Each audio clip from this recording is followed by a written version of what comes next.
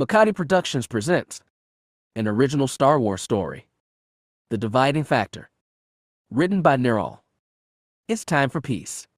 After making a truce with the remnants of the old empire, the new republic is on the brink of uniting the galaxy. A new enemy has seeped into the republic, however. Not pursuing money or power, they have only one objective: annihilation.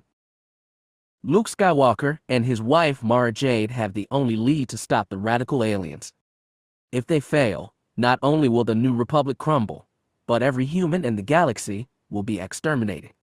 During the quest, Luke and Mara must rely on the Force and each other to stop the genocide before it begins. Can their Jedi instincts prepare them for the battle at hand, especially after the truth behind their alien adversaries is revealed? Chapter 1. The vacuum of space sucked the air from Kyp Durron's chest as if it was trying to take his lungs along with it. Reaching out through the Force, the Jedi leaped. Air from the ship rushed past him and into the open cavity of space. Kyp could feel the Force and the power it possessed. Nonetheless, even with all his ability, he could only manage to grasp the edge of the vessel's opening with his fingertips. Bleeding, his weak digits gripped the brim of the hull. With another force push, he launched himself through and into the hallway of the alien ship. The wind tugged at him even from inside the vessel, but now it was more like a heavy breeze than the tornado of empty space. He crawled slowly away from it, the last bits of his strength beginning to wane. Shreds of dursteel and shrapnel flew past. Screams, both alien and human, filled the Jedi's ears from every direction. Some words were as clear as a cloudless night, others as unfamiliar as basic spoken backwards. They all meant the same thing, however. The ship was dying, and everyone was scuttling throughout it to escape. Creeping further away from the opening, Kyp Durron finally smiled. It was humorous even, he had to admit. The room's outer wall had been blasted clean off. He barely escaped being rocketed out into space. Now, he was lugging away on his stomach like a man whose legs couldn't function. How dignified he must look at that moment. To add to the misfortune, the disease in his body was moving throughout him like a dozen pickpockets throughout an expensive suit. He had only been infected with it a few days before, and already, he felt it spreading. It certainly wasn't what he expected when he accepted the assignment. The ship abruptly rocked. The wall he was once crawling across shifted into the wall to his side. He dropped helplessly to the surface next to him. Struggling for consciousness, Kyp blinked and glanced up to the end of the hall. Doors were there. They were shrilling desperately as they fought to close with an alien corpse in their center.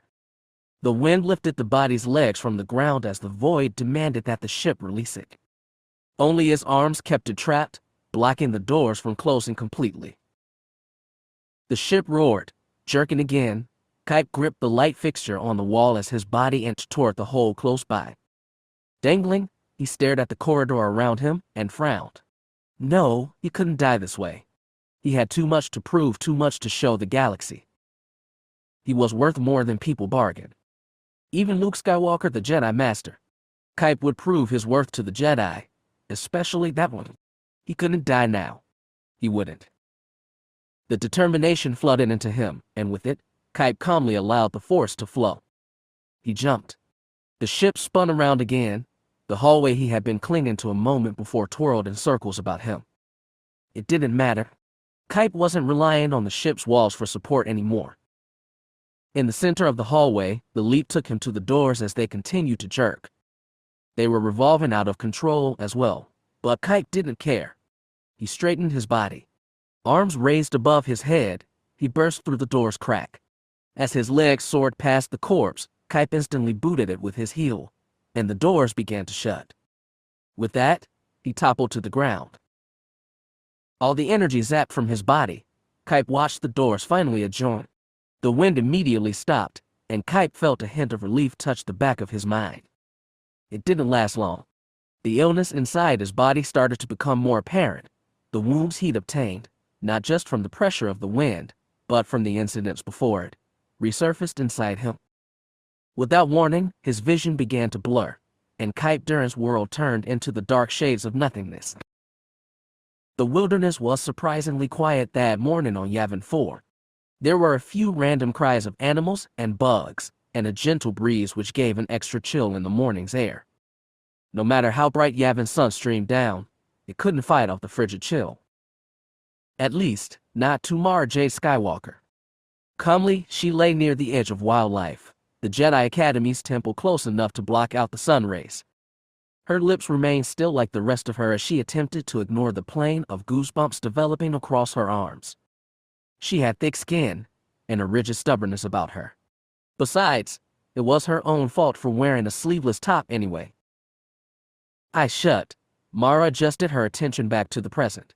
Floating at least half a meter off the ground, Mara imagined she looked more like a tabletop than a human. The only piece of her that dangled down was her fire-red hair. Under the present circumstances, she had to wonder why she decided to participate in a student exercise like this in the first place. By her side sat Jaina Solo, her niece. Not quite a young woman at the age of 11, Jaina's concentration was solid. She locked eyes with Mara and utilized her force abilities to keep the woman steady in the air. Mara observed as the girl gazed at nothing and everything at once. It was almost entrancing the way Jedi stare out when immersed in the Force. In actuality, the lesson wasn't really for Jaina. The girl was learning the Force quickly. It wouldn't be long before she would be suspending starfighters over her head. Mara was the one getting the true session that day. It was not one in the Force, but in trust. The Academy had used the test for years now. Swinging a lightsaber and elevating objects with your mind didn't always mean you were Jedi potential. Having a deeper comprehension was just as relevant. Jedi had to work together, through their thoughts and loyalties. It was a newer lesson for Mara. Of course, there was only one person that could persuade her to undertake such a task in the first place. "You're both doing well," Luke Skywalker spoke from Mara's left. With it, Mara felt a new confidence surge from her niece. Silently, Mara twisted her head to face her husband and sighed. With Jaina's twin brother Jacen sitting beside him, Luke Skywalker lingered in the air. His black robe swaying underneath him, the Jedi Master appeared to be sleeping rather than instructing. He had his hands resting in the center of his chest. His eyes remained shut, his expression in a deep state of trust and serenity. A smile forced itself to Mara's lips. It was almost comical just how much Luke Skywalker stood out. Perhaps it was due to his face constantly on the holo, or the mere fact he always seemed to have a Jedi robe draped across his shoulders.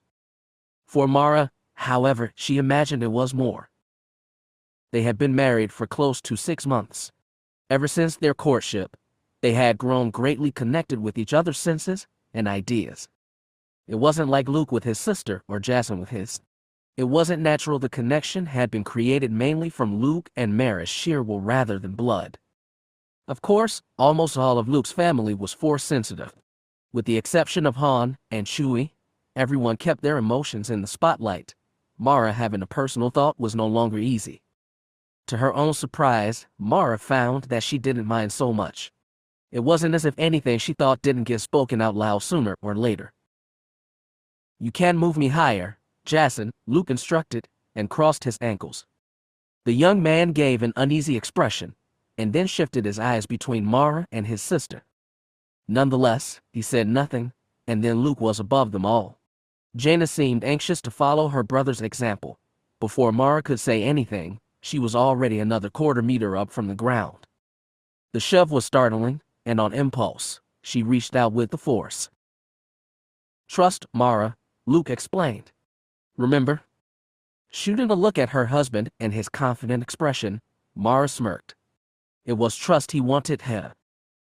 "Higher, Jaina," Mara exclaimed, keeping her crooked grin. The girl exhaled a tiny groan. "Are you sure?" "Of course," Mara explained, and shot a glare at her husband. "I trust you." With that, Mara was placed another quarter up. Jacen seemed quick to follow her sister's example. Luke was parallel with his wife an instant later. With that, Mara shouted down, "Higher, Jaina. We aim to please here." You're already kinda high."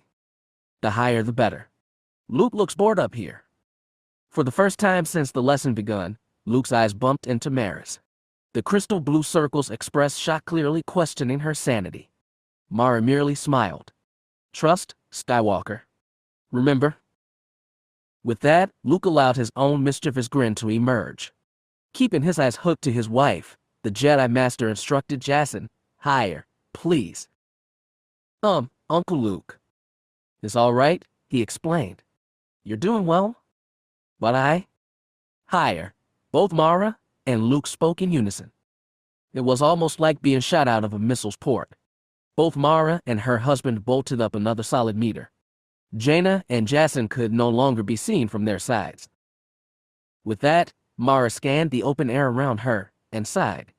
"Well, now you've done it, Skywalker. You realize this lesson normally ends with the participants dropping not landing right." Eyes closed again, Luke merely replied, "What's this? Is Madame Jade showing signs of worry?" Mara set her jaw. "Knock off the devious teasing, Skywalker. You can't pull it off. Knock off the tough smuggler's act, and I'll think about it. Will you two stop arguing up there?" Jacen shouted from below. "Yeah, it's distracting," Jaina added with a strain to her voice. With that, Mara released a tiny breath, and then turned her head towards the sky. From the corner of her vision, she could see the smallest grin on her husband's face. He was loving this. On impulse, Mara rolled her eyes, but her mouth twitched to smile. Luke's tranquility was almost infectious at times. Mara was not one for trust or openness, but she seemed to handle both when it came to Luke and his family. She was accepted, and strangely, that trait seemed contagious as well. "Wow," a youthful voice suddenly shouted. "They look like flying corpses." Then again, trust was an odd thing. Mara, not stretching out with her own abilities to prevent herself from collapsing, immediately found herself hitting dirt. The thump of her butt and head colliding with the ground echoed loudly enough to scare away some neighboring birds. Pain jostled up her back and head and forced all the wind out of her lungs. Of course, there were good points for caution as well. To her left, Luke was already beginning to recover from his own plunge. "I'm sorry." Jacen and Jaina shouted at once. From her side, Jaina dropped to her knees and took Mara's arm. "I thought I had you, I swear." She shot a glare to her side. It was all Anakin's fault. If he hadn't distracted us. "What did I do?" The other youth spoke, his presence now apparent as Mara reached out with the force to control the throb in her head. Anakin squeezed between Mara and Luke, glancing back and forth from one to the other with his gleaming blue eyes. "You guys okay?" Luke was already rolling over from the fall, a grimace set upon his face like a coat of slime. Not looking at Anakin or anyone else, the Jedi Master replied, "No, it's okay. A tree root broke my fall." "Aunt Mara?" Jaina inquired when Mara didn't pull herself up. Gaping at the bright clear sky, Mara merely explained, "Your turn next time, Jaina." The girl displayed a look of worry, but then Luke approached her and wrapped an arm across her shoulders. "She's kidding, honey," he explained to the youth, and then knelt down and placed his hands underneath Mara's arms.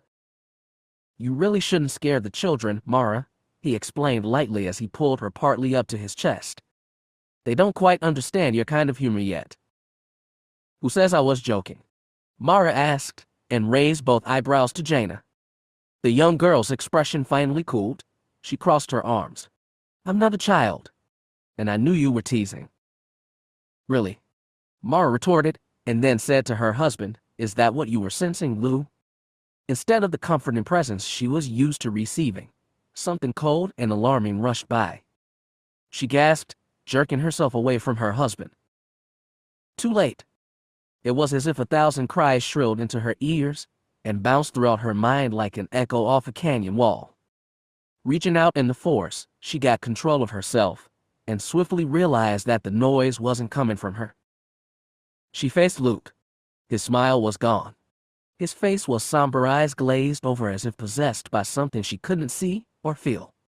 Reluctantly, she brought herself closer to him and focused. At first, the screams were the only thing to sharpen. They were bitter, angry, and afraid, and they waved throughout her brain like a speaker whose volume was swerving up and down. The visions hit a moment after. They were all discolored. Suffering. Children and adults alike lay together. The only ones not crying out were too far gone to bother with any type of plea. Even through the freezing haze of torment and sorrow, something odd crossed Mara's mind. They were all human. There wasn't one alternate being among them. Then, just as swiftly as the screams had come, the vision blacked out, and Mara was back with Luke and the rest of her family on Yavin 4. "What's wrong?" Anakin questioned. "I didn't mean to shout so loud." "It's not you, Anakin," Mara explained, and reached out a hand to her nephew. "It's not you." With that, she veered her eyes back to Luke, and was certain that the dark expression on his face was now reflected on hers. Neither needed to say it, nonetheless, they both did. "Leia," they spoke together and stood. Jacen, Anakin, and Jaina followed behind as Luke and Mara hurried back into the Jedi Temple, their recently developed injuries irrelevant to their minds. As it happened, 7 other Jedi had experienced the vision. Graken, who was merely an apprentice, had been awoken by screams of death, as he called it. Urame, who Luke had known for the past 2 years, had seen sores all over the dead bodies of human victims. The strangest, however, was from Cam and his wife, Tia. Both had been about as clear as Luke's and Mara's, except theirs flashed through a ship in the middle of nowhere. Kyp Durron was there, tinted a bizarre shade of green, and bleeding to death. Luke, who had gone through more than a few disagreements with the younger Jedi, still felt a little insulted he wasn't close enough to his student to sense him in danger. Needless to say, Kyp might have actually attempted to throw the vision out to anyone that might see it and aid him. Luke, he realized gravely, wasn't necessarily someone Kyp would ask for help. Luke reached Leia in a matter of minutes. His twin sister, who he'd sent more than just a couple signals out to in the past, looked at him with a touch of surprise as she appeared on the holo. Her chocolate eyes gleamed with a strong but exhausted beauty. Luke smiled thinly at her and decided best to go ahead and explain the call. "Leia, I was about to contact you," she cut him off, and then glanced him over as if just noticing his mess of dirt from Yavin's surface. He assumed she'd ask him about it, but instead, she reverted to his face again without question. "Luke, something's happened here. I need you to come to Coruscant as soon as you can." "Why?" Mara asked as she loomed behind him. Leia stated plainly, "Something's happened. That's all I'm allowed to say. Please, both of you, come to Coruscant. Bring what Jedi you can. Ones you can trust, Luke. Only ones you trust. It's very serious." Then, just like that, his sister's vision disappeared and the signal died. Luke glanced at his wife and merely found it in himself to shrug. "You feel up to traveling, sweetheart?" Chapter 2. It took a long while to reach Coruscant. Considering that Yavin was a part of the Outer Rim planets, and Coruscant was a core world, light speeding from one to the other, even at the fastest velocity, took at least 5 standard days. During the time, the reports given between Luke and Leia had been scattered. The channels were as secure as the New Republic could supply, but even in those times secure was a deceptive term. Luke had done what he promised, however. Another freighter was following their ship to Coruscant, and inside were a dozen Jedi geared up to assist the Republic. The only dilemma was that Luke couldn't tell them what assistance the Republic had in store. There were some questions answered.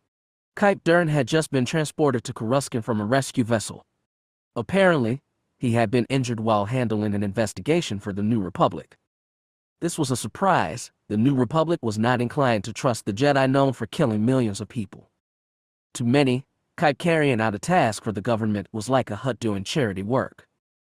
That was the first hint something more complex was slithering its way into the situation, but the data offered to him and Mara was too disjointed to piece together. The only thing that remained identical was the result of Cam and Tyen's vision. Kyp was dying. "You are marked to land. Hangar Bay 24617. An escort ship will show you the way," a voice fizzled through. "The escort ship is unnecessary," Luke replied into the speaker. 24617 received. "I know where it is. Thank you." With that, Luke flicked off the comm and glanced at Mara by his side. Her head was resting comfortably on the chair behind her, her scarlet hair spread around it as if Luke loved her hair. She appeared almost asleep, but her eyelids were open. Calmly she angled her face his direction. He smiled, a little surprised by her abrupt movement, and glanced towards the horizon. "Here already, huh?" she muttered. "Felt more like a day than a week." "Well, you haven't been handling the ship for the past 8 hours, he explained. "I'm almost ready to fall asleep myself." She blinked at him, surprised. "Why didn't you tell me you wanted a break? You know I'm always willing." "I know, but you were snoring so delightfully, and I didn't want to wake you," Luke replied as he surveyed the yellow and white clouds of Coruscant lull over the small ship. It was truly amazing how natural the planet appeared from its atmosphere considering what was underneath. Even with the traffic of the huge planet city, Luke and Mara arrived at the Imperial Palace within 20 minutes. Despite his reassurance that an escort was unnecessary, one was there anyway to show the path into the bay. By that time, Mara had gotten control of the vessel. The ship hovered, and then gently connected with a graceful thump onto the hangar bay's metal platform. Luke glanced at his wife. "Wonderfully done." "Was there any doubt?" she replied with a crooked smile. Blowing out a breath of laughter, Luke followed his wife out of the ship. The escorts were there, attempting to direct them where to go.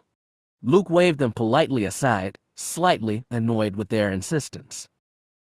Besides the other pile of Jedi exiting their ship, Luke could already feel his sister's presence striding to the hangar bay. She was exuding more anxiety than Luke was accustomed to sensing. By all aspects, Leia was worried. It didn't take Luke's sister any time to reach them. A few steps from the bay's large doors, her petite form emerged. She was adorned with a light cream suit, a formal short-sleeved ivory robe, and her braided locks of thick chestnut hair which swayed as she walked. Following swiftly behind her were 2 Nori. As was customary, their usual outfits consisted of heavy armor and deadly Nori fighting blades, quite the opposite of his sister. After over a decade, Luke was familiar with seeing them around.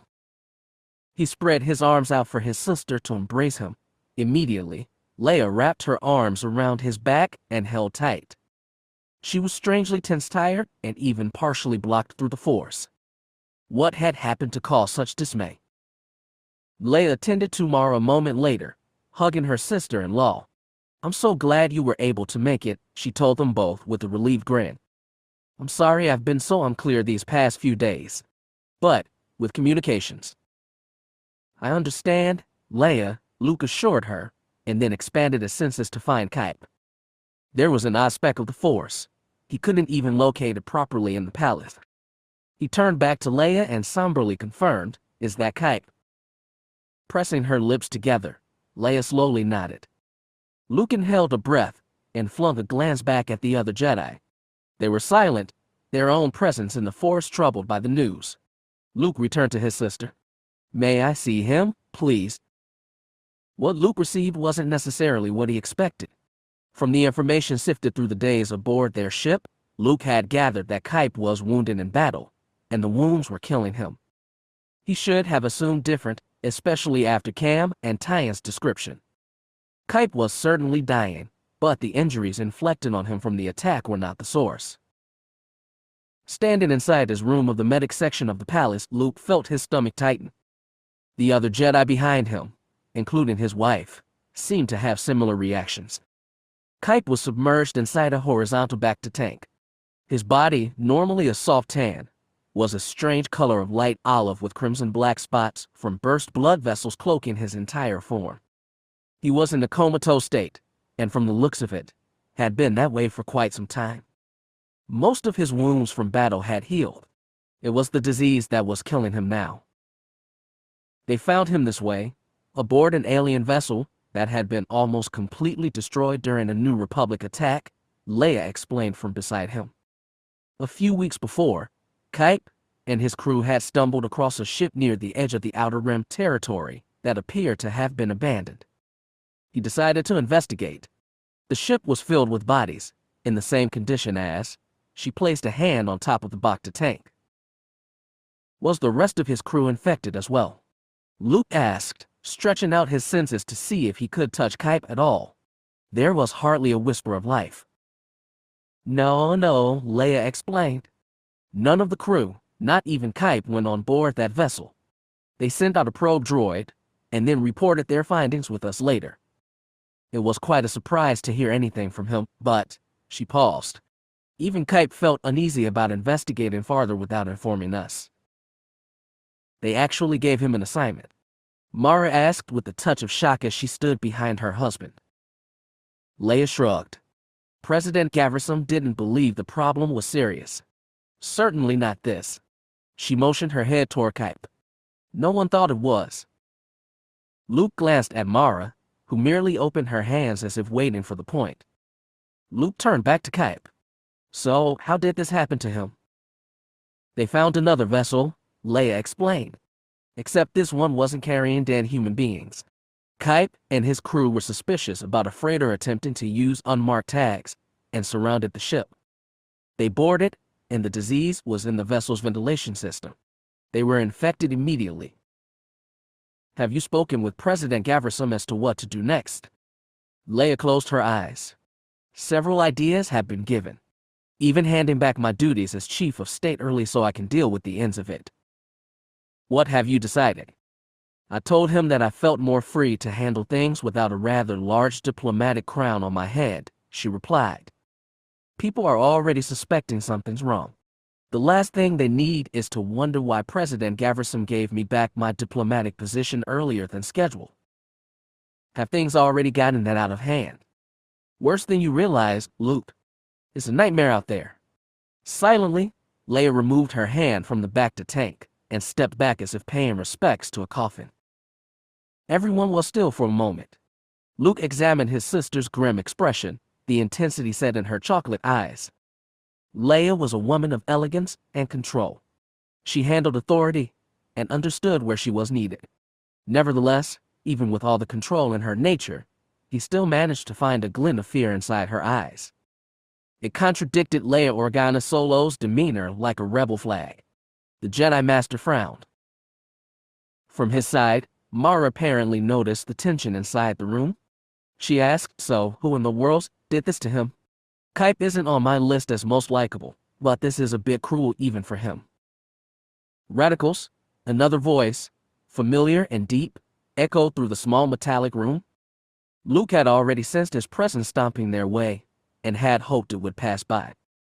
Unfortunately, the Bothan seemed to always do exactly what Luke didn't desire. There should have been no exception in that case. With that, Luke aimed his eyes toward the other being as Mara did the same. The Jedi Master extended a hand for the sake of polite politics, but the Bothan was too busy glaring at him to notice. Casually, Luke retracted his hand. Senator Philia. Master Skywalker, Borsk Philia replied with little respect. I was wondering when you'd make it here. Busy at your Jedi Academy? Always, Luke replied, ignoring the other being's rude implications. The Bothan snorted. Teaching the young ones mind tricks. Not exactly what I call a smart thing, Skywalker. What happens if one of those apprentices of yours wants to use a trick on me or another politician? It's dangerous, you realize. Well, they do only work on the weak-minded, Mara blurted from behind Luke's shoulder.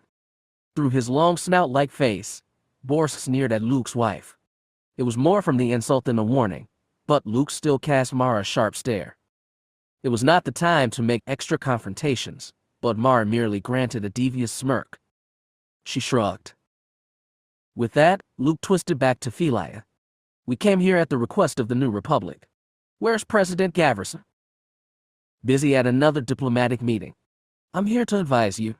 Will that be a problem? I don't see how.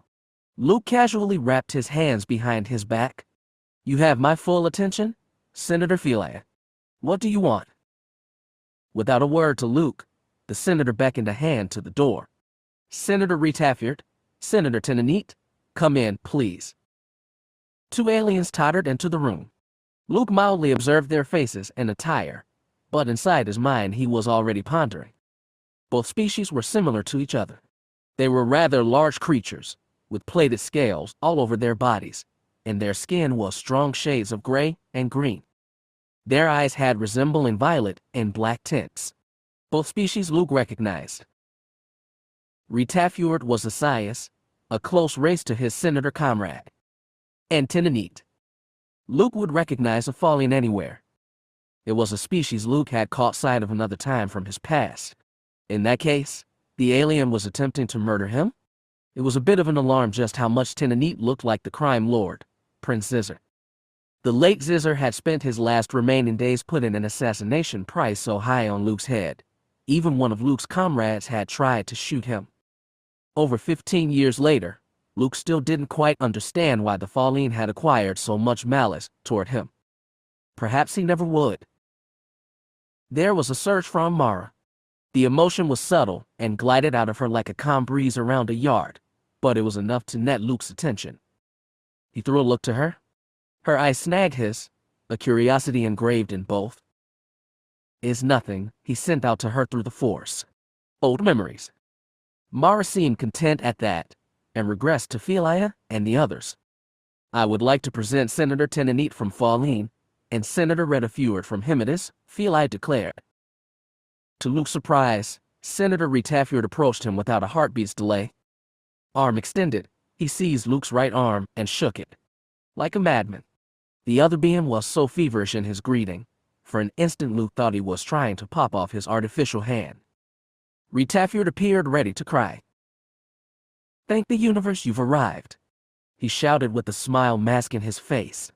"I've been counting the minutes. You and your Jedi are welcome here. Please, you must help us." Unsure what to do, Luke smiled kindly at the other being and gently drew his hand away. Retafurd twirled to Leia and Mara and repeated the greeting. Both women had to yank their arms back just to get away. The falling Tenanite did not seem as well impressed as his comrade. He stood by the door as his eyes danced about the room with a glare that bolted a chill down Luke's back. Tenanite said nothing. His vision finally collided with Luke's and stuck there. "Well, I suppose we should tell you why you're here," Retafurd explained. He licked his lips, bowed to the quiet Jedi behind Luke, Mara, and Leia, and then gestured a hand to Tenanite. Ready for the cue, Tenanite stepped forward. "Master Skywalker," the Fallen spoke in an even voice, "I hope that you will excuse me if I do not overthrow this room with zeal at your arrival. Considering my circumstances." Luke pitched a glance to Leia. Her eyes were sharp on Tenanite. Silently, Luke turned back. "Actually, the information from Yavin to here has been unclear." Tenanite smirked unpleasantly. "Surely you know why you're here. There's been an outbreak of some sort. I'm still not certain of the details." The Fallen snorted as if Luke's reply was preposterous. "Do you know anything of my people, Master Skywalker? Of Senator Retafur's race. You have had encounters with Fallen and Sias before." Luke nodded. "Then, tell me, what do you know of us?" With that, Luke craned his neck around to view Mara and Leia, both silently staring at him with their own expressions of wonder. Mara, the more vexed of the two, didn't remove her hard gaze from Tenanite's view. She, just like Luke, realized that the Fallen was attempting to challenge Luke in front of his students. Slowly, Luke's vision slipped back to the senators. The Fallen and Sias are related species from the system Fallen. The orbiting moon of the planet Remnants is the native world for the Sias. During the reign of the Empire, a civil war broke out between the Sias and Fallen after the Imperial army destroyed an entire Fallen city. Bioweapons, explosives, and other such devices were used at the time. By the end of the war, almost all Fallen and Sias on both the planet and the moon were killed.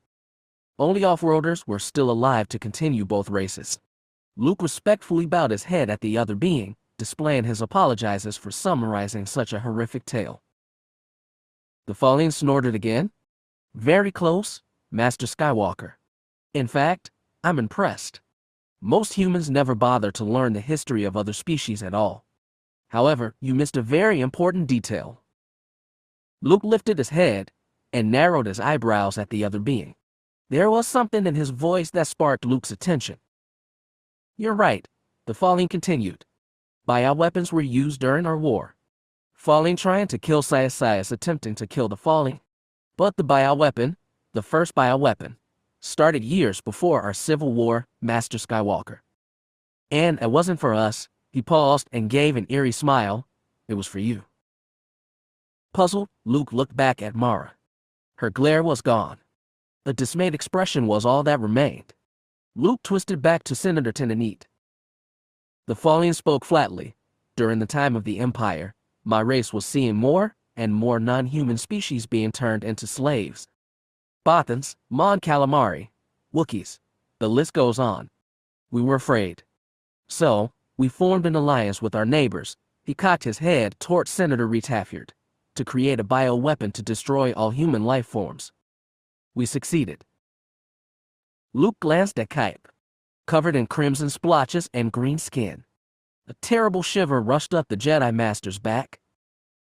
So, why are we still here? Mara suddenly asked from behind. With that, Tenanite sneered. Because alliances never last, my dear Jedi.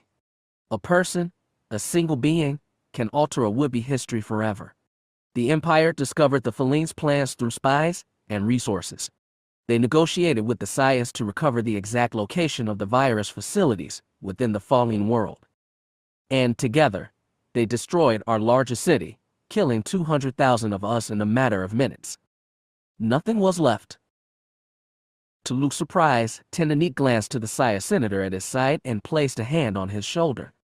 They both grew quiet. Wait a second, Mara inquired again. I've always heard that the Fallen city was destroyed by the Empire because the Fallen were working with the Empire to create a bioweapon. A lie created by the Empire, Tenanite replied. Our victory was too close to place in history's archives. If another race learned of it, he shook his head. Then, perhaps they would have attempted something as rash. When Tenanite didn't speak again, Borsk Philia slid in front of them. I hope you're making a connection with all of this, Master Jedi. With a grim face, Luke nodded. Where did they find this disease if the Empire destroyed it? Mara asked. Nothing is ever completely destroyed, Retafiard explained. Information bits and pieces always remain.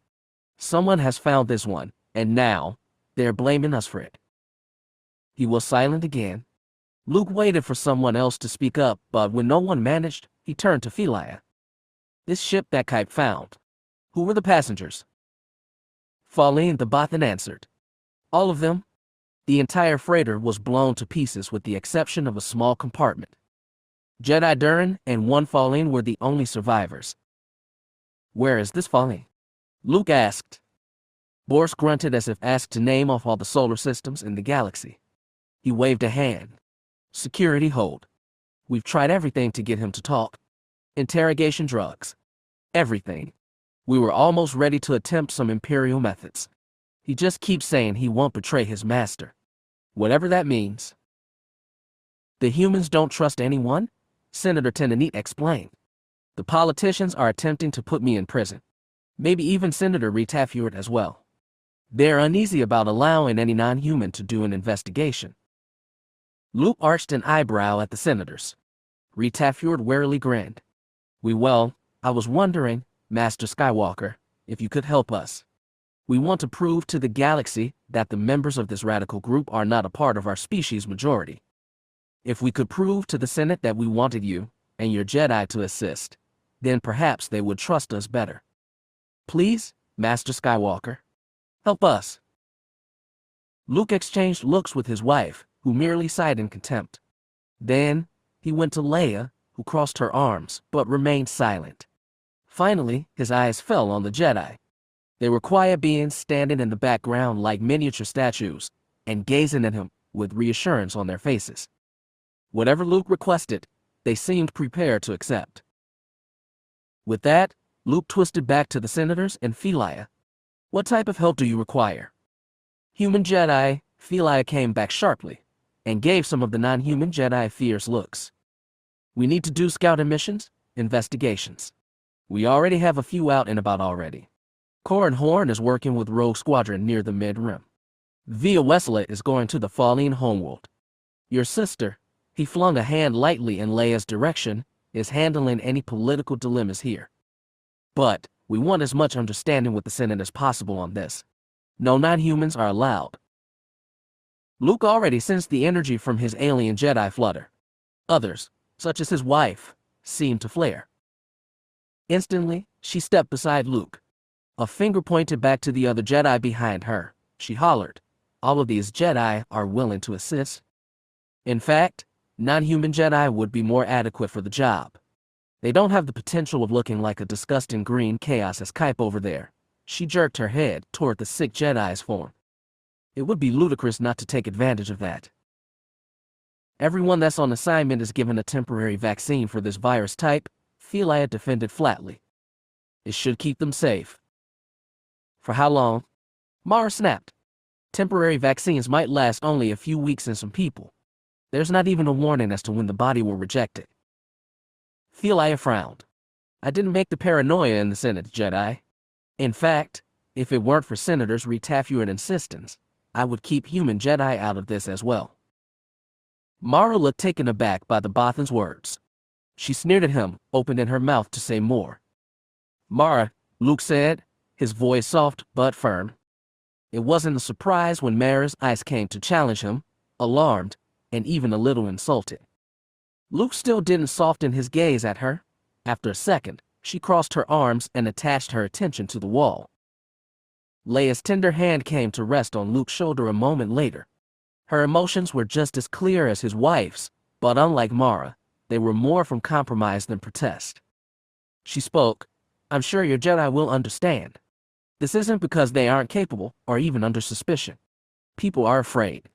And you know what happens with fear." He sighed, placing his artificial hand upon hers. "Unfortunately, yes." There was a moment of tranquility. The emotions from the Jedi behind them calmed. Mara still sent a glare Senator Leia's way, but her irritation had diminished. Of course, through the calm, Borsk Leia was the one who didn't hesitate to interrupt it. Raising his long snout above Luke's head, he explained, "This isn't a prejudice. It's politics. The humans don't trust the aliens. The aliens are enraged by the humans. And so the cycle continues. Believe me, I didn't start it." "I never proclaimed you did," Luke reminded the Bothan.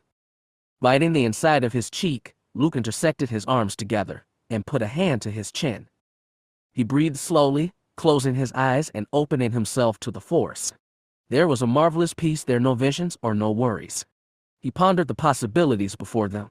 He didn't want to simply leave a pile of ready Jedi behind. However, Borsk's point could not be ignored. The humans were afraid, not of other beings, but of the unknown threats that lay before them. They didn't know who to trust. And unfortunately, just like Leia, many didn't even trust human Jedi. Luke felt defeated before he'd even begun. "Please, Master Skywalker," Retafir's emotional words sang throughout the room. "Help us in any way you can. We the Fallen and Sias have made peace. Through all our conflicts, we are finally starting to make a difference in the galaxy. There are so few left. Help us to save them." Gradually, Luke peered up at the Sias and made his decision. "I'll send for more Jedi. The 3 humans," he gestured to the group behind him, "can take on whatever missions you have in mind. The non-humans can remain here if any problems arise that the Senate cannot control. If someone's trying to destroy human life, then Coruscant will be an inevitable target." "What about you?" Tenanite grilled. "Don't you do these things as well?" "Possibly," Luke replied. "I would like to see this fallen prisoner. But, at the moment, you're supposed to be the Jedi Master, right?" The fallen interrupted more loudly. "The great Luke Skywalker. What's the hesitation then?" Luke's face hardened at the other being. The Fallen's angry exterior seemed to soften at it. Frowning, Luke countered, "I can't just go out and start swinging my lightsaber at anything that moves. Whatever answers you think I possess, you're mistaken. I assure you." Yes, the Fallen waved an uninterested hand. "Fine then. Are you going to do this, or not?" Luke shot a look at Mara. She smirked at him, her hips tilted to the right and her hands connected to them as if welded on. Force or no, he already knew what she meant. His wife wanted to go. She wasn't the type to merely stay behind and squeal from the sidelines. Luke could have felt her readiness from the other side of the Imperial Palace. He smiled at her, and then turned back to Tenanite. Where do you want us? Chapter 3. With a roar, the unmarked freighter came to life. Commander Matich Pace smiled as he stood beside the small craft inside one of the Imperial Palace's hangar bays, and then grabbed the comlink from his belt. Okay, Leia, check out the main weaponry, then shut it off. There came a, yes, sir, with that. Matich clipped his comlink back to his waist and climbed down from the ship. There to greet him was his squad, a group of human men and women signaling a thumbs up at the vessel's checkoff list. They had been renovating the broken-down freighter for their mission since word of Kyp Durron's mishap in space. It was certainly a hope that Maddox's chances were superior to the dying Jedi's. He couldn't say he didn't feel a little sorry for the man. Durron was just a few years younger than the commander himself, but Matich had little doubt the Jedi wasn't asking for it. Force users had a way of playing the lone hero. Chances were, Durron had gotten into something he couldn't slip out of. Since then, Matich had been briefed by Boris Filia on how the situation would proceed. Senator Retafuert and many other politicians had demanded that the Jedi be asked to assist. Matich had agreed only if he would be able to keep the Jedi under control. He merely hoped the Force user's sense of higher judgment wouldn't get in the way. Commander Pace, Ross, the crew's computer slicer, hollered and started to jog toward him. Matich dropped his eyes to the younger man as he reached him. The slicer was 6 feet tall, but still didn't match Maddox's larger size. In fact, most men didn't. Matich hadn't met anyone besides Princess Leia's Wookiee friend that hadn't marveled at his stature. Sir, Master Skywalker and his wife have just come out of their briefing, Ross explained, exasperated. Matich pressed his lips together and nodded. Good. Has the Jedi Master decided on what Jedi will be joining us? A strange look clouded Ross's expression and instantly caught Maddox's attention. No, sir, that's why I'm here. The slicer hesitated as if he couldn't believe it himself. They're sending them with us. Him and his wife. Matich blinked. What? I'm serious. They've been assigned to your unit, sir. It took Matich a moment to register what his slicer had announced. It took even longer to sputter out a coherent sentence. You mean, the Skywalkers? I know, Commander. They talked about it for almost half an hour. The Skywalkers felt your mission assignment best suited. Blast it. Matich suddenly bellowed, sending his crew's eyes to his direction. They had talked about the mission, discussed who would go for the past 3 days. Matich didn't even want a Jedi Knight with him. Now, he was stuck with the Jedi Master and his Jedi wife. Sir, they're waiting for you inside the prison ward, Ross murmured. Maddox's body tensed. Why? I think they're interrogating the fallen Terran. Maddox's restraint caved in like a tauntaun with a hut on his back. He whirled away from Ross. Terran, the fallen discovered with Kyp Durron, had been assigned to Matich Pace just earlier that day. He hadn't even gotten the chance to interrogate him. Cursing under his breath, Matich bolted to the hangar bay's turbolift. What was Filia thinking? Matich reached the prison ward within 5 minutes. It was a small division of the Imperial Palace typically used for prisoners of war. From the end of the hallway, Matich could already spot a man in the distance, relaxing in a chair outside the Falene's room. Beside him was a figure wearing a medic's uniform. They were chatting, and didn't notice Matich down the hall. As Matich trekked closer, the figure next to Terran's room gradually manifested into a man Matich had seen on the holo ever since he was a teenager. Dressed in a black suit and brown robe, the man's eyes shifted to Matich, and then back to the medic. Matich kept his head high. He wouldn't be viewed as weak in front of the Jedi Master. He marched down the hall with his eyes angled towards the ceiling. It only took a second to reach Skywalker. His body straight with arms tight to his sides like 2 heavy canes, Matich halted in front of the Jedi and looked down. By the Force, Matich choked down a laugh. Even from his chair, it was clear the Jedi Master couldn't be taller than Maddox's chin. Slender, he still seemed to have the slightest bit of youthful roundness to his face that made him look about as dangerous as an Ewok with a stick. This was Luke Skywalker. Now, remember, the medic instructed to the small man as he catered to the Jedi's arm, this vaccine is guaranteed for only 2 weeks. After that, it will be up to your own body as to how much longer it can hold out. I don't suppose you can tell the falling of my tight schedule, huh? The Jedi Master joked. Would they listen? The medic replied, and then lifted an injector gun to the Jedi's shoulder. Hold still. Without hesitation, the medic pressed the trigger. With his 4-thin needles, it took less than a second for the vaccine to be injected into the Jedi's arm. Unresponsive to any pain the shots might have caused, Skywalker bowed his head to the medic. Thank you, Dr. Ols. Hopefully, I won't see you again for a while. The medic laughed. Just don't turn green on me, Luke. That's all I ask. With that, the medic packed up his things and left. Mottich watched him go, and then regressed to the Jedi Master. In unison, Skywalker kindly stood for a more formal greeting. As he did, Mottich bit his lip so he wouldn't burst out laughing. The Jedi didn't even reach his chin. Commander Mottich Pace, I presume, Master Skywalker stated with a polite grin. Any hint of intimidation from Maddox's eyes didn't show in his features. Gazing at the smaller man, Mottich silently accepted his hand. I hope you don't mind my wife is speaking with Taryn. She'll be out to meet you in a minute, Master Skywalker informed, and returned to his seat. Regathering his thoughts, Maddox's expression hardened. Actually, I do mind, Master Skywalker. Taryn is mine to interrogate.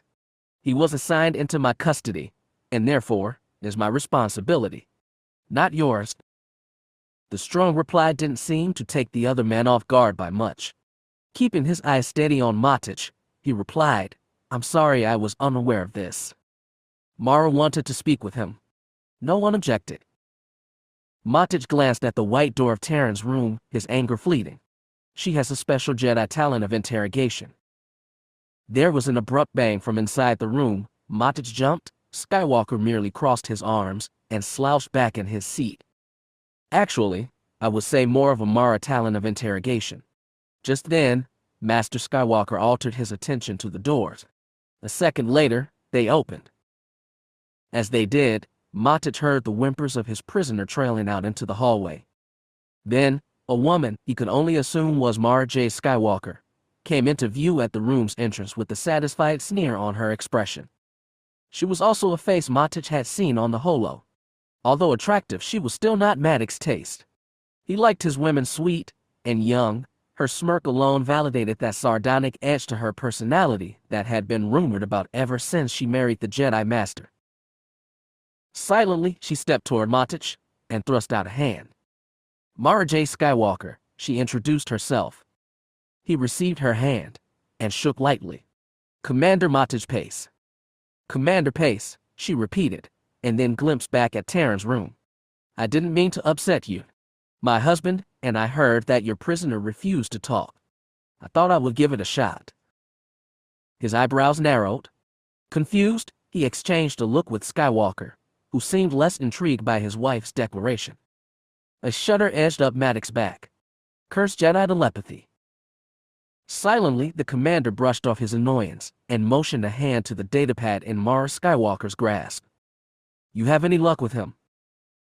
Without delay, she passed the device to Mottich. You could say that. Staring down at the datapad, Mottich started to skim the mammoth files from Taryn a confession. I suggest you smile, Commander, the Jedi woman declared. We have a lead now. That's more than we could have said half an hour ago. Mottich gawked at her from above the datapad screen and swallowed hard. Unreal indeed. Chapter 4. Hundreds of humans had already died. Trillions were about to join them. It would happen so quickly the disease would kill them all. Blame would fall on the fallen, of course. It was something Famir, queen of the Swan region of the homeworld, was certain of. Standing outside the prison hold on the first moon of Tremorin, Queen Famir observed in silence. The humans inside the room, all a repugnant black and olive, lay motionless on the floor.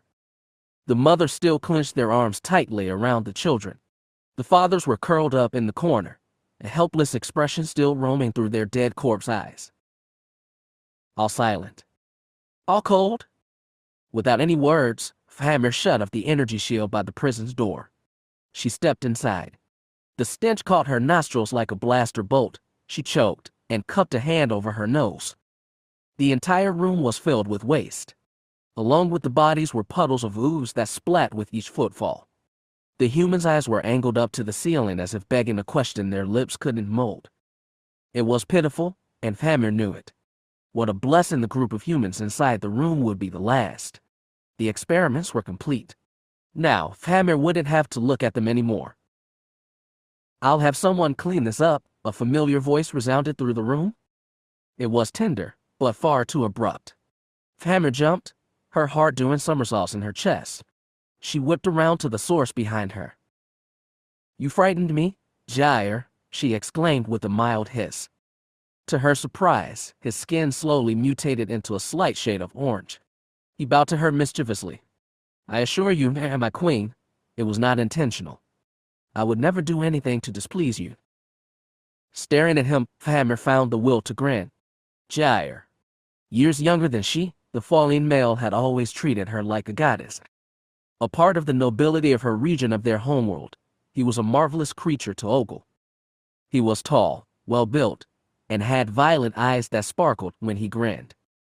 His hair was always in a simple ponytail, cut short, leaving only a handful of black-blue strands. Like many humanoid species, the fallen did not possess much hair. The fallen women, such as Famir, normally had a receding line from the middle of their scalps, which displayed their foreheads. Most fallen girls didn't cut their locks. Famir's alone went well past her waist. It was something that fallen men appreciated, especially Jair. Shaking her head at the orange man in front of her, Famir sighed. "Is it possible to control your colors, sir? You're embarrassing me with them." The brightness in Jair's skin merely fluctuated. "It's uncontrollable, your highness. Pure male emotions. You know that." Oh yes, by that point, she knew that well. Jair's smile abruptly faltered. He scanned the room, the color in his skin finally calming, and then frowned at her. "What are you doing within this foul matter?" "Eyeing the humans on the floor," she shrugged. "Just observing the chaos. Wondering." "Don't do this," he immediately cut her off, his skin back to dull green. "Not now. You should know better than to become attached." "Then, what would you suggest? Have no compassion at all?" she countered. Jair walked to her. His skin shifted to a somber purple. He took her hand. "Your compassion is what makes you shine, Famir. I feel for them as well. Humans are beautiful. But, the other falling," he readjusted his eyes to the floor, and then met with hers again. "We're a simple race, my love. Only the truly gifted of our species gives the rest of us any credit. You're one of those gifted. The others will follow you, no matter where you lead, your highness." Silently, Famir set her jaw. It was easy to see Jair as a friend or even lover, but now he had to be more. He was her second in command. As such, she had to treat him objectively, no matter how difficult the task. "If this is true, Commander," she started, putting her hands behind her back, "if I am such a highly qualified leader, then why I am allowing another being, one I've never even met, to order me around." Jair already knew what she meant. Their master, the one who had ordered their devious plans in the first place. Jair merely jerked a shoulder. Because he's right. The New Republic will just end up being another empire. The humans will gain control again, and enslave us all. You know that. "No, I don't," she hissed back. "Look around you, Commander. Look at these people. They didn't kill us. They didn't start our war. We did that." "It doesn't matter," Jair replied. "It's already begun. If our master hears you speak such heresy, he'll kill all of us, Famir. Let it go. Please?" She stopped herself, almost choking again, but this time it wasn't from the stench. "I'm afraid, Jair," she told him. "I'm afraid that after our mission is complete, it won't matter if we're alive or not. I'll be dead inside." She focused on the humans surrounding her. The children, the adults, men and women with simple lives and dreams. Just like her. A simple tear trailed down her cheek, but then she swiped it away and looked impassively at her commander. "Send a message to our master," she instructed Jair. Inform him that the tests are complete. Everything's is going according to plan. We leave Tremor in 1 in 15 standards days. Chapter 5. Terran had confessed little information about his faction's agenda. Mara's persuasive methods were not to blame. Being a mere soldier, Terran didn't possess as many facts as she, Luke, and the others would have preferred. The mission in front of them was hazy at best, but one positive still lingered: they had a lead. As Luke discovered the planet on Terran's list was Bakura of the Outer Rim, he knew that Maddox's crew of 12 had plenty of time to plan. They had attempted to reach someone else closer with the data, but with the exception of one inexperienced scouting crew, Pace's team seemed no further away than the members of Rogue Squadron or the Wraiths. They needed someone qualified to pull it off, or at least idiotic enough to try. The trip to Bakura took 9 standard days in all. A far-out, human-populated planet, Bakura had traversed through a lot since the fall of the Empire. Luke had helped to save the planet right after the Battle of Endor from the SS-Ceroic species. Nevertheless, the concept of returning was not a pleasant one. A former love interest, Giriel, had lived there once. She died just a few years before, leaving a daughter behind. The thought of Bakura always added an extra weight to Luke's shoulders. His emotions didn't matter at that moment. His mind was preoccupied with creating a plan for their arrival. The crew argued, of course. They argued like two droids preaching philosophy to each other over a game of Sabak. Most of the trip to Bakura was spent in debate. The worst complaints spurred from Matic. Pace questioned everything. They plotted, he disagreed. Luke offered a suggestion, and Pace shook his head. The man didn't trust Luke or Mara's abilities any more than he would trust a Wookiee to shave his armpits. Alone, that was a severe disadvantage to the entire project. Things resolved themselves, thankfully. Luke and Mara were able to convince Pace of their idea. It merely took some persuading. "You can't be serious," Pace had stated darkly as they explained their scheme inside one of the ship's rooms. "I can't handle it, I assure you, sir. No one will recognize me," Luke replied calmly. "You want to pretend to be Terran?" Pace exuded a breath and stood. "How, precisely, do you intend to pull off such a feat?" With that, Luke used the Force to cloud Pace's mind, pushing the image of the fallen into it and making Luke's own face disappear. It was a trick he'd learned years before, and didn't normally like doing unless it was truly needed. Unfortunately, it was needed then. Pace had blinked a few times, and then rolled his eyes toward Luke. It seemed as if the commander had spotted a hungry krayt dragon not more than 2 feet from him. All the blood rushed from his face. After a few minutes, he found the will to ask, "You can keep that up through an entire conversation." "I'm keeping it up through this one," Luke replied without missing a beat. Pace just shook his head in disgust. With that, they continued to prepare. Luke and Pace found some roguish attire that would fit into Terran's wardrobe. "And Mara, you just remember that this is a one-time event," she groaned from inside the refresher of Pace's ship. Standing next to Pace, Luke had to drape a hand over his mouth just to keep his composure, especially since Mara had picked out her own outfit. As they had already addressed to her, however, cantinas were not the place for nice girls that visited operas. Mara needed to play the part. Being the wife of the Jedi leader made her stand out a bit, so in the end, she had decided to become a Twi'lek. "You hear me, Skywalker?" she yelled. Dropping his hand, Luke shouted back, "You know I do, Skywalker." He felt her emotions surge from that one. She spoke nothing more, and a second later, the doors of her room slid open. If Luke hadn't learned years before to control his astonishment, his mouth would have dropped completely. Mara stood in front of them, her tight black and green outfit wrapped around her like it was new skin. It showed off every curve she possessed. The skirt part, which slid all the way from her ankles to her belt on both sides, revealed her legs and thighs on each side as if the attire was designed for her body and hers alone. Nevertheless, as beautiful and as sensual as she appeared, inside the poor woman was miserable. Staring at him with her gleaming forest eyes, her skin dyed to match the color, she spoke to him without muttering a word. "You owe me." "I know," he replied.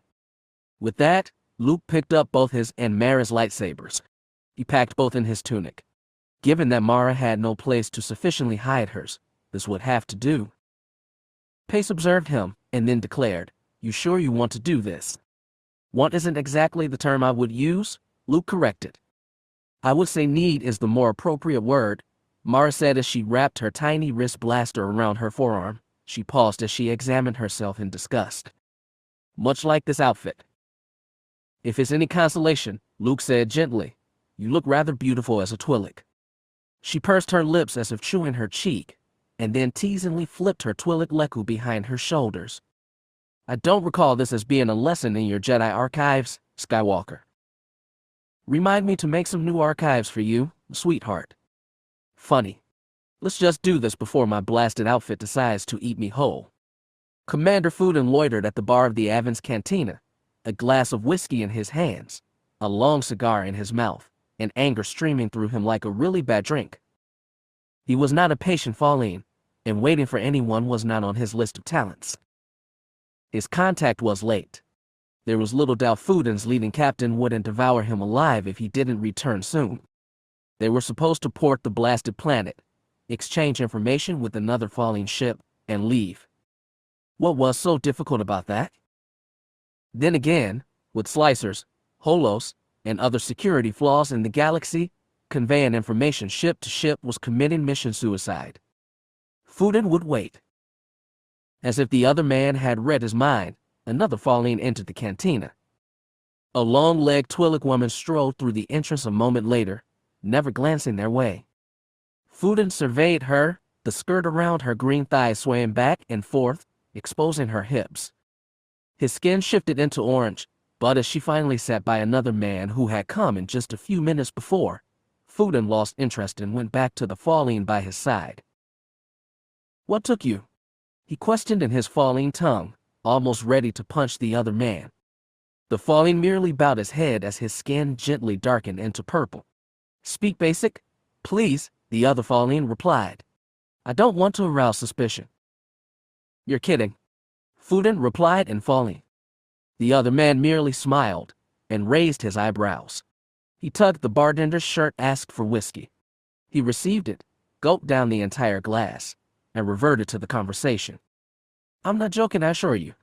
And to answer your question, my leading commander decided to drop me off and then move his ship out of orbit. I had to walk here from the other end of the town." Fuden analyzed the other being for a moment, and then shook his head. With the cigar still in his mouth, he sipped his own drink. The other Falleen watched with a strange calmness to his expression, and then lifted his glass for the bartender to refill it. Fuden wiped his mouth and asked, "So, who are you? What's your regiment number?" "Terran, number 2468 of the vessel, Sun's Passage," the other Falleen replied. "I believe you have a new assignment from my captain. It would be my honor to deliver it, sir." Parked beside Montage Pace, Mara Jade Skywalker made sure to keep her eyes averted from her husband as the conversation between he and Fuden continued. Through the Force, however, she witnessed every body movement and stretched out to pick up the pieces of Falleen chit-chat as they greeted each other. "You catch that last one?" Her husband's thought merged into hers. "Falleen talked quickly," she replied, gently scrambling on the translator datapad in her lap. "Just one more there?" He asked. "You, what took so long, then?" "You're kidding." "Got it, thanks," he said, and was silent. The rest of the conversation converted into basic. Mara sighed in relief and deactivated the translator. Calmly, she sat back in her seat in the corner of the cantina. Mara had to admit her husband was performing his role with ease. He might have even become a better con artist than Mara, which was almost a paradox to the farm boy's persona. Jedi were amusing creatures. "Can you tell what's going on?" Pace asked from her side, appearing more anxious than any fear Mara or Luke were experiencing. With that, Mara reclined back in her seat and propped her feet on an empty chair beside her. Throughout the entire trip, Pace had been questioning the Jedi's intentions, their abilities, and most of all, their experience. It was starting to turn Mara sour. "He's doing just fine, Pace," Mara replied. "No problems." "I don't like this," he grumbled anyway. With that, Mara rolled her eyes, turning them sharply at the other man. Luke's been handling things like this for almost 20 years. She gave him a smirk. You seem to forget what Luke was before he became a Jedi, Commander. She put extra oomph into the title, considering it was the same one Luke had used for years in the rebellion. Either Pace didn't notice her statement, or he was simply ignoring her. Silently, he took a swig of his drink and grimaced as if it was rancid. Frowning, Mara returned her focus back to Luke and the Fallen. Just in time, the Fallen was handing a datapad to Luke. Luke graciously accepted it, but as he held it in his hands, he hesitated as if pondering something on his screen that Mara couldn't see. Something wrong? Mara asked mentally, only to receive a shiver from her husband. We have a problem, he explained, and then, without warning, he hurled an image to her through the Force. It was outside the cantina, a small freighter they had seen in orbit a while before it was landing. Mara almost jumped from seat. Matic flung his gaze to her as if he'd seen the image himself. There were at least a dozen falling. Their olive bodies herded out of their ship as they rushed to the bar. But that didn't make sense. Everything was executed perfectly. Fuden hadn't suspected a thing. What was happening? Tell Pace to contact his crew, Luke instructed bitterly. This datapad just went dead. She glanced at Pace. He seemed as concerned as Mara, as if he had heard the communications between Luke and her himself. After only a second, his face flashed with dread. He leaned closer to her. What's wrong? I might not be a Jedi, but I can see worry on someone's face. Did the Fallen recognize him? The Fallen charged into the bar as if an explosion outside had shoved them through the doors. Blasters drawn, knives at the ready, they were behind Luke and Fuden before her husband even had a chance to turn around. To Mara's surprise, Fuden froze as if he was the one in trouble. All right, Skywalker, a voice, much like a static-filled radio, that was just turned all the way up, poured into Mara's mind. This is as far as you go. Already Luke was lifting his hands in a peaceful surrender. Fuden finally got his head straight, and Un hoisted his weapon. Suddenly Luke's eyes shut, and with it, the Force flooded Mara like rainwater in a ditch. Get ready? His words were soft, yet firm, and with it, Mara spun back to Pace. Duck. It happened so quickly, Matic was hardly able to understand what had just transpired. He saw the Fallen surround the Jedi Master, saw as he calmly raised his hands in defeat. Then, it was like watching a holo that was moving 3 times faster than it was supposed to. In an ice flash, the Jedi Master's hands grew out into 2 long rods, one green, the other blue. He whipped around, dropping to his knees to face the 4 Fallen behind him. Blaster shots rained throughout the cantina, sparking from one direction, and then another. The Jedi was already back to his feet, snagging the beams as they wheeled at him. The lightsaber skipped around. He never looked where the shots originated from. In the next second, 4 opponents were down on the floor, all with dark lines across their chests. They were still smoking from the lightsaber slashes. Matic spun to Skywalker's wife. She was already shooting into the group of Fallen. The bystanders of the cantina were running around like wild sand people in the middle of a raid. Mara fired toward the ceiling, shouting into the crowd to get out. Matic twisted back to Skywalker as the Jedi Master turned his gaze to 3 other Fallen. Without warning, they simply leaped into the air. The wall behind them crumbled as their motionless bodies slammed into it. They fell to the floor and stayed there. The shots continued blazing, and the people continued to scramble. Finally, watching as they started to break down the windows, Maddox's mind caught up with him. He pulled out his comlink. Ross, he yelled over the blast. Did you see where the Fallen came from out there? There was static, and then a freighter. It tried to drop off a pile of Fallen, then blasted back off into orbit. We've got them grounded, but they're pulling off one hell of an attack. I'm coming out to help, he shouted, and then spun to Mara by his side. Her eyes were there to meet him. Inching closer to her, he shouted, Does he need help? Yes, she replied with more speed than Matic would have liked. You go? I can't leave him here alone. Matich nodded, and with that, Mara jumped up from his side. Tiny blaster in hand, she moved toward the Falleen as they fired. In the Falleen's hand was a tiny dart pistol. The Jedi woman dodged one projectile by jerking her head to the left, another by lifting her foot. She caught the Falleen square in the face with a blaster bolt, and then brought her attention to another one. Matich smiled, and then stood and ran out to his crew. It was an odd feeling, the Force. When completely consumed by it, there is nothing but peace. Death didn't matter. Death was a future. Luke's mind was set in the present, and presently, he was alive with the Force. He sensed Mara as she struggled to reach him. Her mind was open, full of energy and life. It was open to him. Another Falleen brushed Luke's side with a large vibro blade in his grasp. He stabbed at Luke's thigh. The Jedi Master twisted to the left, evading the weapon with no more difficulty than deflecting a blaster bolt.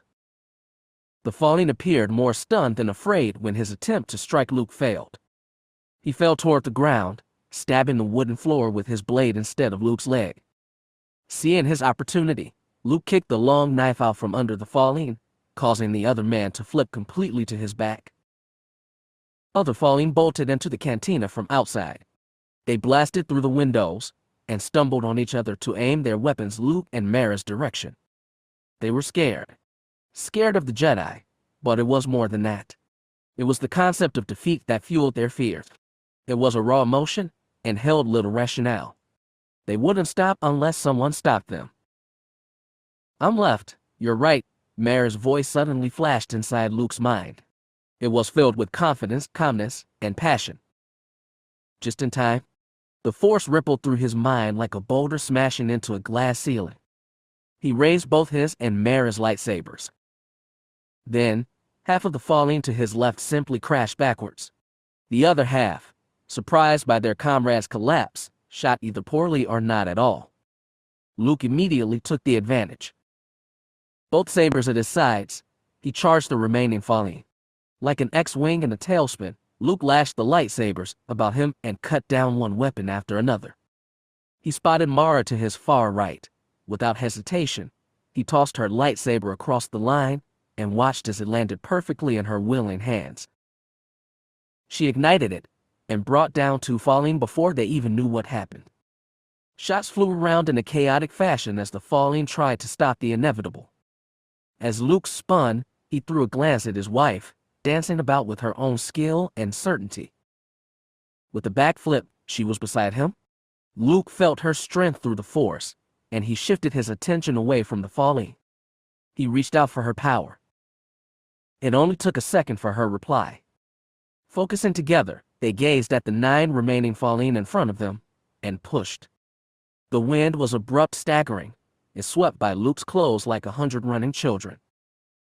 The energy knocked the Falleen all the way across the room. One hit a window, demolishing it and landing on the dirt outside. Others collided into tables and flipped over until they toppled to the floor.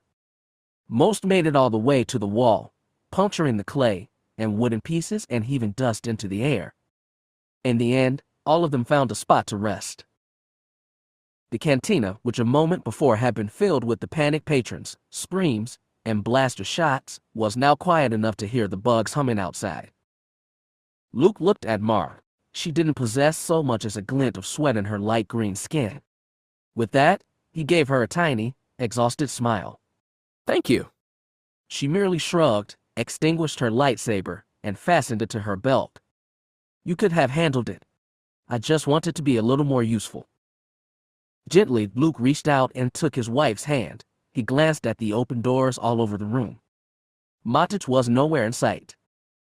Come on, he instructed his wife, and they hurried from the cantina. Outside, Luke and Mara weren't even half a meter from the bar before they were breathing in relief. There, in the center of the landing pad, stood Matich Pace with his New Republic crew. Beside them was a pile of unconscious and dead Falleen. Just to the right, a smoking Falleen freighter. Silently, Luke nodded at Matich. The man replied by crossing his arms with a smirk to his cheeks. Luke cocked an eyebrow. You see, it doesn't always take a Jedi to do a job right, he shouted to both Luke and Mara. With that, Luke exchanged a glance with his wife, who merely rolled her eyes. Silently, she followed him to their commander. Chapter 6. The planet was especially dark. It wasn't like an evening someone might witness on Coruscant, or any other technically advanced world. The stars were blazing in the sky without artificial light there to block them out. It was nature, forests, and tranquility. Peaceful, it would seem. The vision twirled through Luke Skywalker's mind like a Tatooine cantina dancer to rhythm. No matter how stunning it was, the cold shivers skipping down his back told him otherwise. Something sinister was brewing there. Even with all the life around him, everything still managed to feel dead to his fingertips. Luke Skywalker examined every detail, every little piece that might aid their quest. He engulfed himself within the Force, and continued to watch as the stars sparkled in the sky. "You decoded it yet, Ross?"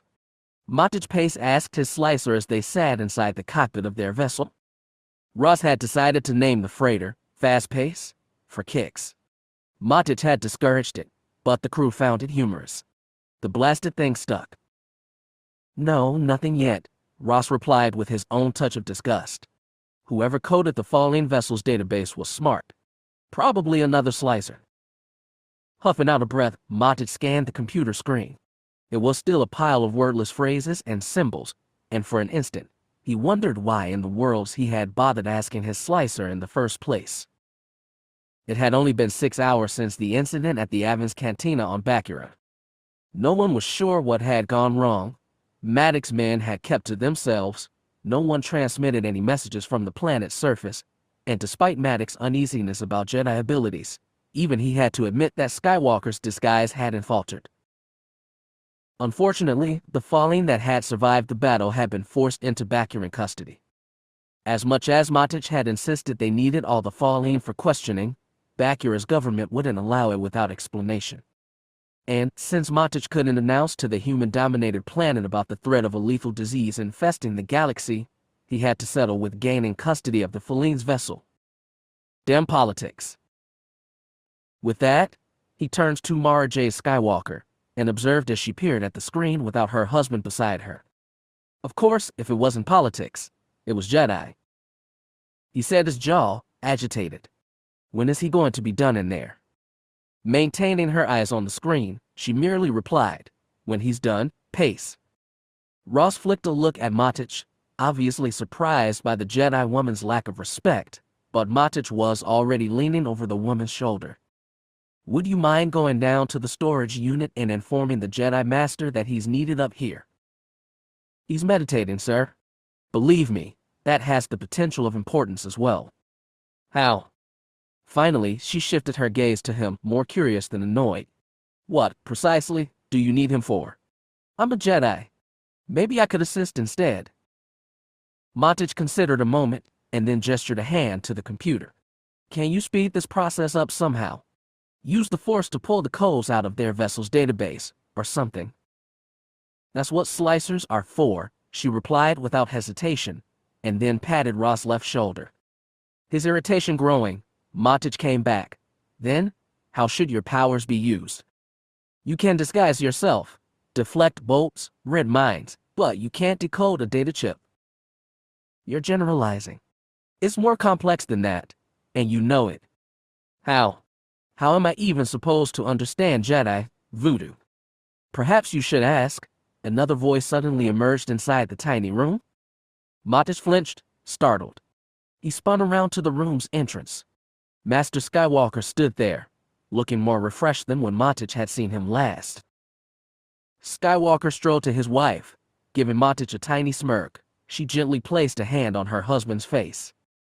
"Any news?" she asked. Skywalker seemed less enthusiastic than his wife. "Nothing that makes sense at the moment. I wish visions were as easy to read as a chart. It'd make my meditations more relaxing." The Jedi woman tilted her head playfully. "What would be the fun in that?" "What are you talking about?" Matic asked, perplexed. "You have new information about this?" "Nothing that will aid us at the moment," the Jedi Master replied mysteriously. Matic groaned. "You know, my R5 unit makes more sense than you, sir." "I would hope so." It plugs into a readout computer. Mara shot the other man a glare. From Skywalker's side, Mara already had her mouth covered. She coughed her laugh out and went back to the screen. "I don't know about you guys," Ross stated in a more upbeat voice as his fingers raced wildly on the database, "but I, for one, would like to know how that falling group attacked us. The only people that knew we were going to Bakura were the senators and a couple of delegates. The subspace channels have barely been used since we left." "Not only that," Mara pointed out, hand returning to Ross' shoulder, "but why, if they knew we were coming, would they still meet us on Bakura? There's always a risk when it comes to setting traps. I'd like to know why they decided to chance it just for us." "I would like that as well," Mara, Luke added. Listening to them, Matic decided to regress to more important matters. He readjusted his eyes to the screen. "Sir, I found the sequence." Ross' voice suddenly shouted through the entire cockpit. Matic opened his mouth to ask what in the world his slicer was blabbering about, but before he received the opportunity, the strange phrases on the computer started to mutate into something more real. "Just one more second to modify the codes," Ross said, and then, the unrecognizable gibberish transformed into symbols as clear as basic. With it, Matic Pace felt his heart sink into a bitter and cold place within himself. Everything that had irritated him a moment before dispersed. Ross and both Skywalkers were in their own state of shock, their eyes fastened to the screen's map with awe. Matic didn't need the Force to understand how everyone felt. He gazed wildly at the map of the universe on the datapad screen, at the 100 little red dots that covered it, including one at Bakura. And all of them aimed for Coruscant. 5 more days, Hammer thought to herself in the darkness of her own courtiers. Just 5. Tremor 1 was surprisingly calm that night. The air was cool, leaving a freshness in the Feline station. There were hardly any windows in the structure. It was never designed for creature comforts. It was military, and for whatever reason, military equaled endurance. Queen Hammer looked out at the horizon of the tiny moon from the stained gray window in the station's main archway.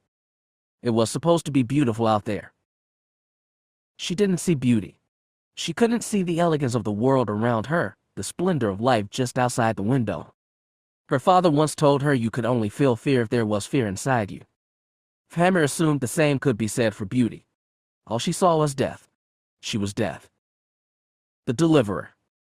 Just 5 more days. Chapter 7. "There's exactly 107 dots, sir," Ross finally declared to Matic and the rest of the crew. "Most are in hyperspace, aimed at the core." By that point, everyone had showed up to review Ross' findings. The entire galaxy was cloaked with scarlet dots.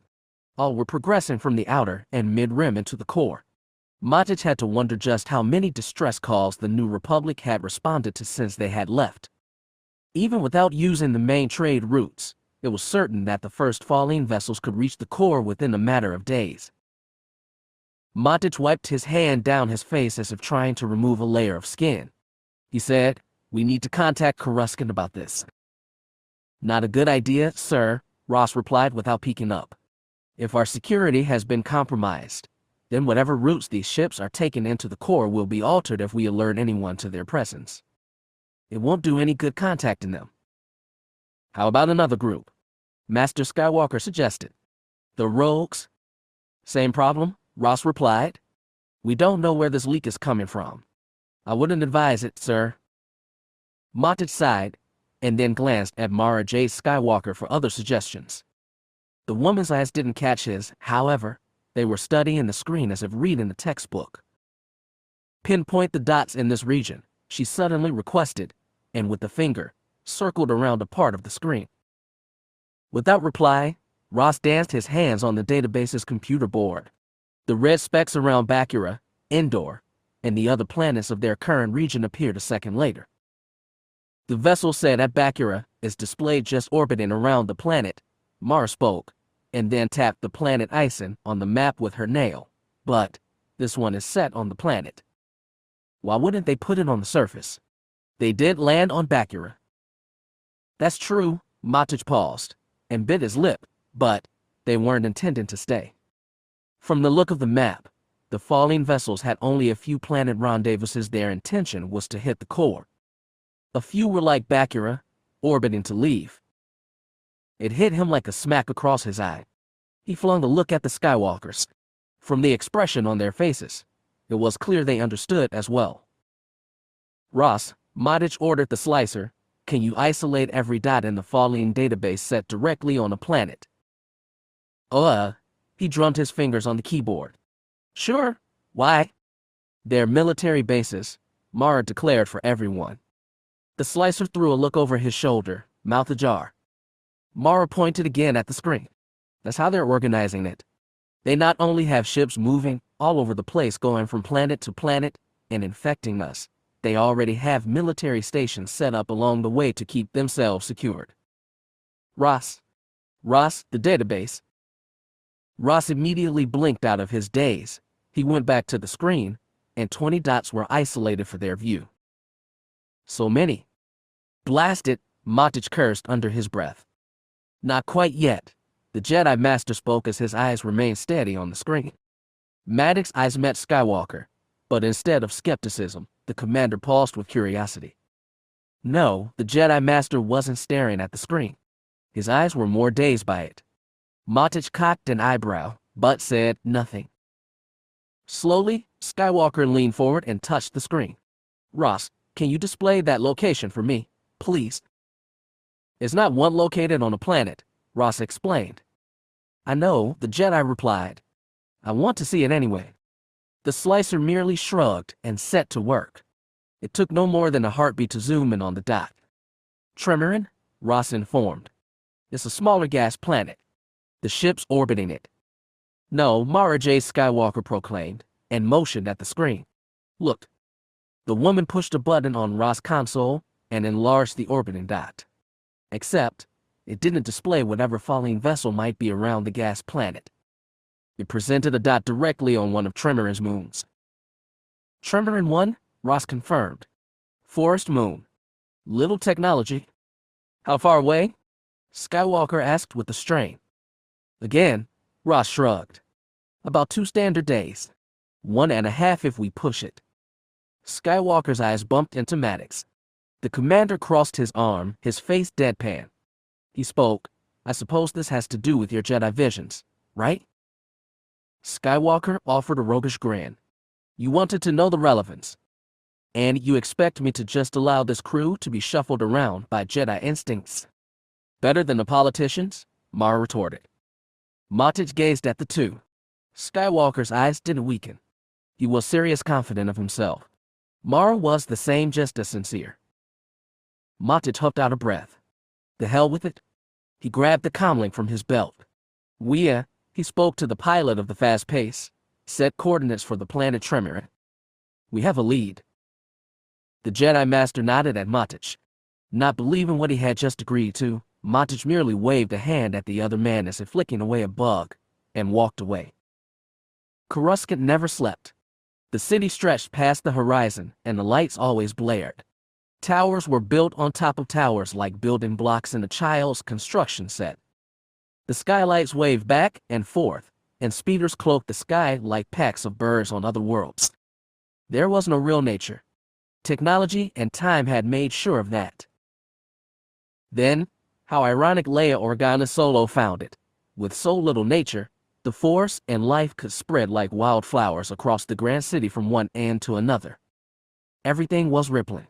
She was certainly keeping busy those days. Distress calls had started as soon as Luke and Mara had left on their mission. One planet in the Outer Rim was experiencing deaths in their cities. Another was becoming infected with a fatal illness in their forests. Death and destruction were rising from puddles of nothing, and Leia didn't know what to do. The politicians held orders to quarantine the sectors, blocking off all trade and marketing. Calls continued to come, however, and Leia couldn't reach her brother.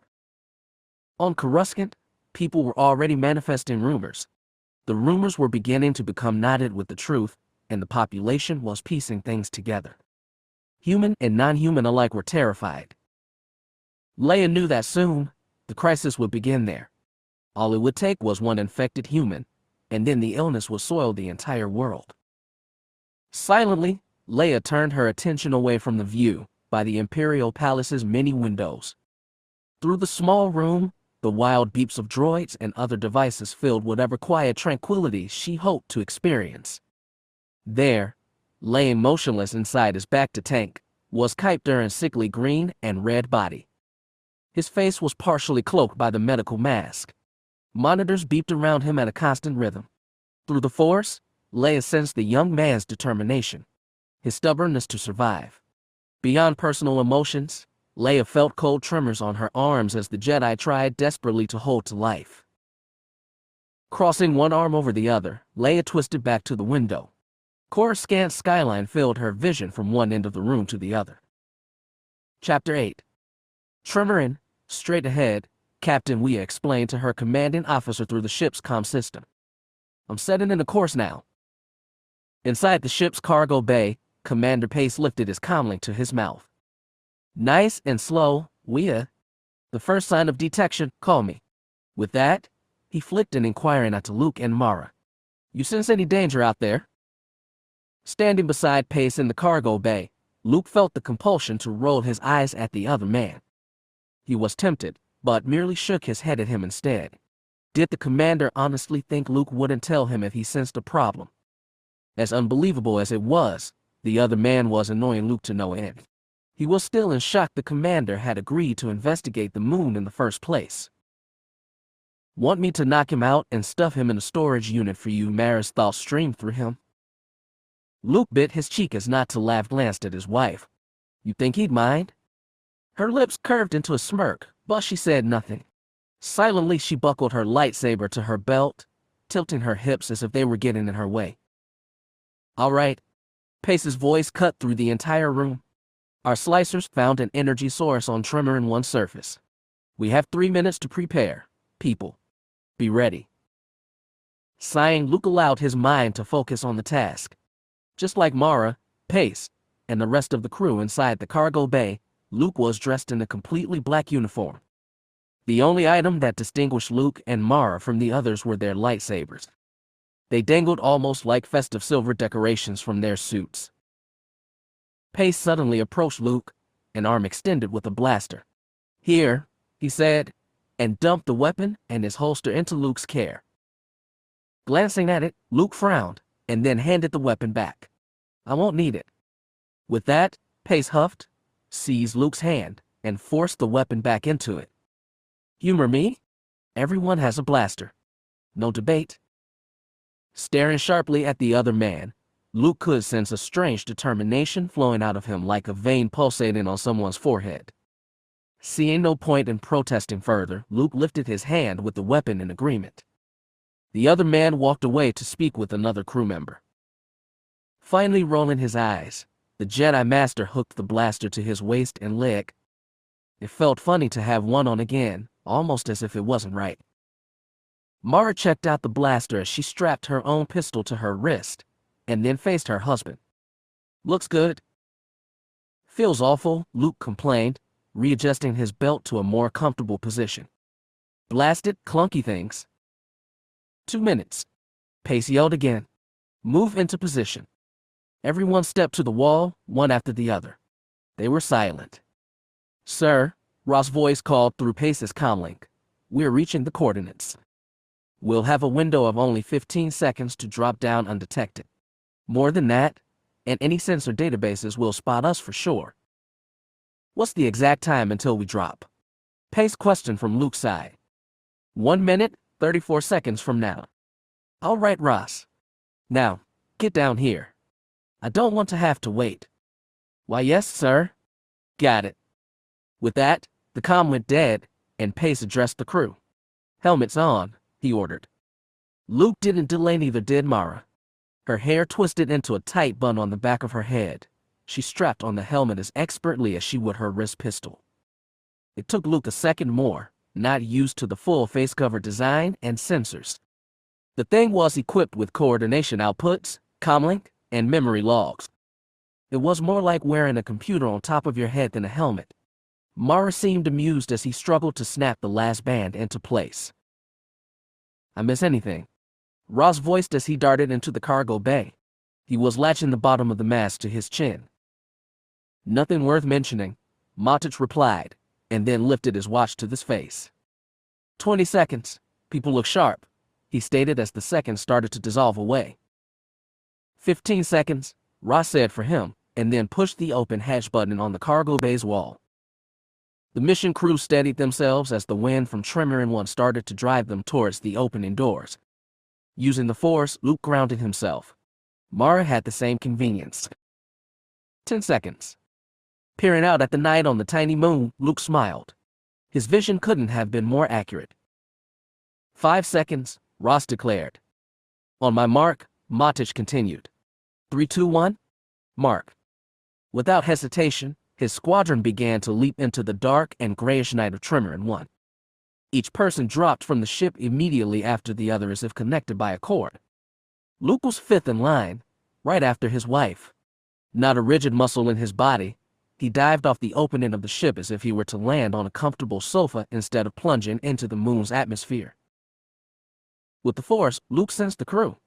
The older ones, such as Pace, were undergoing the drop as if they were in a training course for a military academy. The younger and less experienced were becoming somewhat tense, even nauseated. Mara was enjoying herself. To Luke's surprise, he found it refreshing as well. After a minute of nothing, Pace's voice buzzed through the helmet. "Commanding Officer 2 Mission Crew. We're past the 10,000 mark. Level your descent and place yourself in Flight Formation 31-7. Now."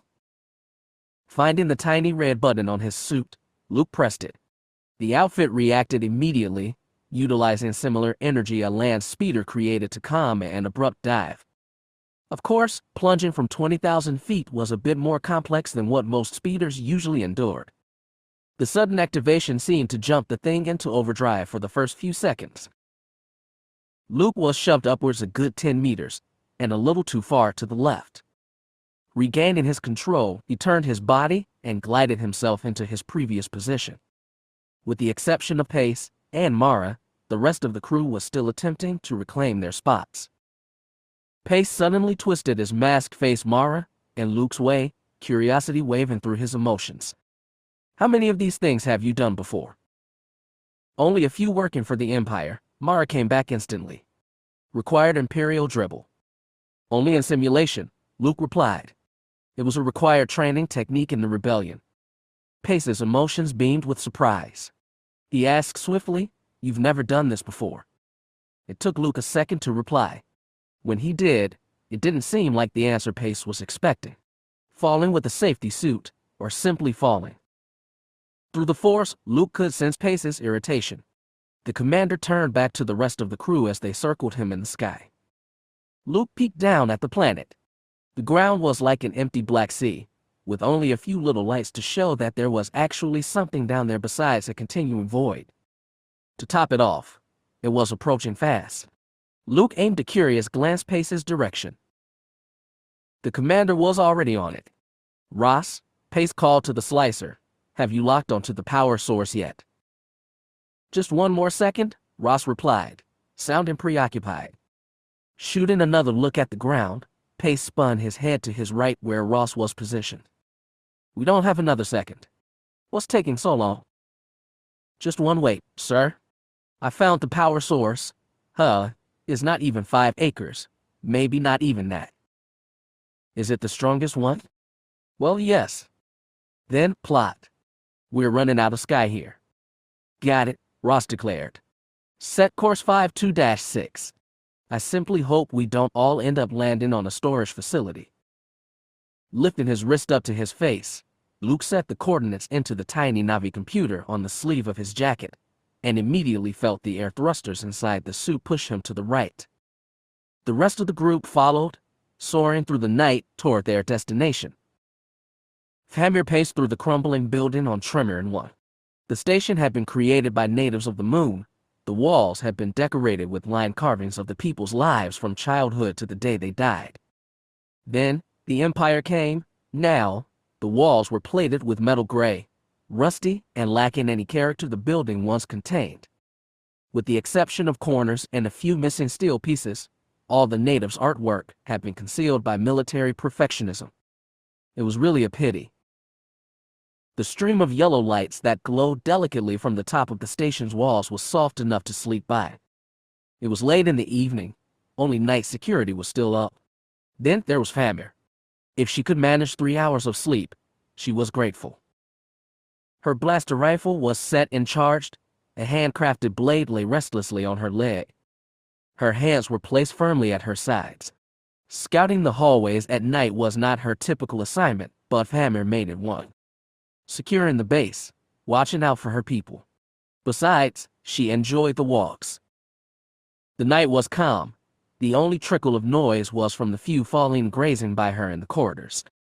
In all essence, they were bored with their assignment. Silently, Famir continued to patrol, keeping her head high as she marched through the station.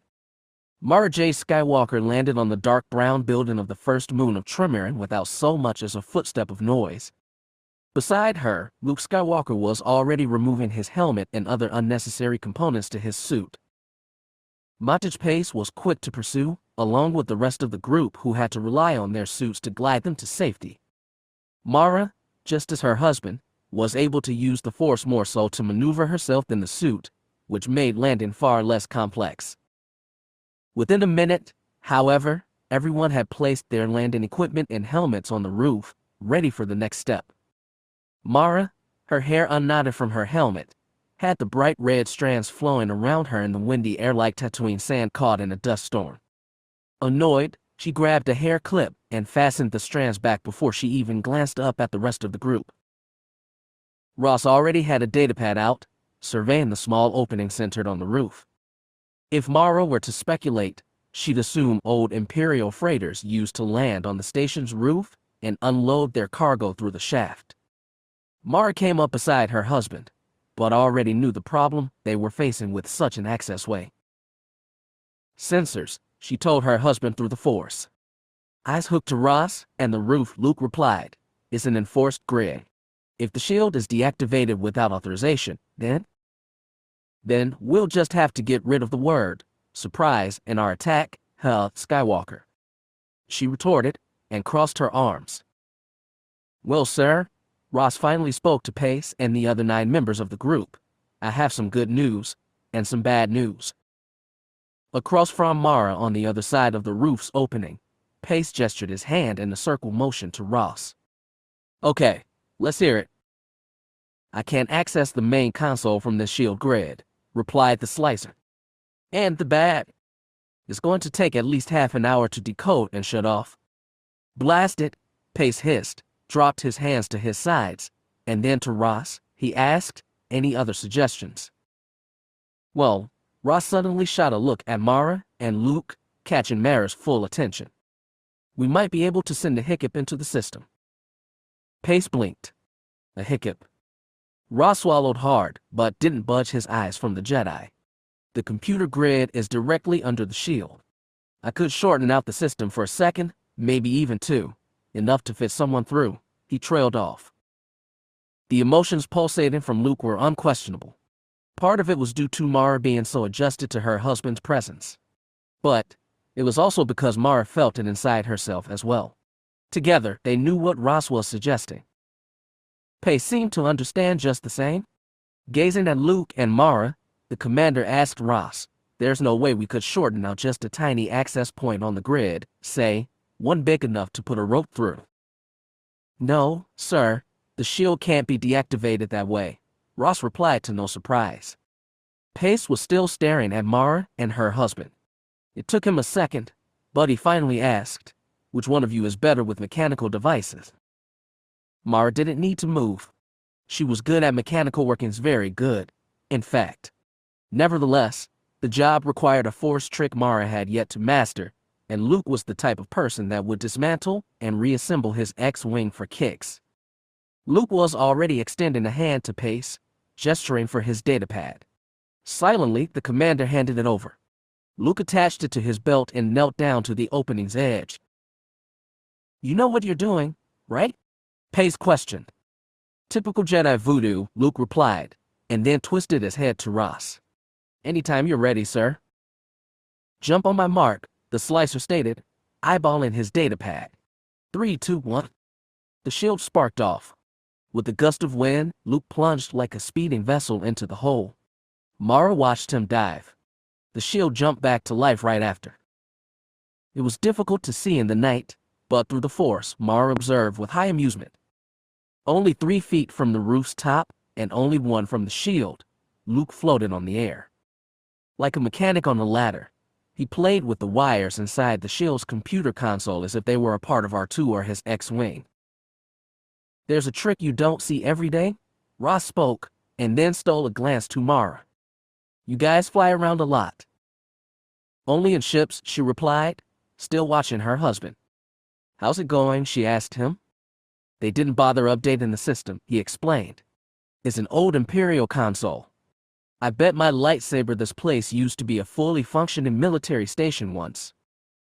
With the Empire, what wasn't military? "Got it," Luke declared through the force. Mara adjusted her eyes to Pace's and nodded. A second later, the shield grid dropped, leaving nothing but air between Luke and the rest of the crew. Body leaning against the edge of the wall, Luke looked almost like an insect clinging for support rather than a man. Nonetheless, through the force, it was obvious to Mara that her husband wasn't holding to anything except his concentration. He looked up at Mara and asked, "You sense anyone around this part of the station?" She stretched out with her senses and replied, "Not unless they're dead." Without a word further, Luke permitted himself to drop. Through the narrow tunnel of the shield's opening, his black-suited form disappeared into the dimness of the ancient station's floor. He landed with hardly a thump a heartbeat later. Pace spun his eyes to Mara. "He's nuts, isn't he?" "Extremely," she countered. "It's a Jedi disease. Risking your life for others, trying to save the galaxy. We've had him committed before, but he kept using mind tricks on the guards." Before Pace could reply, Mara flipped herself into the opening. Pace's eyes remained hooked on her as she dropped. There wasn't much need for slowing down, given it was only 20 meters or so.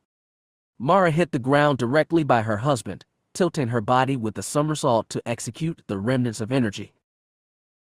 Ropes from the roof toppled down a second later.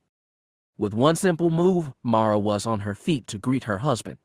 The other members of the crew followed, slowly streaming down their ropes like puppets in a cheap theater act. Mara viewed them, and then turned back to her husband. She smiled. Chapter 9.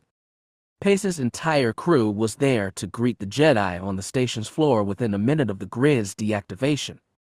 Including Pace, they were all swift and quiet, even the younger ones performing like skilled commanders. Mara was impressed.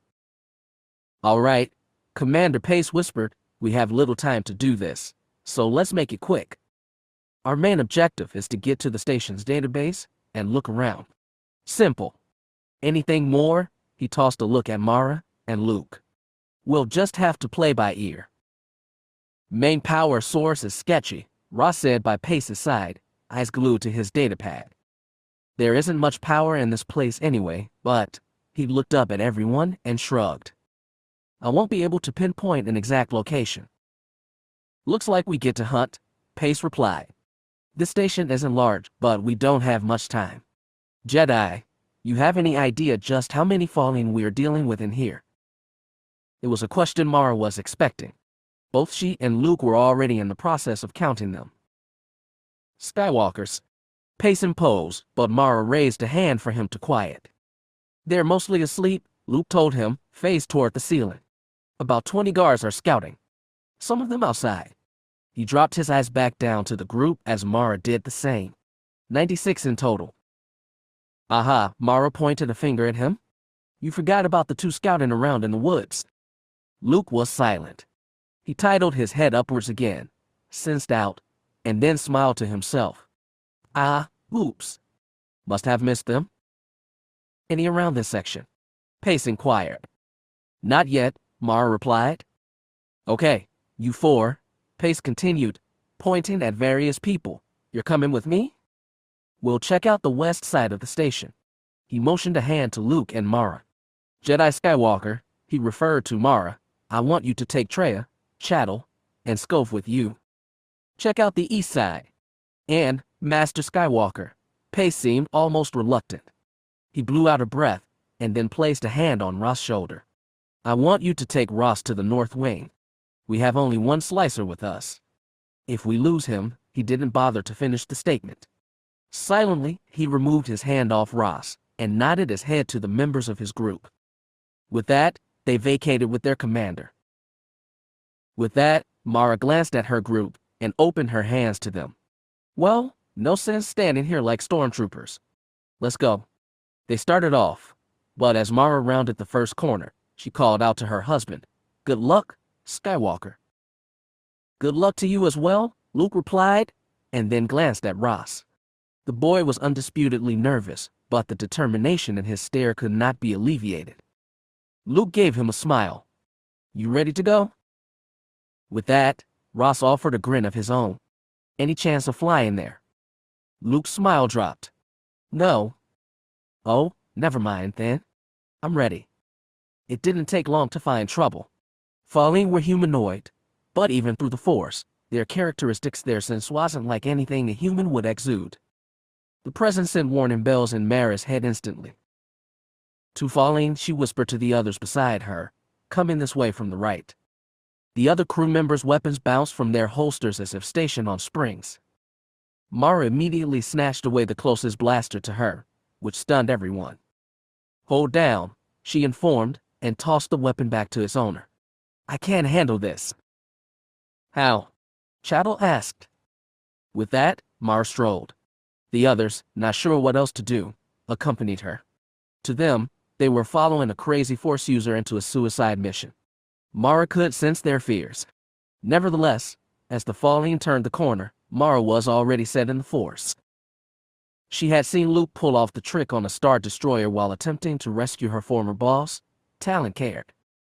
It wasn't so much a mind trick as merely calming the enemy's emotions. Instead of using words, Mara merely imagined that she and the other members of her group were nothing more than officers in the station. Normal Falling walking by in the halls.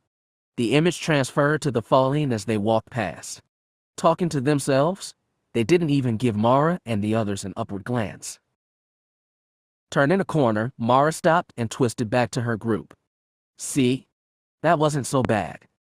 Chattel merely exhaled as if she had been holding it for the entire time. Giving Mara a sharp stare, she declared, a little forewarning would be courteous, you realize. With that, Mara smiled. I'll remember that the next time. Chattel frowned. Next time? Yep. There's another Falling coming down the way. He'll be in this hall in about 10 more seconds. The lights in the station were dark, many burnt out, and dim. It was certainly an advantage Matic Pace was enjoying. The first Falling didn't even see his group coming. He walked by without a care in the world. Pace would have allowed him to pass if he hadn't looked up from his datapad and spotted them. Pace had already been ready. Blaster set for stun, he fired. It created some noise, the blaster itself, and then the unconscious body's fall. No alarms sounded. Everything was just as much at peace as it had been a moment before. The second Falling was a little more difficult. He noticed them before they even had their blasters ready. He was pulling out a comlink when Matic shot him. The comlink was never activated. They hid the bodies in various rooms that were fortunately empty. Datapad out, they continued to trek through the wing, but to no avail. Very annoying indeed.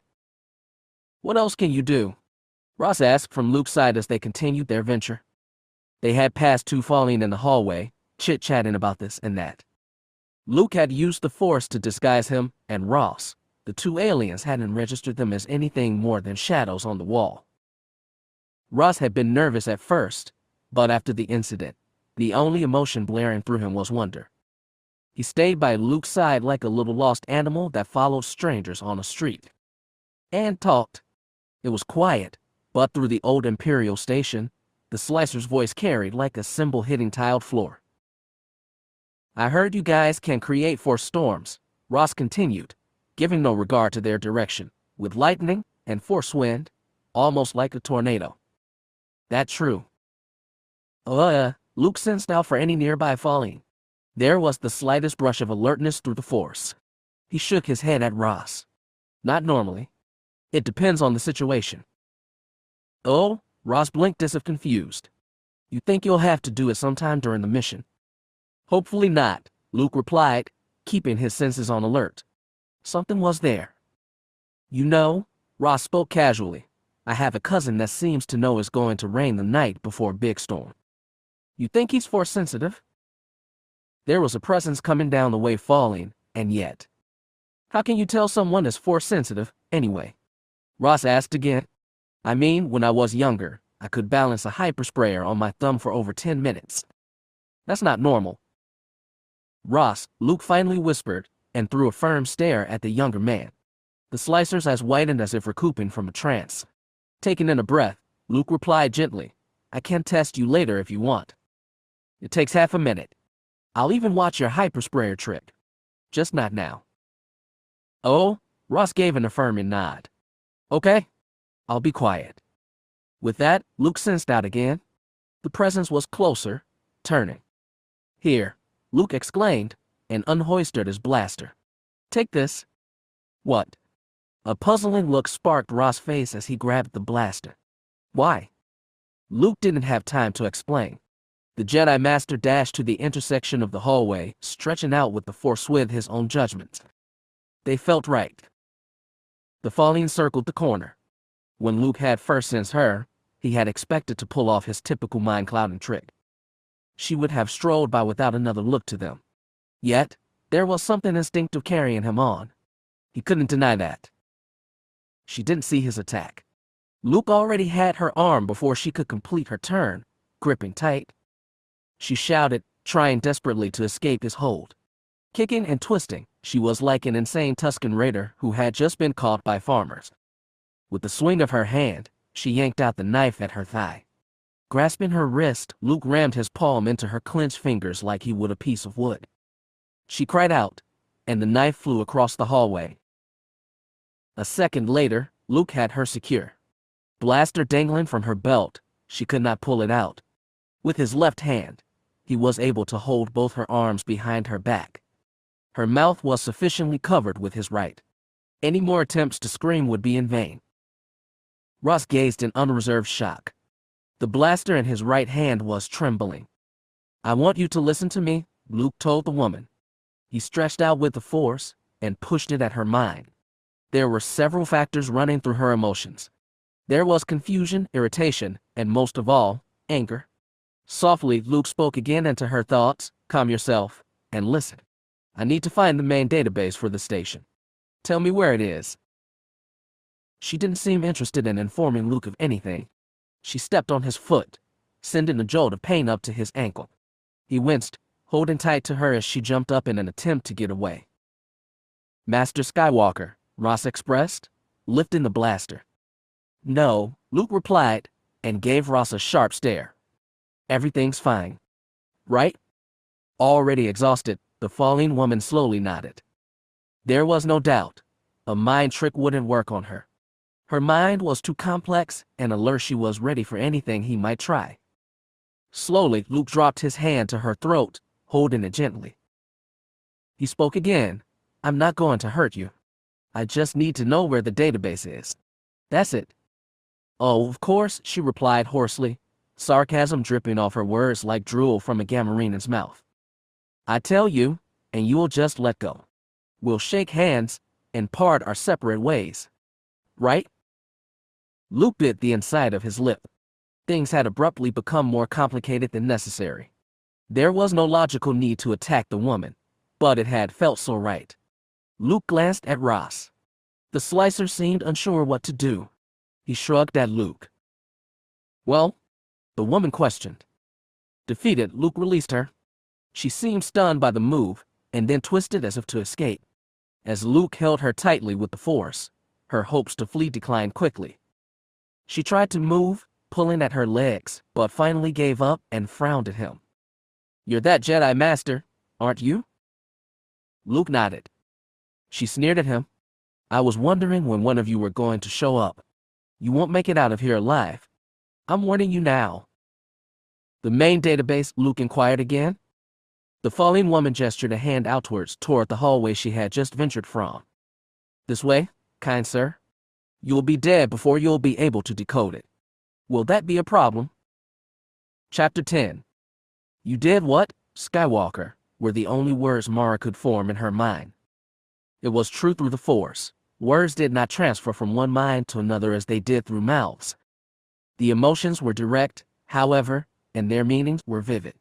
There was no doubt in Mara's mind. Her husband was nuts. She was turning the corner, and I grabbed her. It was like a reflex. That's the only way I can describe it. Jedi Skywalker, Chattel's voice interrupted her thoughts. We need to move. Just one more second, she replied, and then stretched out through the Force. A reflex, huh? A very odd reflex, he replied. A layer of goosebumps formed on Mara's arms. Normally, when her husband or any Jedi had a reflex from the Force, it ended up leading to some wild events. Unconsciously, Mara rested a hand on top of her lightsaber hilt. We're heading to the west wing of the station, Luke called to her. Mara smiled. Commander Pace might become angered at your failure to follow his orders, sir. Commander Pace will just have to live with it, Luke insisted. This Falleen Thamir, she's not lying to me, Mara. It's possible Pace will find the database before we will. All right, we're coming, Mara replied, and then turned to the crew members around her. Tapping her foot, Chattel asked, well? With that, Mara arched her eyebrows playfully at the woman. Time for a detour. Please tell me you know what you're doing, Ross said from Luke's side. The falling woman, Thamir, marched beside Luke. Her pace was just as fast as theirs, even casual. There was no fear flowing from her emotions. In all essence, she seemed indifferent. Luke gave her a funny look, but didn't mutter a word. He turned to Ross. Everything's fine. Trust me? I trust you, the slicer replied, and then motioned his head to Thamir. It's her I'm worried about. Luke decided not to respond. He reserved his attention to the falling woman. Her movement expressions. He reached out with the Force. Her presence was almost dim. It was as if she were dead from sensation, like all the life in her had been zapped out. They followed her through the hallways of the ancient station. Passing Falleen after Falleen, none gave an upward glimpse. Luke made sure Thamir did not alert them to their presence, but she didn't even attempt for escape. She led in silence, no more protests emanating from her mouth. It took a few more minutes, wandering from section to section, but as they ventured closer to the West Wing's corner, Luke could sense it. There wasn't much power being generated, but the Force rippled up his back as they moved closer. He glanced at Ross and his datapad. The slicer was grinning. They arrived at the room. On the corner of the West Wing, it had no windows and only one door. Covered with dirt from the outside and mold on its corner, there was little doubt the place hadn't seen much care.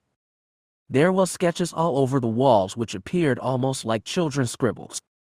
They too were cloaked with fungi, and it reeked as if a hut had gotten sick in there. Luke's nose twitched. Silently, Thamir walked to the far right side of the room and reclined against it with her ankles crossed. Luke and Ross hurried to the database by the room's wall. Ross had been right. The system couldn't have been bigger than the Falcon's main computer. The slicer immediately started to work on the console. His fingers skipped on the buttons with as much skill as Luke swung his lightsaber. Luke turned to the falling. I don't suppose you would be kind enough to give us the access codes. She cocked her head to the side. You're the Jedi. Why don't you slice my head open with your lightsaber and find it? Not the reply I was hoping for, Luke thought, and pulled out his comlink. His commander's voice status through an instant later. Matage Pace, the other man called. What is it? We found the main database, Luke informed him. The other man paused. He breathed into the comlink and then questioned. Well, where are you? Precisely. We'll catch up. West Wing's far corner. There was a gasp, and then, Skywalker, We also have a guest with us, Luke continued, staring at Thamir. The woman glared, shook her head, and averted her eyes to the wall. Pace seemed just as amused as the falling. He roared into the comlink. You took a hostage. We needed to find the database. She knew where it was. It seemed practical. You don't guess what's practical. That's my job, Jedi. Yell at me later, please. We need to regroup and get out of here as soon as Ross is done. Although enraged, Pace seemed to take consideration with that one. All right, he finally gave in. All right, we're coming. But this isn't over, Skywalker. I will be making a report. The comlink shut off. Luke happily placed it back on his belt, and then went back to Ross. The slicer frowned at him sympathetically. Sounds mad, doesn't he? Luke casually wrapped his arms behind his back. He'll calm down. I think becoming angry is just his way. Maybe he should take some meditation classes from you? He would hyperventilate before the first hour was over. Ross' expression softened. He went back to his work. Luke observed for a moment, sensing the strange bits of time ticking oddly in his mind. The force was rippling. He shot a glance at Famir. The falling woman leered. She never returned to bed. It wasn't the first time Famir trailed through the station all night without sleep. In fact, with the current state of her crew and the mission in general, when she received a few hours per night, Jair was happy. Unfortunately, it didn't appear that night would be one of the better ones. Jair had been lounging in bed with his eyes open like a translator droid. Finally sick of waiting, he removed himself from the sheets and set out to find his beloved. Has anyone seen Queen Famir? He asked some of the fallen on patrol. She was heading toward the west wing, they replied, and continued their shift. Curious, Jair proceeded down the hallway of the north wing, scanning the hall. Famir's patrol never involved the west wing. She always roamed near the north and east, close to her courtiers. How odd. From the way the hall lights hit the surface, it resembled a shard of glass glimmering in moonlight. Narrowing his eyebrows, Jair paced closer until he was able to pick up the item with his fingers. As he did, every bone in his body locked. It was a knife. A handcrafted knife. There were carvings on it, similar to the ones on the station's walls. Jair had come across the dagger during their first day in the station. He had presented it to Famir as a gift. She never left it behind. Famir, he muttered, gaping at the knife. His mind didn't require time to react. Clasping the dagger, Jair snatched out his comlink. He didn't bother calling his love. It was already too late for that. Instead, he signaled for the rest of the commanding officers. This is Commander Jair. We have intruders in the west wing of the station. Wake the troops and get them ready. I don't want any of them to escape here alive. The blaze of awareness froze Mara in place. The fallen were waking, and the tension in the air was mounting like wildfire. They knew. Somehow, they had discovered them. Mara spun to the others in her group. Many seemed taken aback by her sudden movements. Mara already had her lightsaber pulled. Everyone take out your blasters. Treya, call Commander Pace and tell him. She hesitated and then panted a breath. Tell him this mission has just gotten a lot more complicated. Stay here, Ross, Luke told the slicer flatly. Without another word, he removed his lightsaber from his belt and held it loosely in his grasp. Ross' mouth dropped at that. His emotions raced up the charts with concern. He tossed a look over his shoulder. What's happening? Mara, Luke called out, but his wife seemed ready for him. I feel it, she told him. They're all getting up and about. Blasters, daggers, someone alerted them. With that, Luke cast an eye at Famir. The falling remained still by the wall as if she were at a boring lecture. Her glare refused to ease. Luke didn't need to ask her. He already knew she hadn't found a way to contact anyone. The curiosity grew in him, but Luke shifted it aside. It didn't matter. The present was the only thing that did. And at that instant, the present had too much going on to be distracted by futile things. Luke marched to Famir and grabbed her by the arm. Without a word, he pulled her from the room. He spotted one more stare from Ross. Shutting the door, Luke replied, just decode the database, Ross. Leave the rest to us. He closed the door. Igniting his lightsaber, Luke gently tapped the edge of the thick slab of metal with the green blade's tip. The steel melted instantly, forming a seal around the door. Short of a detonator or lightsaber, the door was sufficiently in place. Famir opened her hands to him. Is it time to kill me now? Luke slouched his shoulders. Why does everyone always think that? Her mouth dropped. Luke didn't allow her the luxury to question him. The move was swift. She couldn't have endured any pain. His right arm flew up with his lightsaber. The hilt scraped the back of her skull in one smooth swing. She didn't cry out. Her long black hair waved in the air like a calm Ithorian ocean. Silently, she collapsed, her expression displaying the first hint of serenity Luke had seen on her. Swiftly, Luke lifted her and placed her in a nearby room. She lay there, breathing in and out as if dreaming about something peaceful. Wasting no more time, Luke closed the room's door and began to run. Mara was rushing his way, and already he could hear the blaster fire rock the station, like colliding asteroids. He belted around a corner and continued forward. Chapter 11. Well, isn't this just peachy? It was as if every Fallen in the station was telepathically linked. Each bolted out of their rooms with the energy of 3 TIE fighters. Blasters charged and daggers out, they stampeded toward them with their eyes blazing in determination. Matic switched his blaster from stun to his highest level. His 4 men behind him, the shooting began without hesitation. The Fallen aimed, fired. The 4 men behind Matic became 3. Move! Matic screamed. There were at least 10 Fallen now, shoving them back, shooting with anger drenching their features. Matic was overwhelmingly outnumbered, but he had good aim. He concentrated, calmed his nerves. Fired. A Fallen screamed and stumbled to the floor. Dust puffed up into the hallway, slowing down the Fallen. Matic fired again. Again, one of them dropped. We have to retreat, one of his crew cried. No kidding. Matic shouted back, annoyed. Keeping his eyes secure to the Fallen, Matic and the others whisked around a corner. Their pursuers were hasty to follow. It almost felt like racing in a marathon. Mara and the others were running fast, but the Fallen were right behind. Can't you do your mind cloaking trick? Chattel questioned. Too many to alert, Mara replied. They were getting close, almost in firing position.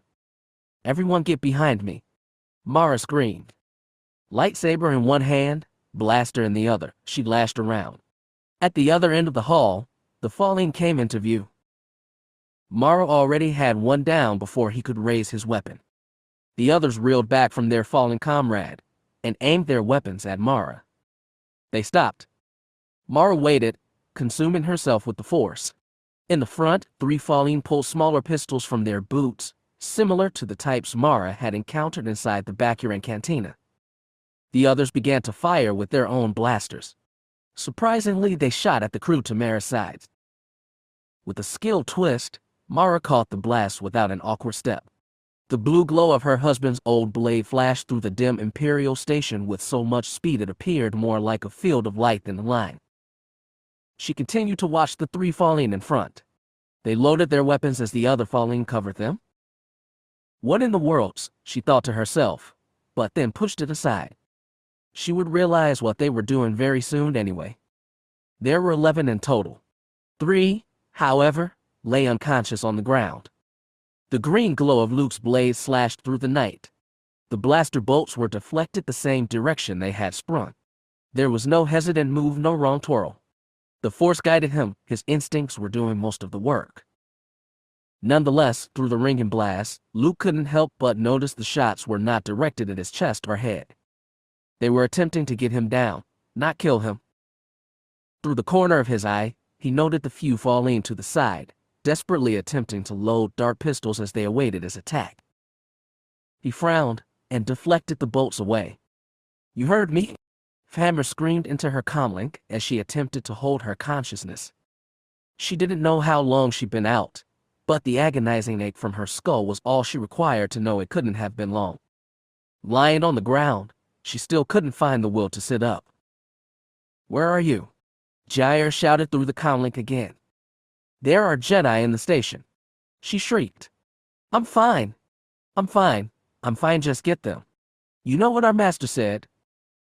He seemed reluctant to leave it at that, but finally said, Yes, my queen. It was the last response Hammy registered. Eyes rolling back, she slumped over again on the room's dusty metal floor. The tiny pistol in the Fallen's hand shot out at Mara. With only a tiny whistle, the projectile soared at her as if just another blaster bolt in the line of many. Curious, Mara dropped her blaster to the ground, lowering her saber. She lifted her empty hand. The projectile came to an unnerving halt as Mara trapped it in her grasp. Gripping it, she was able to get on solid look before having to go back into battle. It was a dart. At its end was a thin capsule filled with clear liquid. Mara's senses shrilled as she brought her lightsaber up to catch the next dart. It was so hot, the blade obliterated the entire piece within a second. With each passing moment, however, her heart quickened. "Luke," she called out. "Luke." The Jedi Master didn't need his wife's voice to tell him something was wrong. The darts flew at him like wild banthas. The blaster bolts were mixed with the other weapons. Everyone had pulled pistols from the belts. Every Fallen was using it along with their typical weaponry.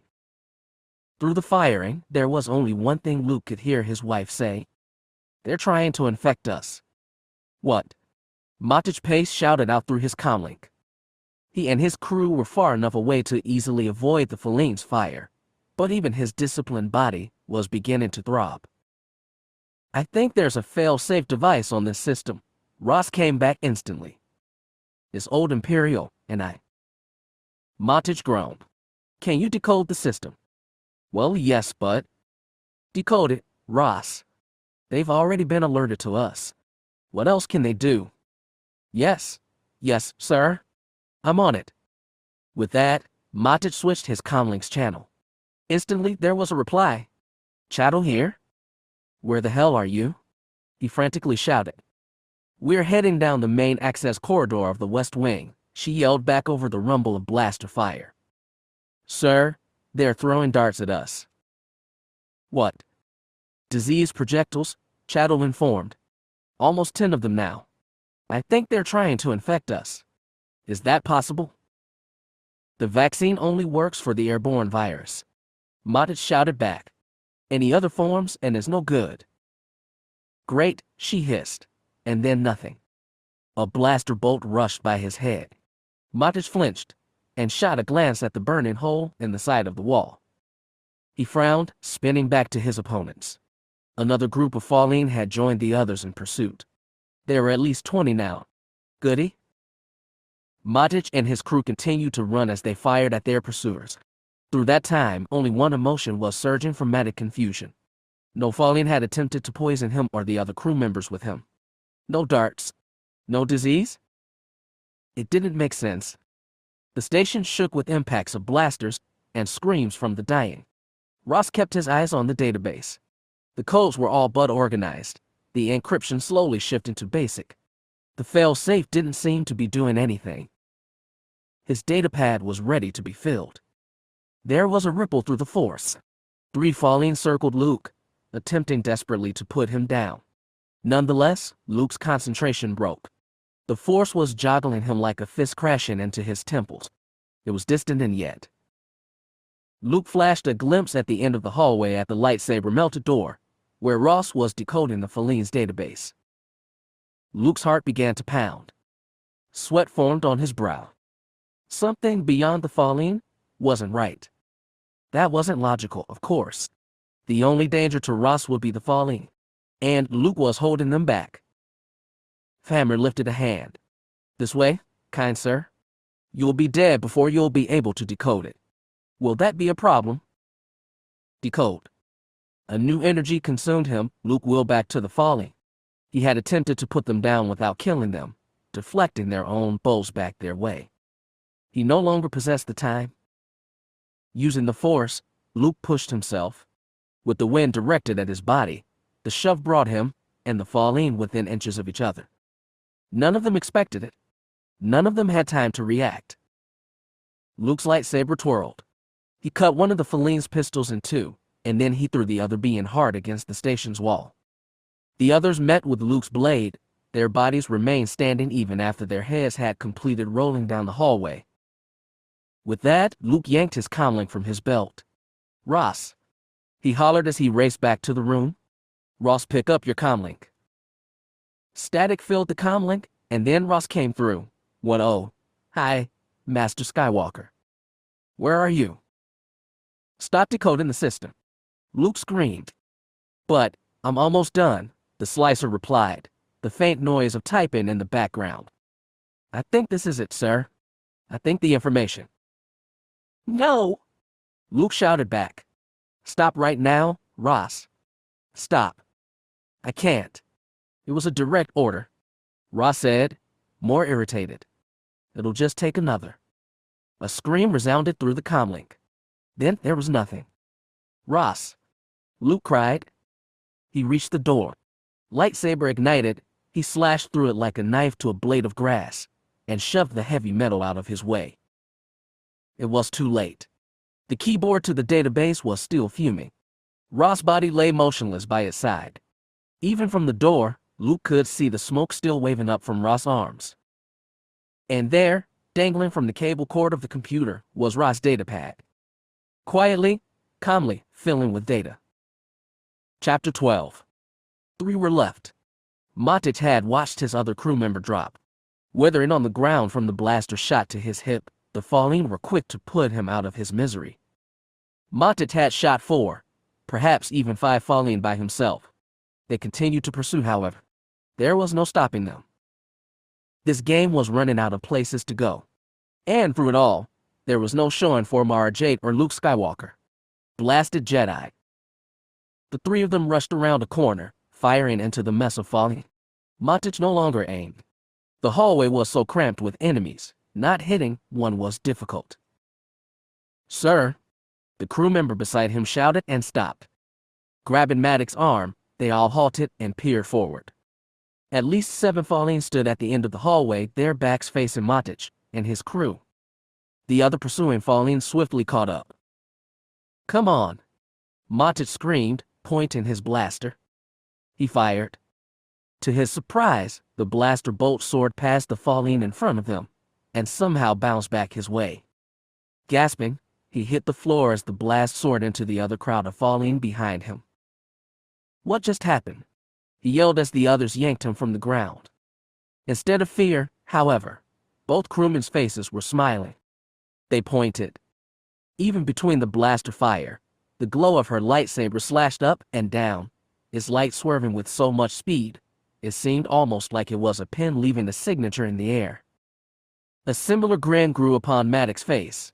Immediately, all 3 dashed down the hallway, the other fallen promptly following. Breathe, Ross, Luke muttered to himself. The life was there. It was faint, so terribly dull, but there. Yet, his body didn't want to inhale. His heart was barely able to grant a beat. Knelt beside him, Luke released himself to the force. He pushed, not at the slicer's lungs, but his mind, attempting to wake it. The boy was so burnt, even his legs had suffered the shock. That was what Famir had meant, what she had almost warned them about. The database itself was a trap. Its fail-safe wasn't an alarm or shut-off. It was an electronic shock. One that was meant to kill whoever attempted to hack in. Please, Ross, Luke spoke again, and shut his eyes. The force was strong, but so was the damage. Placing a hand gently on the boy's forehead, Luke pushed again. Mara felt the ache from her husband, and knew something terrible had occurred. Nonetheless, her hands were too busy, and her mind too set to attempt communicating with him. Through the force, she bounced the bolts back where they had originated from. From the falling, 2 shots had made it past her minutes before. One ended up striking Chattel in the arm.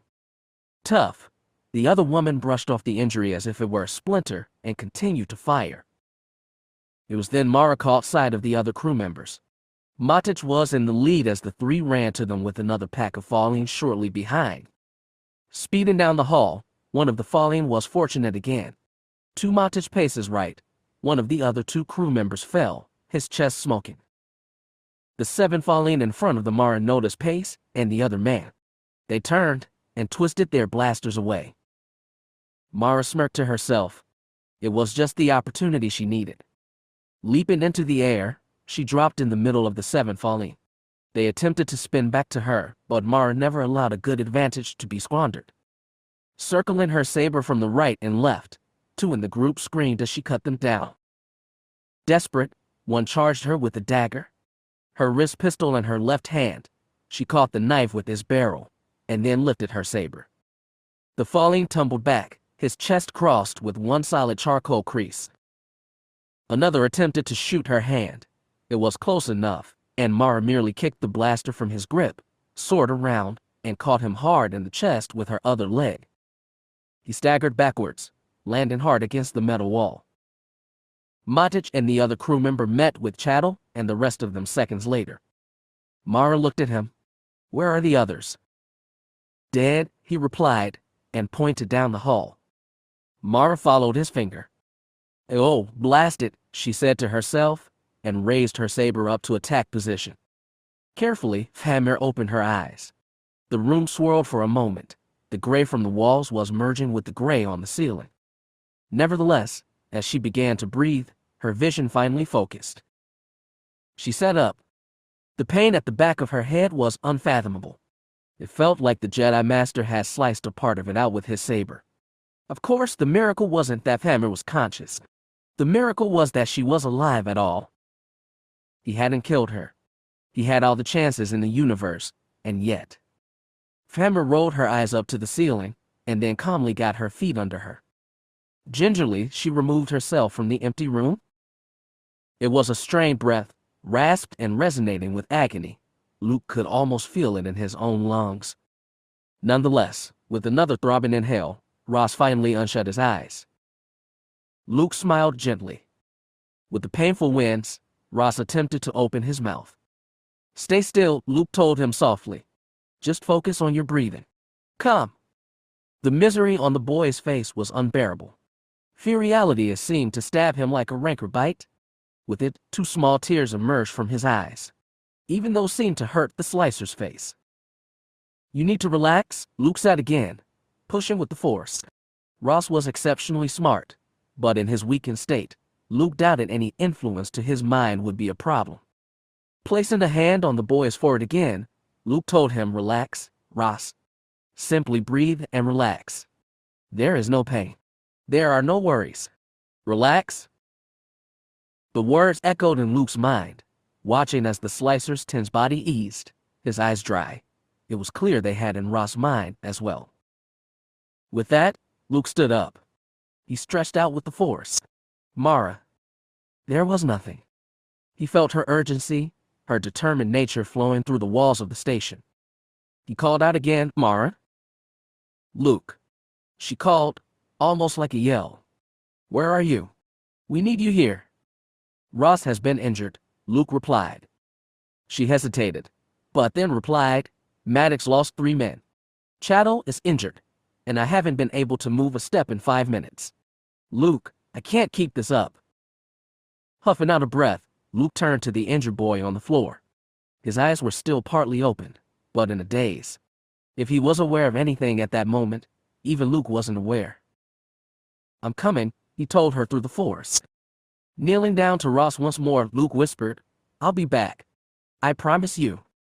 The slicer's face didn't react. He was entranced by his own calm blankness. With that, Luke hurried to the datapad overhanging the computer's corner, unplugged it, and attached the thing to his belt. He darted to the door. Calmly, he turned back after exiting and lifted a hand. Through the force, the metal door floated up.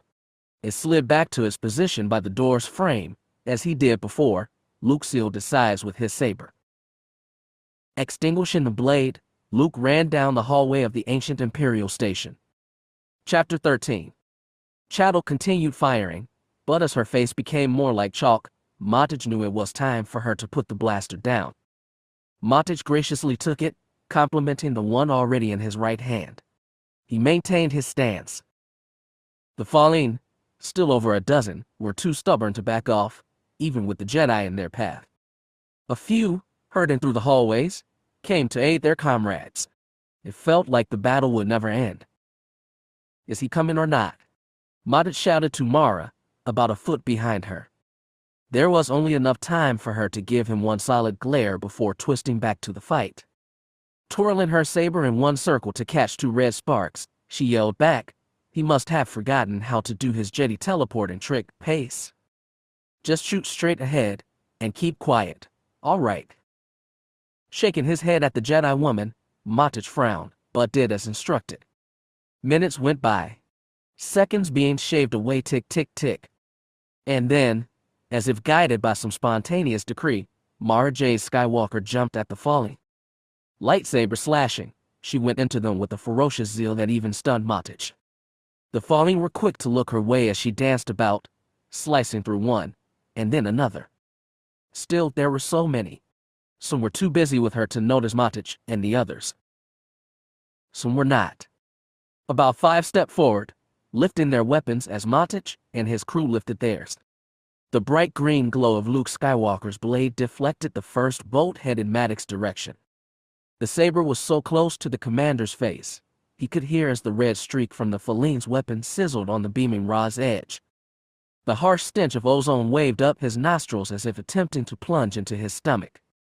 Maddox's heart quickened, but the relief in his gut almost melted his tense muscle into goo. The Jedi Master stepped to where his wife had once been. The Fallen seemed to notice, more whirled his way, their tiny pistols ready.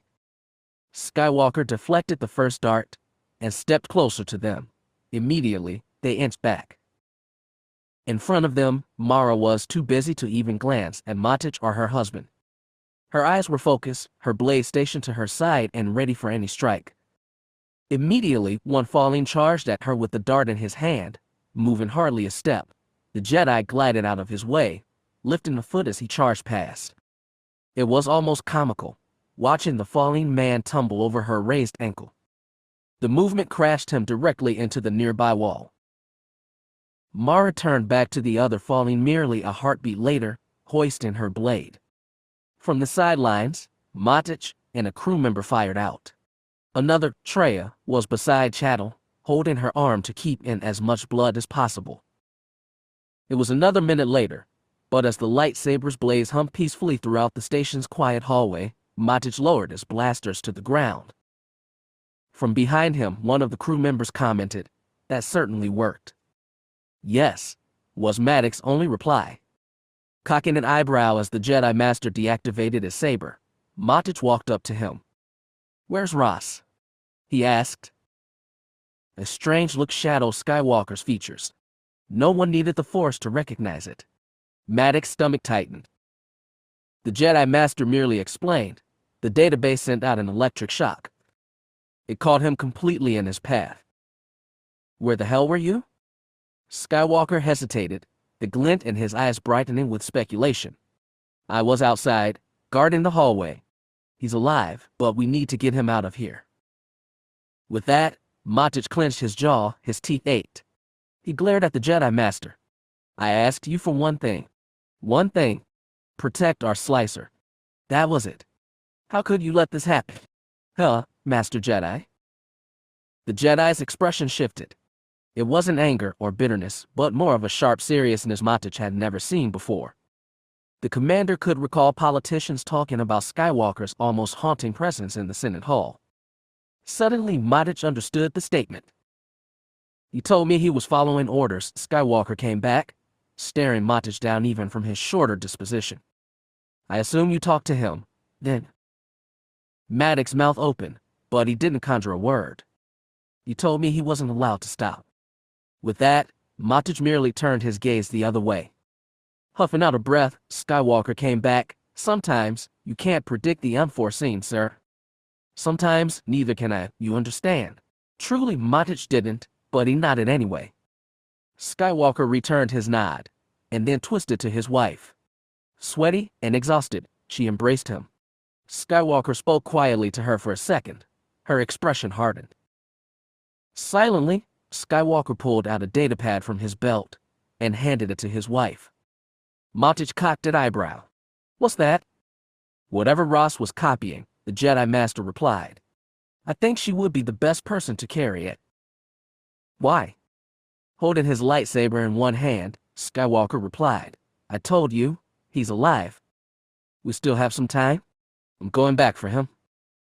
"Like hell you are," Matich barked, staring eye to eye with the other man. "This is my mission. My crew.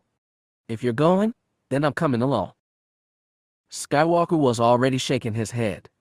"I don't think that's such a good." "I don't care what you think about it," Matich shot back. "My mission, my crew, my friend. Clear." Skywalker gave a tight, but unpleasant grin. He blinked at Matich, but bowed his head. With that, he turned to Mara. We'll be done shortly. Then, why are you giving this to me? She asked, waving the datapad in her hands.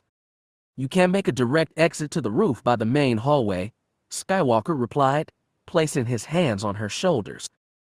I don't want to take a chance with our detour. Licking her lips nervously, she nodded at him. With a nudge of the head, she instructed the rest of the crew to follow her. Weakly, Chattel managed to get to her feet. They began to walk. With the hand on her hips, the Jedi's wife observed as they all shuffled past her. She started to follow. The movement was so swift, Matich hardly noticed until it was over. Almost instinctively, Skywalker grabbed his wife by the arm. The energy of his movement seemed to catch Mara off guard. Instead of merely stepping back around, she lost her footing and ended up in his arms. The Jedi Master didn't seem to care. Without a word, he placed his lips on hers, lifting a hand to press against her hair.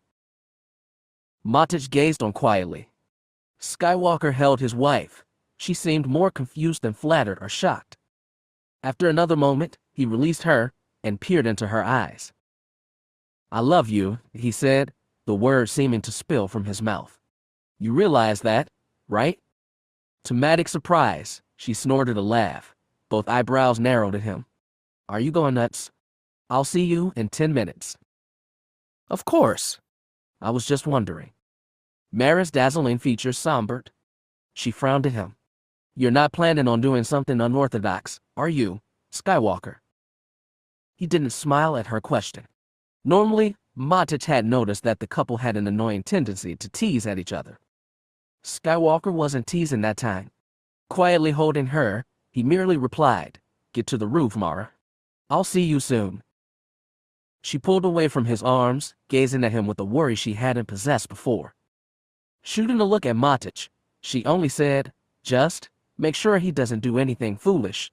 All right. Matich merely blinked, surprised.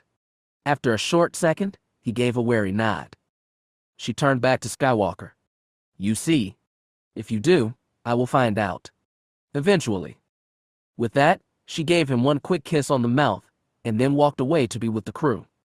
Silently, the Jedi Master's eyes twisted to Matich. There was something grave in them that snared the commander's attention. Almost as if there was an unknown will within the Jedi's realm of understanding that was lost to Matich. That thought bestowed absolutely no comfort. Let's go, Skywalker instructed, and walked past Matich and the pile of falling bodies covering the ground. Chapter 14. The hallway was quiet in that part of the station. Falling ran past in the distance as they attempted to reach their enemies. Queen Famir merely wandered forward, the thumping in her head somehow reverberating down her entire body. Breathing slowly, she arrived at the end of her venture, and she peeked up at the door. She gasped.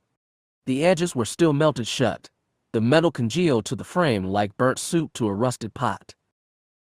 Placing a hand on the door to the database, Famir merely stared at it and smiled. The venture to the station's database was nothing more than a continuous bloodbath. Luke attempted to create as little damage as possible, but Ra's presence in the Force was wavering. He didn't have the time to be merciful. Pace had no intention to try it, either. With all the blind hate fluctuating through him, it was clear the thought of compassion hadn't passed his mind. He aimed and fired with as much satisfaction as Luke had once possessed shooting at Wamprats in his youth. It was unnerving, certainly distracting. Pace's emotions made it feel as if the falling were shooting ice shards at them instead of laser beams. Luke ignored him to the best of his ability and continued their pursuit. From one side to the other, the falling were becoming a more solid wall in their pathway. Luke's confidence was beginning to shudder. In front of him, there were at least a dozen falling to his back, another 10. Matich attempted to stay between Luke and the wall. He avoided the blast of fire and shot back rounds himself, but all he truly did was force Luke to remain slow and consistent. No leaping, no swinging. If Luke attacked one group, the other one would kill the commander before Luke could complete the first strike. Once again, Luke desperately wished the other man wasn't so damn stubborn. How far away are we? Matic asked, and fired off his blaster. Down the hall to the right, Luke replied, deflecting 3 shots away from his legs, 2 from Maddox's head. With that, Maddox's gaze clapped into Luke's. Will we make it that far? A dart flew from nowhere. The force shrilled with an urgency that would have caused most men to topple. Gasping, the Jedi Master jerked his head to one side, the tiny projectile flying by his neck so closely, the larger end brushed by his skin. Frantically, he brought a hand up to check. There was no injury, no puncture. Relief would have to wait, however. 2 more darts soared into the air, rushing to meet with Luke and his lightsaber. The ropes had been easy to hitch up. The ceiling was tall in the main corridor, but every member of Pace's team were well experienced. They shot up the thin cords to the opening as if they did it every day of their lives, and hooked the ends to their blasters. Mara's wrist pistol was small, but the cord held tightly. She decided to go up the mortal way. Here, Mara spoke, tying an extra rope around Chattel. That should keep you steady. Thanks, the other woman replied with a tiny grin. Oh, great, Mara thought to herself. Saying thank you, grinning, she's ready to pass out at any time. Mara tossed a look at the other members beside her. The 3 merely shrugged, tugged at their ropes, and gave Mara an affirming nod. And then naturally the force rippled with danger. Not just once, but repeatedly, like an annoying toddler tugging at the side of her pants. Rolling her eyes with aggravation, Mara released her pistol and hoisted her lightsaber into attack position. Spinning back to the other crew members, she yelled frantically, if you're going with any hopes of not being shot down in the process, I suggest you do it. Now. It didn't take them but a heartbeat. Even Chattel, her eyes glazed over with an almost drunken expression, was working the ropes in seconds' time. Within a few seconds, all of them were already halfway up. As speedy as their group was, the falling were too close for Mara to ignore anymore. With the clank-clank of almost imperial-sounding boots, the falling dashed through the hallway. They were passing from one walkway to another in the distance, but as a few bothered to look down the massive corridor, they were swift to alert the others. Before 10 seconds had ticked by, at least 10 falling were running to Mara. Why can't anything be easy? Mara thought to herself. Calming herself in the force, allowing it to fill her like her husband had taught, Mara lifted her saber. She looked up at the others, still scaling up the ropes, and then back to the falling. She charged. They hadn't expected the move. Most sane beings didn't. Far from the others, Mara reached out with the force, guided by it, pulling with it. The hallway rumbled. She was caught in the wave of falling only an instant later. They gazed madly at her the first second as the swing exited her lightsaber. Even the next second. By the third, they had recovered from her dramatic attack. Circling her, they lifted their tiny pistols and hauled out their blades.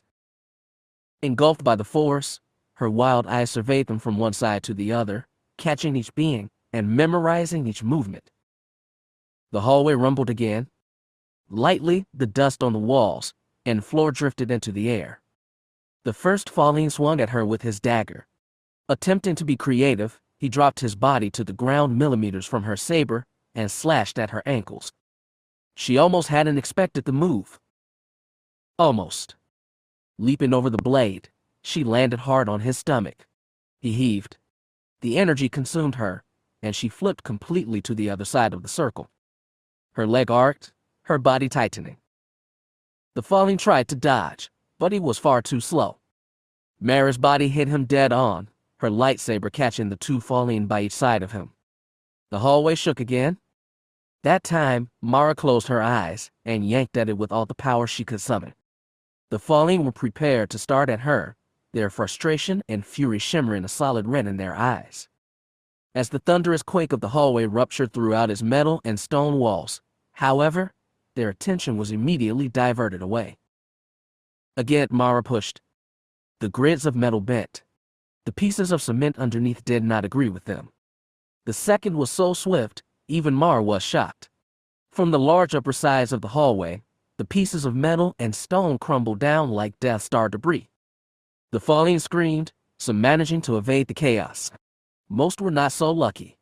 She was so close, Mara had to use the force to spring herself from the destruction.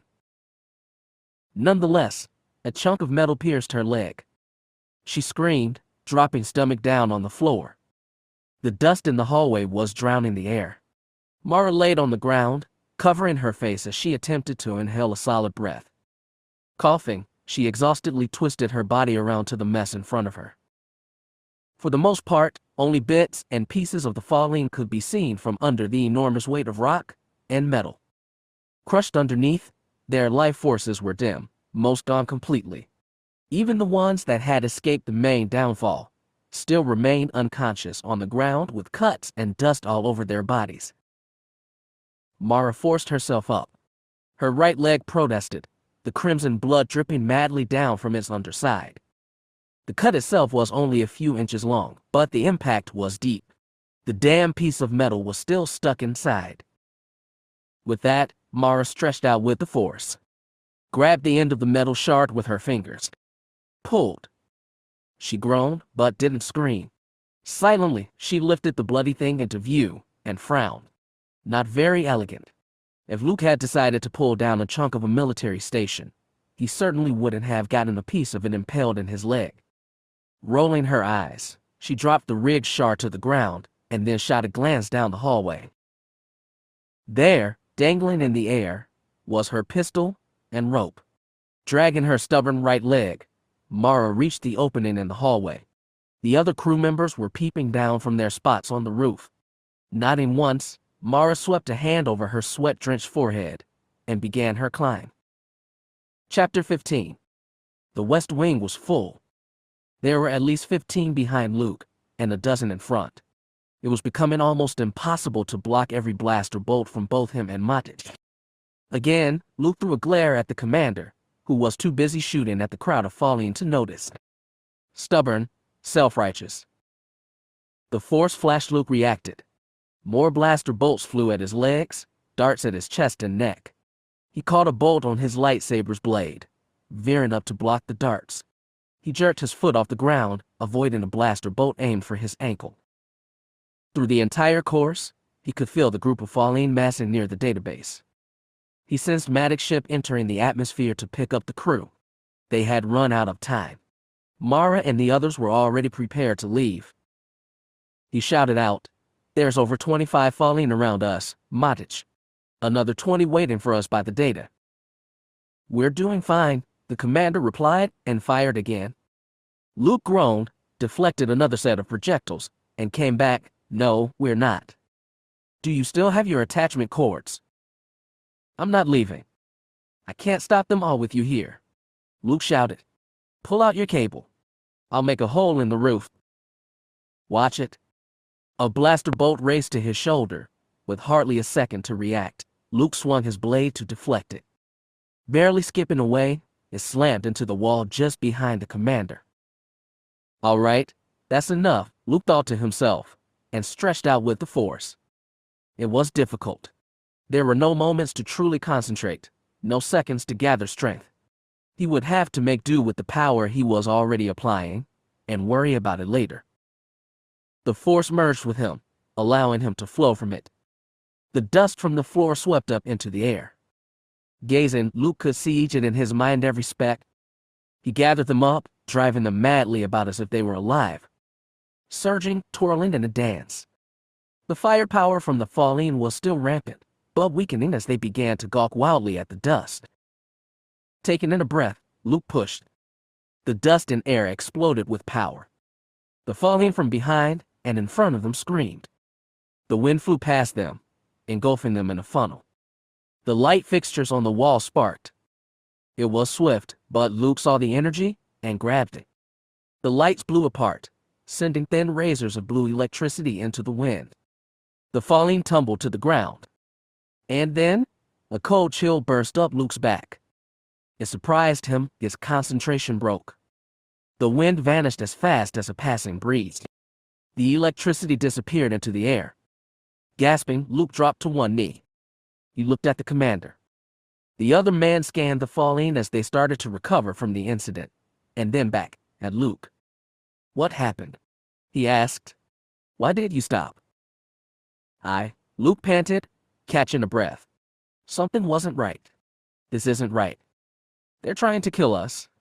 Mara screamed and pulled on Luke's arm. Luke snatched it back. Slowly, he allowed his body to relax and stood back up. He turned back to the falling, from the front and back. They had their blasters drawn, glaring at Luke and Mara as they stood by the sides of the corridor, like decorative statues. They were looking on, awaiting the next move. Nonetheless, none attacked. Quietly, Luke thumbed the switch on his lightsaber. The green glow disappeared from the hallway. Mara shot him a look. What are you? Put your weapon down, Mara, Luke instructed. The commander looked at him as if going mad. What? He exasperated. Put it down, Luke demanded again. They haven't killed Ross, and they've already filled up the entire West Wing. They don't want to kill us. Not yet. That's very reassuring, Mara snapped back, his words saturated with sarcasm. He aimed his blaster. No! Luke shouted. He spun back to Mara, grabbing the other man's wrist as he attempted to aim. With one move, Luke placed his thumb on a pressure point and jabbed it. Hard. Mara screamed, his blaster clumsily firing into the hallway. A falling shouted. The force tingled. A bolt flew by Luke's leg. Again, Mara cried out. Finally dropping his weapon to the ground, the commander tumbled to the floor. Luke looked down. Pace's lower right leg was still on fire. Falling to his knees, Luke tried to smoother the flames. Get away from me, Mara yelled back, smacking Luke's hand away as he put out the wound. Well done, a voice, familiar, entered Luke's mind. Slowly, he stood back up and stared down the hallway. Hammer stared back. Two other falling by her sides, blasters drawn. I was wondering when you'd finally get the hint, she continued, glancing from one side the other hallway to the other, considering that my entire crew has filled this part of the station. You wouldn't have made it much farther. We were about ready to pull out detonators. Another chill rushed up Luke's back. He merely ignored it and replied, You're the leader here. I suppose that's the appropriate term, she explained. Slowly, she walked down the hallway to him and Mara. Still on the ground, the commander didn't budge. He was listening, too busy attending to his injury to do more. Luke kept his eyes on the falling commander. Her height was about an inch taller than Luke himself. Her long black hair was neatly back in a new braid. She extended a hand. Your lightsaber. My friend, Luke countered. He's with your main database. The woman choked down a laugh. You mean the slicer? You actually expect me to do you a favor? Yes, Luke merely stated, and set his jaw. Hammer stopped her chuckles. She blinked at him, stunned. There was a moment of silence in the hallway. Finally, she offered a tiny grin. You're very direct. I find that honorable. She casually stepped out of the way. Your Highness, one of the men from her side shouted. Keep your tongue, Gyre, she barked and hooked her eyes to Luke's. He could have killed me and didn't. I believe that deserves respect. Silently, Luke grabbed Maddox's arm and lugged him up. The commander cursed, barely able to hold himself straight. Luke ignored his cries and began to walk. Still in his grasp, the commander groaned, but followed. They turned the hallway. Just as with the last one, falling stood beside every spot the walls provided. Men and women alike, they kept their heads held high, blasters up and ready for use. Luke reserved his attention to the door at the end of the hallway. Hammer and her bodyguards behind them. Luke reached the door. It was still melted shut. He gave Hammer a puzzling expression. You assumed I'd be back? She crossed her arms. Most people don't fuse a door to its frame when they're leaving it behind. She cocked an eyebrow at him. Gently putting Mara on the ground, Luke ignited his saber. Some of the falling flinched and lifted their blasters. Hammer shouted in her native tongue. They stopped. With one stroke, the metal door crashed into the room's floor with an echoing thud, the dust rising into the air as if Luke was attempting another force storm. Silently, he extinguished the saber and paced into the room. On the floor, Ross lay, his face and arms covered in charcoal burns and blisters. His eyes were halfway open, but there was no spark of consciousness within them.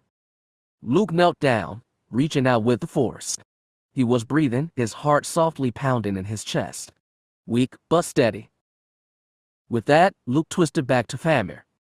By the wall she had originally been at the last time they had been together, she glared down at him with her comrades to her sides. Her eyes were set, but tired.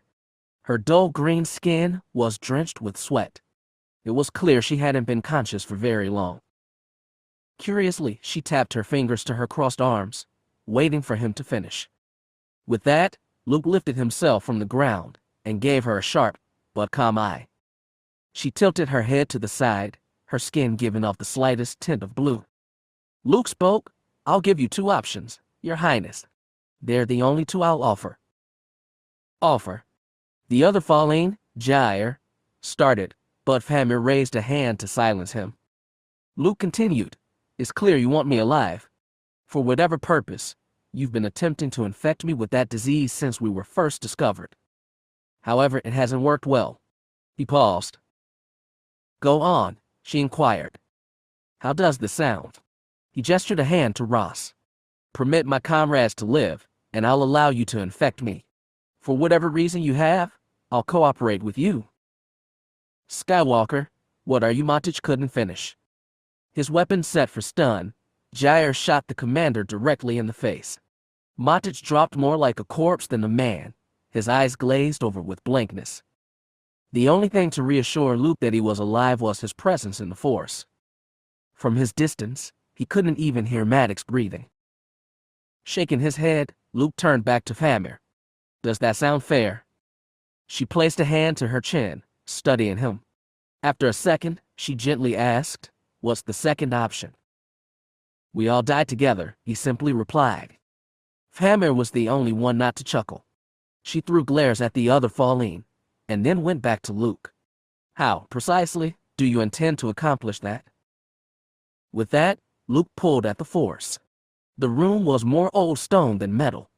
Opening his hands, he gazed silently at the Fallen woman as the entire area gave a thunderous quake. The dust jumped back into the air. All of the Fallen nearby staggered back. Famir eyed the ceiling, and then him. "You'll end up killing yourself," she explained. He released the room and shrugged at her. "I'll die soon anyway. It's your choice, but I warn you, the idea of death doesn't concern me." "I'll make a note of that," she hissed, and conversed with the other Fallen by her side. After a minute, Jair removed a dart from his belt. He walked to Luke. "No," Luke came back and nudged his head to Famir. "I want you to do it." She blinked at him, bewildered. "Why?" "Because you're the leader here," he replied. "My death will ultimately be your doing. Therefore, you should be the one to handle the entire job." There was something in his words that struck her. She gazed at him as if his declaration had just socked her in the stomach. She was sweating again. Silently, she moved to Jair and lifted a hand.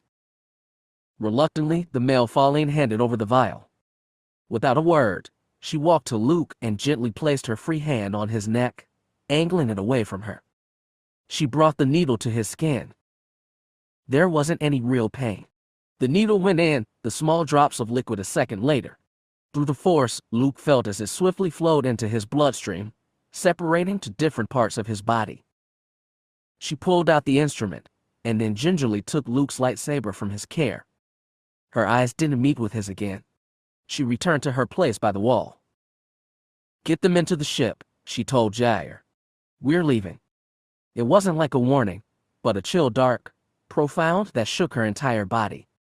Bored in the fast pace, Mara felt as if her heart had stopped. Luke. Luke was dying. The sensation was subtle like a whisper in the wind, but his message forced Mara to jump. Immediately, she bolted out of the ship's bottom hatch and back to the station's opening just a few meters away. "No!" Treya shouted from the ship. "What are you doing?" "He's dying," she cried, her right leg buckling with protest. "I can't feel it." "Stop," another crew member yelled. Chasing behind, The crew member grabbed Mara's arm.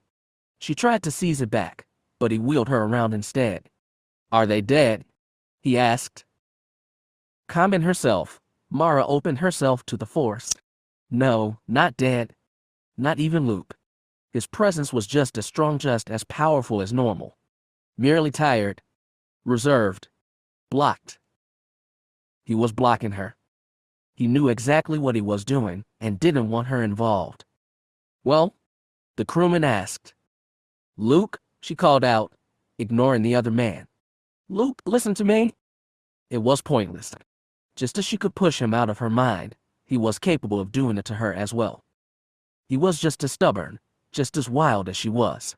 Perhaps not in the same way, but on the same level. He thought what he was doing was right. It was the end of the discussion. Slowly, Mara got a grip on herself. She turned back to the other man, the knots in her throat and stomach making it impossible to talk. Luke didn't want her there. Every beat in her heart protested no, but there was something beyond her, beyond Luke, that screamed urgency. She had to use the Force to will herself to speak. When she did, they were not the words she expected to hear. It doesn't matter. We need to leave. Now. From inside the station, Luke Skywalker trekked behind the falling queen and her subjects. There was the faint noise from the roof. The station rumbled for a second, but no one stopped their pace. Slowly, the bright presence of Luke's wife began to grow faint. It continued to dim as she sped off with the others. Luke drifted his eyes to the ceiling for a moment, and then dropped them back to the floor. Quietly, he smiled. Chapter 16. I'm telling you, Han is nuts. The sweet voice of Leia Organa Solo's husband, Han Solo, boomed throughout her apartment from the transmitter holo. Humans and non-humans alike are ready to start a war. Offering a grin to her ruggedly handsome spouse, she merely asked, Are you certain there isn't a touch of exaggeration to your story, Han? With that, he tugged the edge of his shirt's collar to one side. Underneath was a cut at least 9 centimeters in length. This from an old woman with exceptionally tough nails, he replied, and shifted his hands to his hips. No exaggeration, Leia. The New Republic can put up all the trade blocks and inspection stops they want, but these falling would risk uncharted space to get where they're going. Coruscant, she sighed, and plopped down at the edge of the living compartment's small table. She shook her head at her husband. I'm lost, Han, she told him. I realize my place is here, but still. I want you here as well, he finished for her. Flaring off one of his outrageous smiles, he told her flatly, I've requested for me and Chewie to be sent to the Yavin system to protect it. It's pretty close anyway. I think Cam and Tion can handle the Academy. Maybe from Sith Lords and asteroids, he came back, but I've heard of 2 unmarked ships floating around that system on and off for over 2 days. I'm not gonna let a pile of outright wild lizards get a hold of my kids.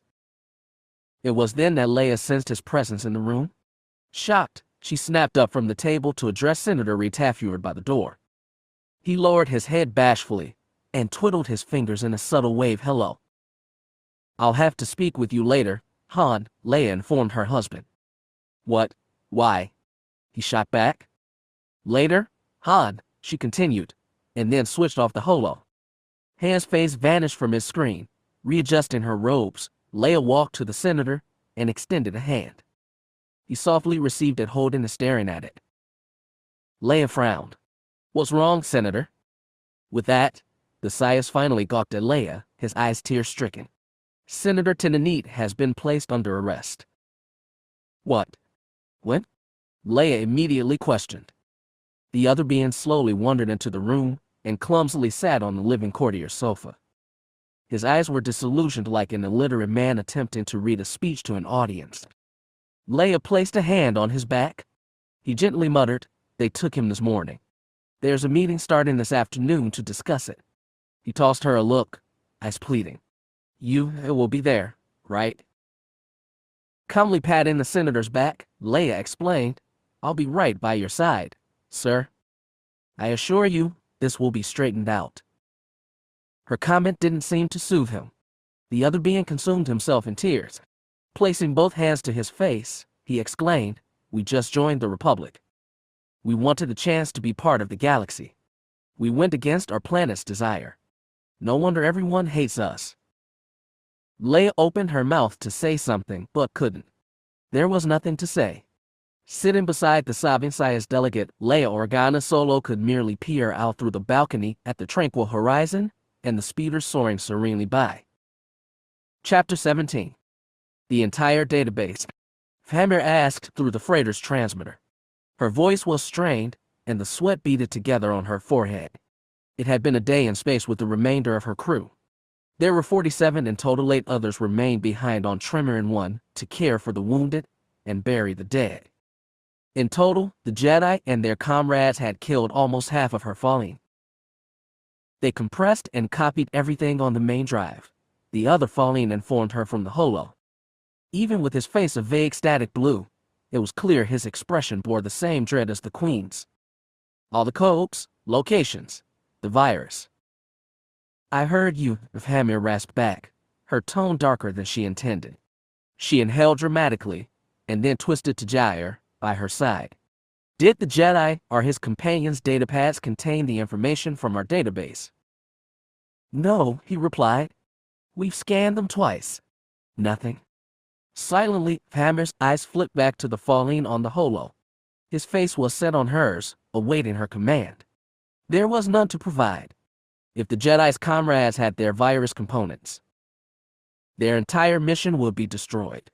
All the fallen would suffer the consequences. She felt ready to scream. Forcefully, she bit the inside of her cheek to stop herself. Blood instantly flowed from the wound, calming her with its pain. Softly, she told the other falling through the holo, send a report on our wounded as soon as you get the chance. That is all, Palan. Yes, my queen, he said with a bow. A second later, his face disappeared from the holo. Her eyes hooked to the viewpoint. Famir told Jair, if they've stolen all the data on the virus, we failed. Don't say that, he replied, and rested a hand on her back. Perhaps their comrades never got the datapad. And, even if they did, it would take months for them to create an antivirus from. Or weeks? She screamed, and whirled around to him. His hand was thrown off her back. She glared. Do you realize the implications of this, Commander? Can you even process them? Perhaps we should speak in private. He nudged his head at the others on the bridge. Rolling her eyes, Famir clutched him by the collar. The movement stunned the younger falling. He placed a hand on hers as she gripped his shirt, but said nothing. She spoke for him. There is nothing private about this, Commander. Unless we can catch up to that New Republic's vessel, then we are all going to die. You're hurting me, Famir, he choked, grasping her wrist. Our master doesn't accept failure, she continued, clasping down. If even one human is left standing, then every fallen will face the same punishment, Jair. There are trillions of humans out there. If they can create that antivirus, we'll be lucky to wipe out 1 million. It doesn't matter what rank and nobility, we will all suffer the same death. Is the reality seeping in, Commander? Or do I need to squeeze harder? Let go, he barely managed to spew out. With that, Famir dropped him. Coughing, he glared at her from the bridge's floor. His mouth remained shut. His eyes said it all. For all the support he could give, for all the love and optimism, the reality of their lives was quickly locking into place. Inhaling a breath, Famir wrapped her hands behind her back and silently twisted to the viewpoint. The colorful void of hyperspace was soothing, but her heart was still exploding with each beat. Their only chance was to catch the other ship and attack. The humans would select the fastest route to Coruscant. Famir's freighter was set on the same path. The other vessel only had a half-hour head start, and didn't know Famir was behind them. The Fallen could find them. They had to, even if it meant colliding Famir's ship with theirs. It would be a small price to pay for her species' survival. It was true, so desperately real. Unless Famir did something swiftly, her entire race was going to die. They're panicking, Luke informed, Montage paced to his right. Sitting inside the confided prison of the falling vessel, the Jedi Master's eyes were cast to the ceiling as if searching for a bug.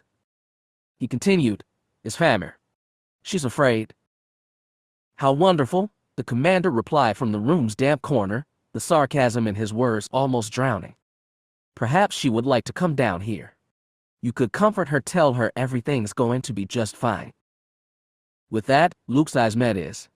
Don't you think it's odd that the commanding officer set to kill trillions of other people is the one that's terrified?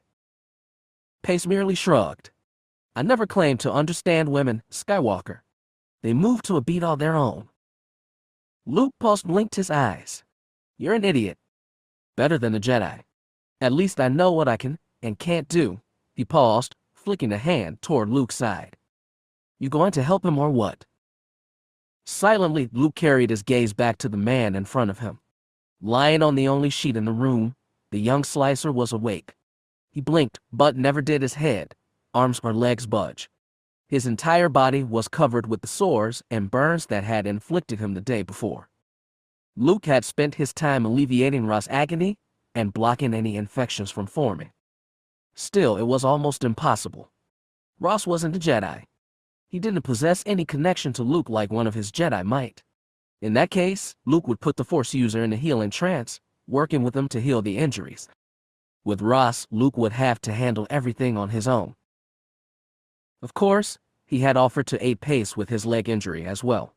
The commander had insisted Luke stay back, keeping his healing abilities for Ross and Ross alone. It was true Ross needed more dire aid than Pace, but an infection was already developing on the commander's wound. And still, the commander refused Luke's help. Huffing out a breath, Luke focused his attention to the present. He lowered his hands to his lap, leaned forward, and whispered into the slicer's ear, Ross, I need you listen carefully right now. Do you hear me? Slowly, the slicer opened his mouth. He attempted to shape a word, but Luke raised a hand to halt him. Just blink if you understand, Luke replied. Ross' eyelids dropped and then reopened. Luke tenderly rested a hand on the slicer's forehead and continued, I have to put you in a trance right now. Your injuries are severe, and there's not much more I can do for them in this state. But, if you're in a trance, it'll slow your body down and give it more time to heal. You understand? Again, the younger man blinked. What are you talking about? Pace suddenly hollered through the room. Closing his eyes, Luke breathed in the Force and then turned to the other man in the corner. I need to put him in a trance. It'll keep him more stable. Already, Pace was shaking his head. You mean like a coma? Something of the sorts, Luke replied. It would give us more time? More time for what? Pace instantly snapped back. Just heal him? How long could that possibly take? Longer than whatever amount you're thinking of, Luke instantly countered. He's been severely injured, Matich. I can't just snap my fingers and make him well again. With that, Pace stood from his place in the corner. Limping to him and Ross, the commander hovered over Luke with a glare. How long? Luke lifted his hands for reasoning. I don't know. This isn't something I encounter day by day. Why can't you understand that? Will he die? Pace questioned instead. Ross' emotions surged. Luke instantly spun back to the slicer, instructing him to calm himself. Pace continued. Well, placing a hand gently of Ross' forehead, Luke decided to ignore the commander and put Ross in the trance at that moment. Nevertheless, Ross' eyes were wide, his heart beating much faster than it should. Slowly, Luke bent forward to his ear again. There's nothing to be afraid of, he told the younger man. I can't promise you anything, Ross. Nothing, except when this is over. You will feel no more pain. Either way. Slowly, the slightest amount of air exited the slicer's mouth. He tried to speak, but the words were so faint, Luke had to use the Force to catch them. I don't want to die. I know, Luke replied. And I'm going to do everything in my power to ensure you don't. But I can't promise that you'll wake up, Ross. I can promise you no more pain. No more. You understand? It took a second for him to reply. He was terrified. There was nothing Luke could say to appease him. Ever so slowly, however, his eyes closed. He lay silently, waiting for Luke to take over. That's just it. Then, Pace questioned in the corner of Luke's mind. That's all you can give? I'm busy, Matich, Luke replied, squinting his eyes shut. He blanketed the force onto Ross' mind. Already exhausted, the younger man reacted immediately. I'm not going to let you do this, the commander protested from his side.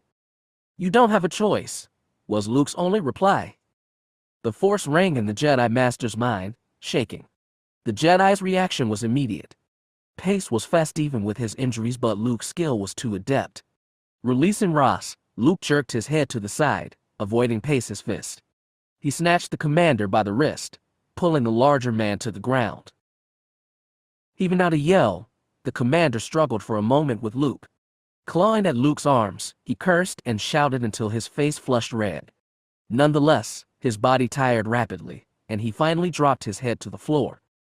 Silently, he stared up at the ceiling. Are you finished? Luke questioned, holding tightly to the other man's wrists. I didn't mean it to be this way, Pace suddenly declared. I still set upwards. I know, Luke told him. No one does.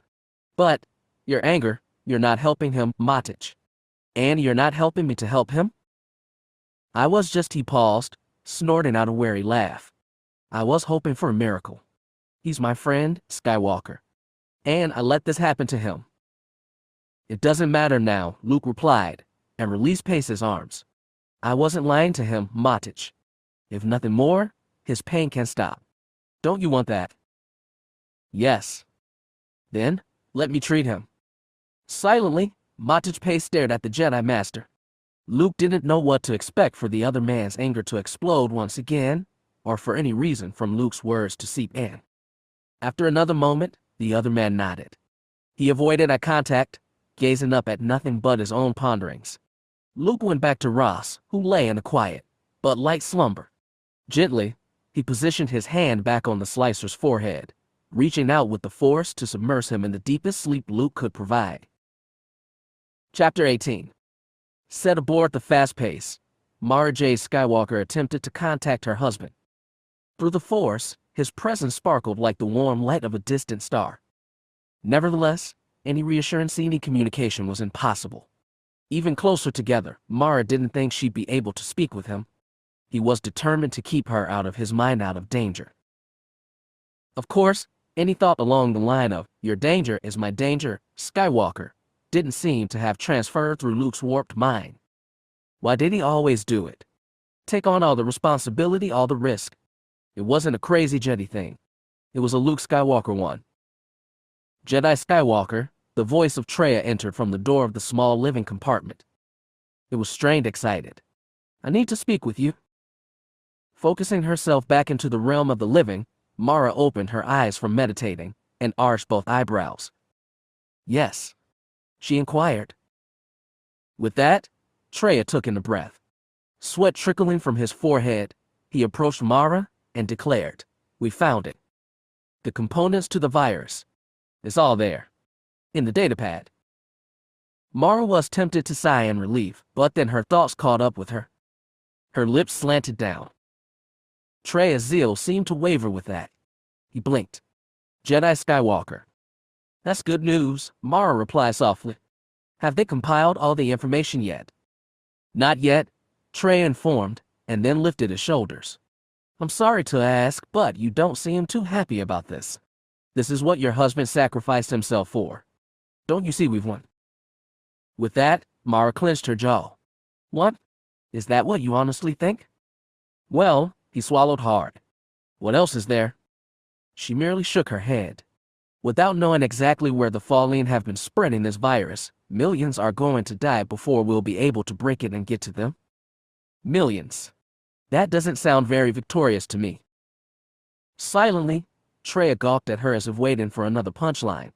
After another second, his expression sombered. He apologized for interrupting her meditation, and then tottered away. Closing her eyes again, Mara stretched out with the force. Absorbing herself within it, she called out for her husband through the emptiness of space. It was a routine now.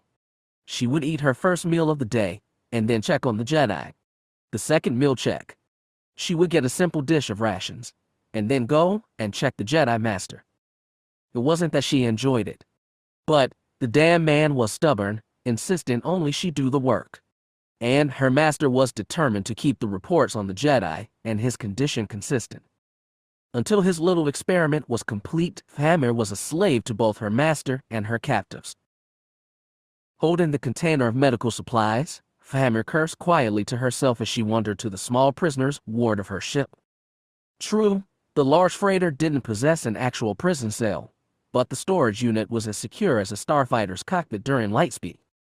To add to the security, there were no other ships, and no escape pods to her vessel. It was bad for her and the crew, but good in keeping prisoners in their place, especially for sensitive ones. Pressing a hand on the security pad by the door, the room's thick metal plate slid to the side. Inside were 3 men. The large one, Pace, snapped a glare at her from the corner the instant his eyes collided with hers. The younger one on the bed sheet didn't possess the will. Skywalker sat peacefully by the younger man. Legs crossed, he seemed too transfixed by his own concentration to notice her. Of course, after 3 days in space, she knew that was not the case. Again, the Jedi Master's voice rang softly through the room. Groaning to herself, Hammer merely marched into the storage unit. The first few days, she had been escorted by guards, but it seemed almost silly by that point. If the Jedi wished to kill her, he could succeed. He would be attacked by her entire crew soon after, but Hammer would be dead in any circumstance. She went by herself those days. "Get up," she instructed him flatly. Immediately, he stood and extended a hand. Silently, Hammer placed a small tube-like jar into his care. He glanced at it, and his face contorted as if sniffing something foul. "Do we have to do this so many times a day?" She merely raised and dropped her eyebrows sardonically. "Believe me, Jedi, this isn't on my list of thrills either. Just fill the tube." Shaking his head, he lumbered to the corner of the room away from everyone else. Hammer waited, eyes upwards. After only a second, he returned and handed the full jar back into her care. Silently, she put it in the medical case and then hauled out 2 other devices. The first one was simple. Skywalker opened his mouth as she put it under his tongue. The second was not quite so easy. The medical droid had shown Hammer how to use it. Still, the damn instrument gave her the jitters. As normal, the Jedi Master rolled up his sleeve, awaiting her next move. He made it too easy sometimes. Hammer always had the suspicion he was up to something. Nonetheless, she positioned the thing to his skin and then activated it. The device exuded a funny noise, straining out blood from one needle, and then tearing up a small sample of skin with the other. Most people groaned with the pain. Skywalker merely kept his eyes away, glancing around the room as if in another world.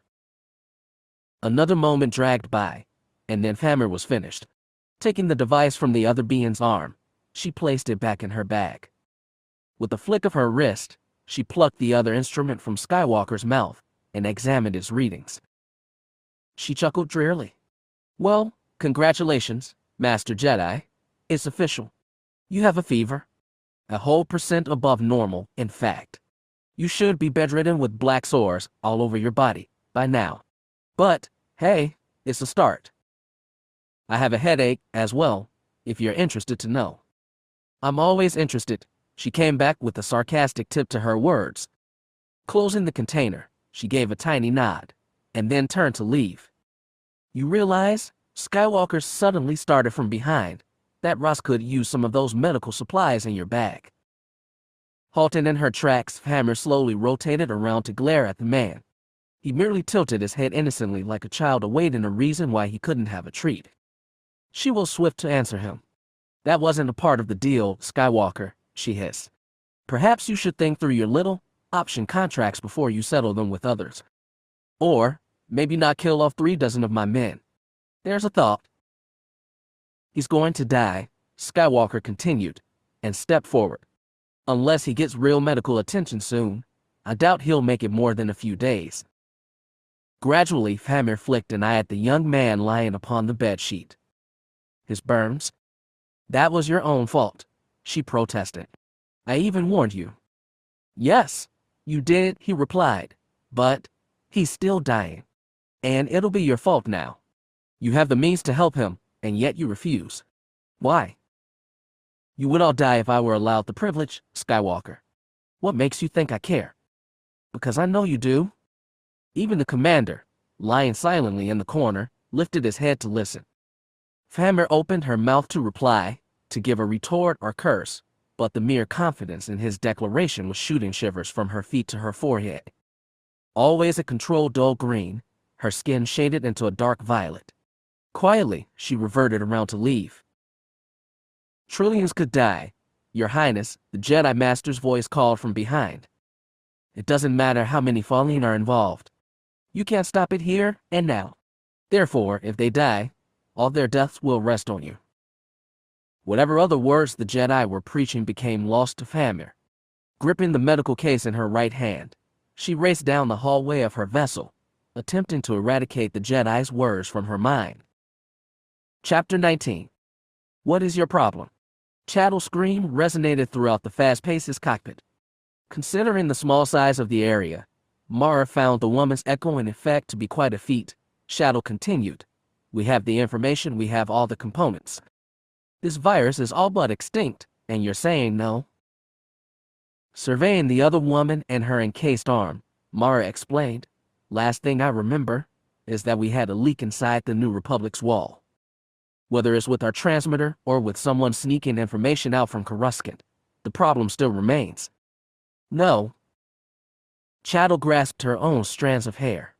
Groaning, she pulled at them until a pile of jet black pieces ripped from her skull. Mara grimaced. The anger from Chattle was mutating the small room into ice. Leia, in her pilot seat, was the next to speak. What I believe Chattle is trying to say, Jedi Skywalker, is what difference does it make now? So what if they realize we have the means to make an antivirus? What are they going to do, curse at us in a fit of rage? Another force ripple hurled up Mara's back. The injury on her leg, mostly healed from hours of meditation, somehow managed to ache. The force alerted her to danger every time someone even mentioned sending the information to Coruscant. So again, she refused. All right. Chattle suddenly shrilled and grabbed Ra's datapad lying on the cockpit's console. I don't care what our paranoid Jedi comrade wants or thinks. I'm not about to let millions of people die because she's got a feeling. With that, the other woman leaned forward to hook the datapad into the ship's transmission console. Even Chattle gasped when the small device flew from her care. Calmly, Mara caught it in her hand only a second later. She frowned. Chattle came to face her, eye to eye. Give it back? With that, Mara granted a tiny smirk. In the wise words of my husband, she glared at the other woman. No. Chattle tried for the datapad anyway, but it was too late. Hurrying out the cockpit, Mara jabbed her hand on the door's release. The thin slab of metal came sliding through only a second later, leaving a narrow but secure barrier between Mara and the others in the cockpit. You're insane. Chattle screamed, her voice muffled through the door. Delaying could kill millions, you idiot.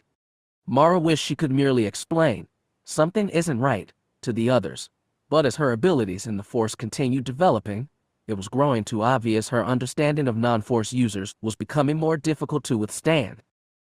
She wanted Luke there. She felt almost alien in a ship full of non-Force users. From the corner of the hallway, Mara sensed Trey eyeing her. He was fidgeting, pondering the idea of snatching the datapad from her grasp. Gently scooting her back down the door until her butt rested on the floor, she merely shouted to him, don't even think about it. Not unless you want to spend the rest of your trip cramped in the storage unit. He instantly backed away. Silently, Mara focused her attention to the datapad in her hands. Why couldn't they send the information? What was she missing? Another force wave hustled up her back, her leg throbbed. Rolling her eyes, Mara gently dropped her head back to the metal door behind her, and sighed. 5 days into the trip, and Luke was feeling it. Uninjured from the mission to Tremor 1, the virus was the one and only thing plaguing him. As Luke suspected all those days before in the station, that alone would be enough for him. It wasn't a matter of control, Luke could feel the disease in every part of his body. Nonetheless, Luke's attention was set on Ross. In all essence, Luke still had time to treat himself. Ross couldn't not gain that luxury. Supporting his back against the wall beside the younger man, Luke opened himself in the Force to sense the boy's vitals. Everything was reduced to the speed of a Jedi in a hibernation trance. His heart steadily beat every few seconds or so, his breathing so serene. There were times Pace had frantically informed Luke that Ross had stopped completely. Luke knew better, but his concern for the younger man was mounting. Even with all of Luke's work, infection was starting to touch at parts of Ross' body. It wasn't going far, Luke made sure of that. As time lugged on, however, so did Luke's power to control the burns. Too soon Ross' fears were going to become reality. A cough erupted from Luke's mouth like a wild snow creature. Yanking a hand up to his face, he closed his eyes, sucked in a breath, and coughed again. The movements were more like spasms, shuddering his lungs until his throat felt ready to dry up and wither off his neck. He allowed another breath to be consumed with the strained heaving, and then used the Force to control the rest. Slowly, he took in another breath, and brushed his hand across his forehead. He felt horrible. "You look terrible," Pace expressed from the corner. "Is it finally catching up with you?" "It's trying," Luke replied, cleared his throat, and then pitched a tiny grin at the other man. The commander didn't return the gesture. Lying in the corner, he let out a cough of his own, and then brought his eyes up to meet with Luke's. A spark of worry glimmered within them. Slowly, Pace declared, "I think I'm sick." A chill rushed up Luke's back. Curiously, he pulled his aching body from the wall and dragged himself to Pace. He grazed a hand on the commander's forehead. The Force wasn't needed to feel the heat fuming from the other man's face. Luke frowned, gazing down at him. Pace seemed to catch the expression on Luke's face. He only shrugged. "Hey, blasted vaccine wasn't supposed to last forever." "Ross doesn't have it yet," Luke informed him, stretching out with the Force. Despite all his injury, the vaccine seems to be holding well. "Some good news. Let's not hex it." Taking in another breath, Luke reluctantly asked the commander, "Do you want me to help with the pain?" "Me?" Pace replied, and waved a hand. "Look at you. You look worse than I do." "No, save that good Jedi voodoo for those who need it." "You're going to need it. Very soon, Matich. You know, for a Jedi, you're awfully bossy." Luke's mouth parted, feeling a retort mounting in his throat. At the very last moment, however, he decided to forget it. Silently, he toddled back to Ross and sensed out with the Force. There was an abrupt push throughout the room. Not a quake as if something on the vessel had been hit. Rather a small thrust backward, so gentle, Luke didn't flinch from his spot. Instead, he allowed the smallest grin to escape his lips. They were out of hyperspace. "What the hell?" Jair shouted from beside Hammer on the bridge. It wasn't as simple a declaration as it normally would be. The words from her commander's mouth were the same roaming wildly inside the Queen's head. "What the hell? Where is it?" Hammer yelled throughout the room, shooting razor eyes at her navigator. "Well, where?" He trailed off, scanning his instruments as if looking for an activated detonator under his desk. I don't know. It's supposed to be here." "Where?" Hammer screamed, gesturing a hand madly at the viewpoint. "Thyfera. It's a planet. A massive, overpopulated planet." She spun her eyes to the viewpoint, and then back at him. "Do you see a massive planet from your view, sir?" He frantically toyed with his console, going from this piece to that. After another second, his fingers nervously dropped from the instruments. His eyes came to meet with hers, defeated. "No. I don't understand," Jair muttered to her side. "How could we be this far off course?" The remainder of Hammer's air escaped her lungs. She gasped, and clasped to the edge of the console beside her for support. Jair gazed at her as if she'd gone mad. Hammer merely knelt over, taking in the breaths as not to faint, the reality finally crashing into her. The Jedi. The blasted, Force-manipulating Jedi. He was responsible. And now they had no chance of catching the other vessel. "Hammer," Jair inquired, placing a hand on her arm. With that, Famir shot a glance at her commander. Slowly, staring at his worried expression, her lips curved upwards. It was like an impulse, but as she gazed at his sweet, concerned face, a wave of laughter exited her lungs. Nothing kind, nothing comforting. It was the laugh of a woman gone insane. After another second, she merely shook her head at Jair. "We're all going to die." "Please," he shook his head, but no more words assembled. Blankly, Famir straightened herself and peeked at her bridge crew. Most had their eyes on the floor in front, only a few brave souls dared to gaze her way. Nonetheless, she said nothing to them. Taking in a refreshing breath, she twisted back to Jair with a tiny grin to her mouth. "Will you handle the bridge for a moment, Commander?" she asked lightheartedly. He paused, swallowed hard, and then replied, "Of course, my queen. But, where?" He couldn't complete the sentence. Famir was already out the door, heading toward the prison ward. The fury throughout the vessel could have thrown some Jedi to their backs. It was like a poison all its own. Luke was ready for it. Stationed beside Ross, he could sense her long before she made it to the storage compartments. The anger was blinding, yes, but as she drew closer, the tiny sparks of terror became just as evident. Not of him. It was for her ship's ultimate failure. They would never reach Mara and the others, and Famir knew it. The doorway of the storage unit shot open. From its entrance, the falling woman stood, sweat drenching her face as if she had somehow contracted Luke and Pace's ailment. Her skin was a soft, but grave shade of violet. A dagger lay casually in her hands. Panting, she entered the room and moved directly to Luke. "Get up," she ordered with a strained rasp. Silently, Luke did as instructed. Gripping the knife at her side, she looked at him with her wild violet eyes and shouted, "I thought you were honorable. If nothing more, I assumed you, above all other humans in this galaxy, would keep your word, Jedi." He merely shook his head. "I did." "Liar," she screamed, pointing the dagger's end at his face. "You told me you'd cooperate. We had a deal." "But I have cooperated," he came back softly. "With you? I didn't say anything about your ship, as not prearranged by our original contract." Knife trembling in her hand, Famir's eyes blinked with tears. She tried to control them, to at least hide them, but none could do. Even as a falling, unnaturally controlled species, Famir could no longer keep her anguish under authority. Teeth locked together from fury, Famir merely told him, "Turn around." "No," was Luke's only reply. "Turn around." She cried out again, her dagger waving in her hand.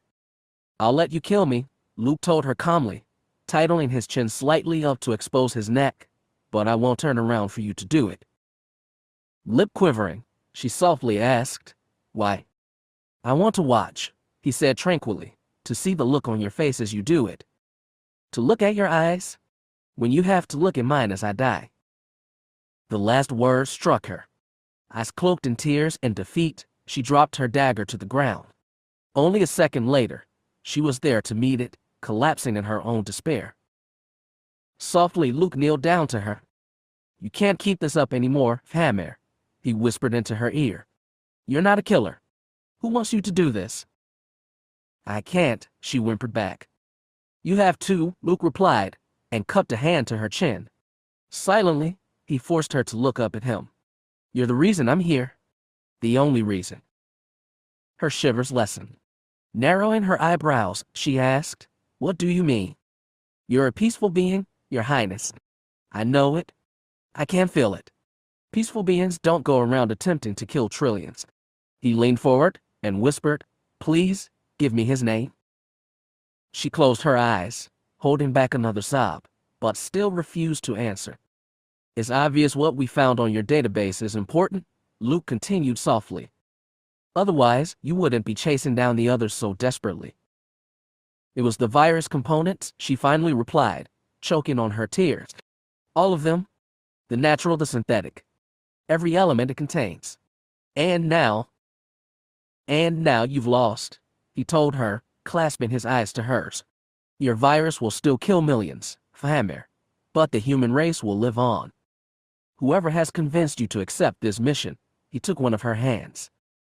They will know very soon it failed. No! She shouted, attempting to get away. Luke held her tight. No, please. There has to be another way. There has to be. Why is this so important? Luke demanded to know. What has the human race done to justify this slaughter? Slowly, Famir's sobs became as subtle as a whisper. Drawing in breath after breath, she shook her head furiously at Luke and replied, "It isn't the humans. It has nothing to do with humans. It's us. The falling." "What do you mean?" "Our master hasn't convinced us of anything," she told him flatly. "The human bioweapon wasn't found recently. He's kept it, fearing another rise in the galaxy's government. The rise of another group of authority." She wiped frantically at the tears rolling down her face. He hated the Empire.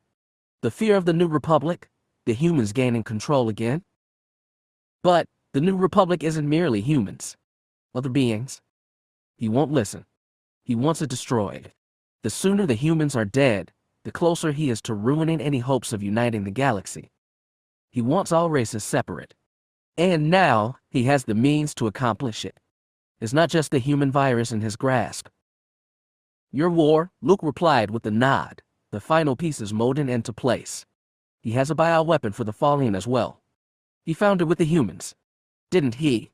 Slowly, she looked up at him and nodded. Luke shot a glance at Montage Pace in the corner, eyes gazing out at them as if searching for light. He didn't seem to have the will to move nor speak. Everything had suddenly fallen into place.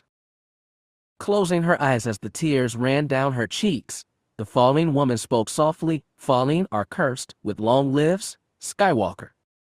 Myself, I'm over 100 years old. I've had a dozen children in my lifetime, and I lost half of them in that war. Now, there's a chance I could lose the others. I can't let that happen. I can't." "I won't let it," Luke declared, but the words more spilled from his mouth than a true conviction. With that, the woman coughed out a laugh. "Oh, good. For a moment, I was worried. Do you know who this master is, Famir? His name?" "No." "Anything about him?" "He has contacts all over the galaxy. Lots of power, even in the New Republic." "The leak?" Pace called out from the wall, and coughed. Blowing out a breath, Luke turned back to Famir. "Let me get a hold of my ship." She smirked at him. "Please don't tell me you're serious." "As much as you are," he replied, never losing his composure. His words appeared to catch Famir. Not blinking, she finally confirmed, "You are serious." "You failed, Famir," Luke explained. "There is nothing any falling can do to stop this now. We have the virus, but your master is still holding yours. He's the enemy, Famir. Not me. Not any human. It's him." "Why would you help me?" she asked. "I know what it's like to find myself between two difficult choices," he told her gently. "But right now, you only have one that has a chance of working. Let me contact my ship, Famir. Please?" Staring at him as he held her, the falling queen finally agreed with a nod. Peeking around the room, she stood back up and wiped the rest of the tears from her face. "I'll bring some medical supplies for you and your crew," she explained calmly. "If nothing more, it should slow the pathogens in your systems." "How about a cure?" Pace suddenly called out. "You know, an antivirus or something." With that, the falling woman actually sneered at the commander. "We are not spreading this disease around the galaxy just to cure it later. We don't have one. You'll just have to make do." "When can we contact my ship?" Luke asked. "It'll take some time," Famir explained, and walked to the door. "The corridors of this vessel are cramped with my crew. If they catch me in this act of betrayal," her words hung in the air. With that, the Jedi narrowed his eyebrows. "Could we reason with them as well?" "Most of them are ignorant of the details of our mission," she replied. "However, they know our race is at risk. Once we're discovered, every fallen is going to try and kill you. And unless I can convince almost 50 beings to trust a dying Jedi to save them from a massive bioweapon, they're going to try to kill me as well." She suddenly hesitated, put her hands on the door's frame, and then at the floor. Blast even to me, it sounds idiotic. She was gone before Luke could reply. Luke turned his attention to Montage Pace. Giving off another exhale of coughs, the commander merely looked at Luke and shrugged. Chapter 20. A day lingered by, and Luke's concern began to accumulate. Not for Famir, he already knew the falling queen was sincere in her agreement to aid them. She hadn't returned to the prison, however, and Ross and Montage were worse. Comatose by Luke's side, the young man's breaths had transmuted into wheezes. His heart was still holding sturdy, but infection was setting into his body, and Luke couldn't prevent it anymore. His own body twinged with pain. If he didn't start focusing more of his energy on himself, he would end up resembling Montage Pace within just a few more days. Pace. The other man became vexed each time Luke opened his mouth to offer aid. There was no convincing him. He didn't want Luke's attention off the computer slicer. Only a day into the virus, Pace's fever was practically sizzling. He coughed, sometimes gasping for air. He was progressing far more swiftly than Luke's own body. Then there was his leg. Infection had captured his edges, gradually snaking his way around the wound. His sweat dripped to the floor. His breaths were heavy and tired. And, still he refused Luke. So, it actually surprised Luke when he felt Famir's presence just as Pace, and he were planning to lie back for a few moments of slumber. Coming with her were two other Falling. Montage, Luke spoke, rolling off the floor. Stay where you are. And don't look at me. Yes, Commander. Sir, Pace retorted by the corner. Silently, Luke crept to the door. A second later, Famir and the others reached them. The other two Falling, Luke could only assume were guards, were first to enter the room.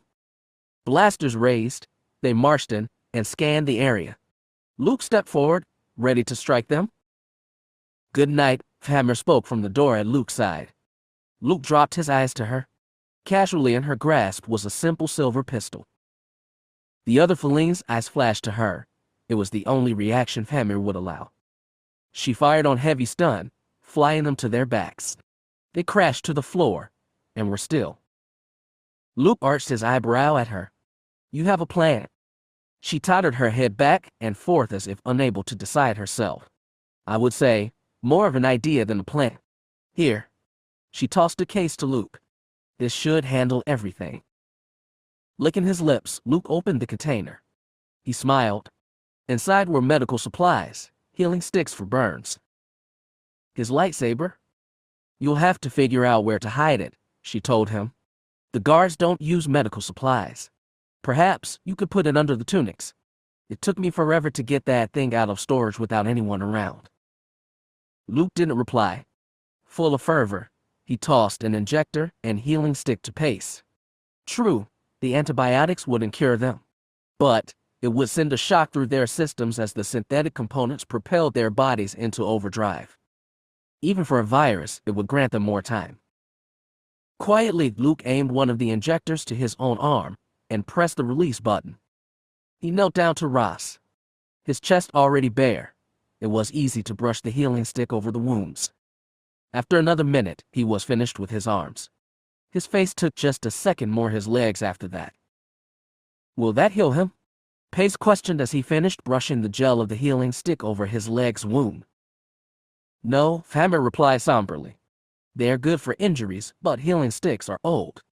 They'll stop the infection, and will even heal some of the less damaged areas, but they need to be reapplied constantly, Luke continued. For days or even weeks.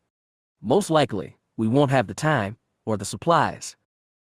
Pace opened his mouth impulsively, but swiftly closed it, resolved. Luke bowed his head once at the commander, and then spoke to Famir. Where do you want us? Marching down the corridors of Famir's ship wasn't that difficult.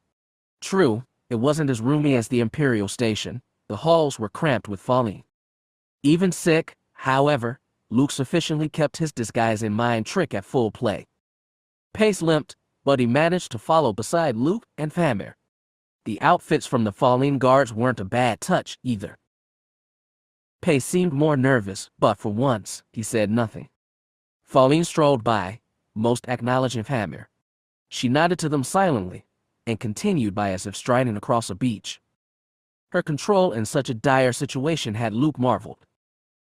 Yuvin Cha-al, a falling passing by suddenly expressed. Famber replied in her foreign tongue, and continued her trek. Turning a corner, another group of falling breezed by. One shouted cheerfully, giving Matic a playful punch in the shoulder. Gavaisi convevi diak. Twiddity. Matic merely replied with a wary grin. The other falling cocked one eyebrow, and snorted a laugh. He stared at Matic for a second, and then shook his head and left with the others. Luke exhaled the breath he had unconsciously been containing. Walking again, he asked Matic, "How did you do that?" He paused, and jerked his shoulder like he couldn't believe it himself. "I don't know. It was something I heard them saying a lot in the station." To answer your question, Famber came back, her expression not so cheerful. He's not fluent in the falling language. The other man asked how things had been that day. Your commander gleefully replied, "Shoot the humans." Maddox's eyes went wide. Even with his greenish tint, his face flushed red. Luke placed a hand over his mouth, suppressing a laugh. "We're here," Famber declared as they halted by a large door in the middle of the hallway. "Just remember, follow my lead."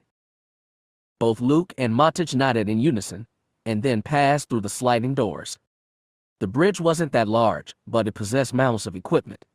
There were 6 stations in total, one for navigation near the front. There was one for piloting. Another was a database, and the other seemed to be for a co-pilot, communications, and weapon controls. "Everyone?" Famber shouted, and stalked to the center of the room. "I need to send a transmission. All of you can leave early. And tell the next shift to remain outside until I say. Am I clear?" She glanced at Luke and Matic. Both held still, watching her work. Slowly, the others in the room started to vacate. A particular falling near Famber clapped his hands to hurry everyone out.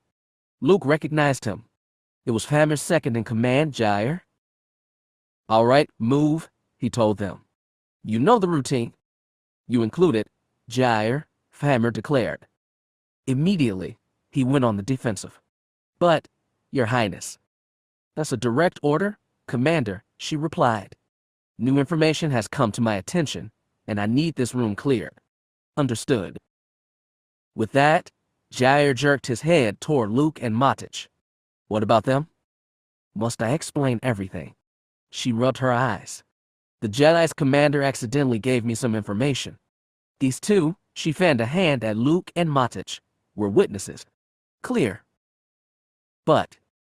"No buts, Jair. I want you to leave. Understand?" He frowned at Famber as if she'd just pushed him 2 feet back. Nevertheless, he was gone a second later, leaving Luke, Matic, and the Queen inside the bridge alone. Wrapping his arms around his back, Luke smiled at the woman. "Thank you." "This is a partnership, Master Skywalker," she replied firmly. "Not mercy." "Here," she spoke, and drew a tiny chip from her belt. "I want you to see this." Luke walked to the woman's side as Matic followed. Sliding the tiny chip into the database near the right of the bridge, she activated the screen by its side. "This is what every royal house on Falleen received close to 3 months ago," Famber explained, and waited the screen to flash to live. It only took a second. As it did, Matic Pace gasped, taking a step away from the database. Luke gazed on as his mouth slowly dropped with disgust. The picture that played out was just like his vision all those weeks before on Yavin 4. Except now, it was falling. A pasty light gray. All of them lay heaving on the floor, blood, vomit, and other fluids surrounding them like puddles from rain. There were children in the room, their dead bodies being cradled by adults. It was just like the humans, the same revolting scene with the same agony. Luke lifted the back of his hand to his lips and released another massive cough. He avoided looking at the screen again and focused on Famber. Apparently, she noticed his expression and then shut off the screen. "We got a message from the master about an hour later," she explained, and pulled out the chip from the database. He explained that the Falleen in the pictures were from a transport vessel away from our planet. He captured them, infecting them. She trailed off. His orders were simple. He gave each royal house the human virus, ordering them to disperse it everywhere they could. Get our servants, our noblemen, everyone to follow our orders without question. We were to start at the outer rim and move inwards. That way, by the time Coruscant discovered what was happening, it would be too late to create any type of cure. Why didn't he merely try doing this on his own? Mara asked as he came back up to them. With that, Famir presented an unpleasant smirk. One man against a universe. No, even if he ended up killing thousands of humans, the virus would never spread quickly enough. The New Republic would eventually discover the virus components on their own and fix the problem. Unlike Feline, humans are everywhere in the galaxy. We merely live on our planet. The disease would spread like fires to a jungle there. By the time we would find a cure, most of us would already be dead. Tearing up, Famir wiped a hand across her face and then motioned to Luke. Are you ready to contact your ship? He bowed his head. Yes. Again, thank you. No thank yous, she immediately snapped and pointed at the transmitter near the front of the bridge. Move transmit contact. Simple? Yes. Very, Luke replied, and hurried to the console. It was an unusual blend of old Imperial, Old Republic, and falling switches. The odd configuration took him a second. Matic approached his side, witnessing, and desperately considering any way to assist. There we go, Luke declared. Surveying the viewpoint of space, a thin, long part of the bridge's wall sparked to life. Luke shut his eyes for a moment, relieved. He glanced at Famir.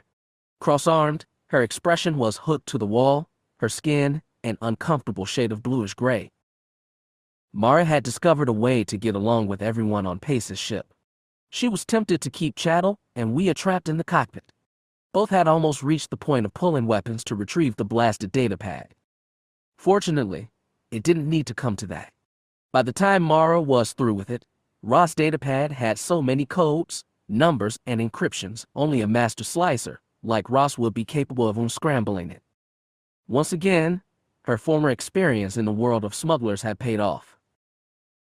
Reclining in the galley of the ship, Mara ate her bowl of rations and observed to the right as Treya and Chattel attempted madly to uncover the information inside the tiny database. Mara grinned as Chattel's eyes met hers with a glare. Jedi Skywalker, a voice was boomed through the comm system of the ship. Move your butt up here. Now. Swallowing the last bit her dinner, Mara removed herself from the table and started to the front of the ship. Chattel was quick to follow, keeping her pace with Mara. Pressing her hand across the door's opening plate, Mara peeked inside the cockpit. Her heart sank. Staring at the tiny screen attached to the console's main systems, her entire body froze. The force rippled, her bottom lip began to tremble. Luke. Hello, sweetheart, he spoke through the holo. How are you? Luke. She shouted and scrambled into the seat beside Wea. Where are you? Are you all right? We don't have time for this, a deep female's voice barked from the holo. Luke redirected his gaze away, nodded, and then twisted back to his wife. Mara, he spoke more critically, have you transmitted the information from Ross' datapad to Coruscant yet? No! Chattel screamed from behind. She won't let us. It's imperative that you hold that information until you reach Coruscant, Luke elaborated. Otherwise, the entire Fallen race will be killed. Mara blinked. She flung a glance at Chattel. The other woman's face had drained from dark tan to milky white as if she had shot again. For the next few minutes, Luke explained the situation. The Fallen there wore the human disease, all of it. They transmitted a disturbing video of the dying Fallen as the climax. By the time he finished, Mara and everyone else in the cockpit were in utter disarray. There were no words to be proclaimed. The entire circumstance had just become 10 times more complicated. Using the force to shake off the quivers roaming through her spine, Mara got back to business.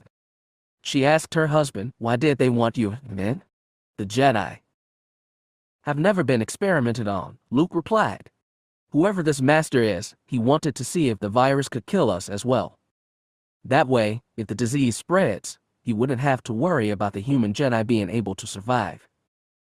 Good luck, Mara grumbled. If you've been attempting to heal Ross as much as you say, then their experiment isn't valid. You've been busy trying to heal him as opposed to yourself. She paused, staring at Luke's exhausted expression. You look terrible, Skywalker. Please tell me it's not getting the best of you. Not yet, he replied, and licked his lips. Mara, when you get to Coruscant, I need you to look through logs, transmission records, everything. Someone there is. Wait, Mara spoke, lifting a hand. Her heart suddenly skipped a beat. She eyed her husband. You said this master wanted us to be infected, right? Narrowing his eyebrows, Luke gave a nod. Evading her eyes away, Mara's thoughts started to catch up with her. The only people who insisted on having the Jedi even accept the missions were Tananit and Retaffiard. And Tananit clearly showed as appalled with Luke and the other Jedi. He had the motive, the past. And the power. She flashed her eyes to her husband. He blinked, awaiting a response. It's Senator Tananit, Mara declared. He was one of the senators that.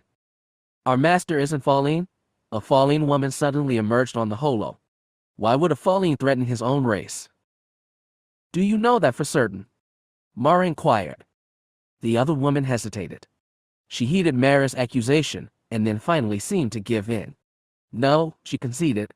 I've never seen his face. It's always been hidden in the transmissions. But, she's right, Mara, Luke replied. A Falleen wouldn't threaten his own race. They have too much respect for each other. Mara pursed her lips. Well, someone's not sharing the same feelings. Someone high enough in power to cause trouble, Luke. He wasn't listening to her. His eyes, always so deep in thought, appeared ensnared in their own wonderment, as if he had shoved reality away from him as easily as he would a blaster bolt. His dismayed expression pushed Mara back, not like a ripple through the Force, but more of curiosity. Something she stated had set him off, something about Tananit the Falleen. Unconsciously, Mara drummed her fingers on the console. There was something there. Something hidden. Something she was missing. Tananit had treated all of the Jedi with disrespect, even resentment. But it wasn't for being human. He didn't seem to like any of them. She dropped her gaze to the floor. It wasn't a word or name, but something that felt like a recollection permanently plastered to the tip of her tongue. Slowly, the tiny clicks of reason echoed throughout her mind. No, they were right. A Falleen would never harm his own race. There were already so few left. Thank the universe you've arrived. He had shouted out with a smile masking his face. I've been counting the minutes. You and your Jedi are welcome here. Please, you must help us. No, not a Falleen. Borsk frowned. I didn't make the paranoia in the Senate, Jedi. In fact, if it weren't for Senator Retaffiard's insistence, I would keep human Jedi out of this as well. Yes, they were right. A Falleen wouldn't be the threat. But, the Sias. Mara's vision banged into her husband's only a second later. A leak in the New Republic was desperate to retrieve as many human Jedi as possible. Would have the motive, the power, and the connections. Retaffiard, Mara, and Luke proclaimed in unison. Everyone in the cockpit remained in a silent awe. The little electronics on the ship's console softly beeped as they performed their tasks. Mara gazed at her husband until his face began to blur in her vision. Even with the Force, Mara's heart was pounding. Retaffiard. Chapter 21. Please, you must set him free. He has done nothing wrong.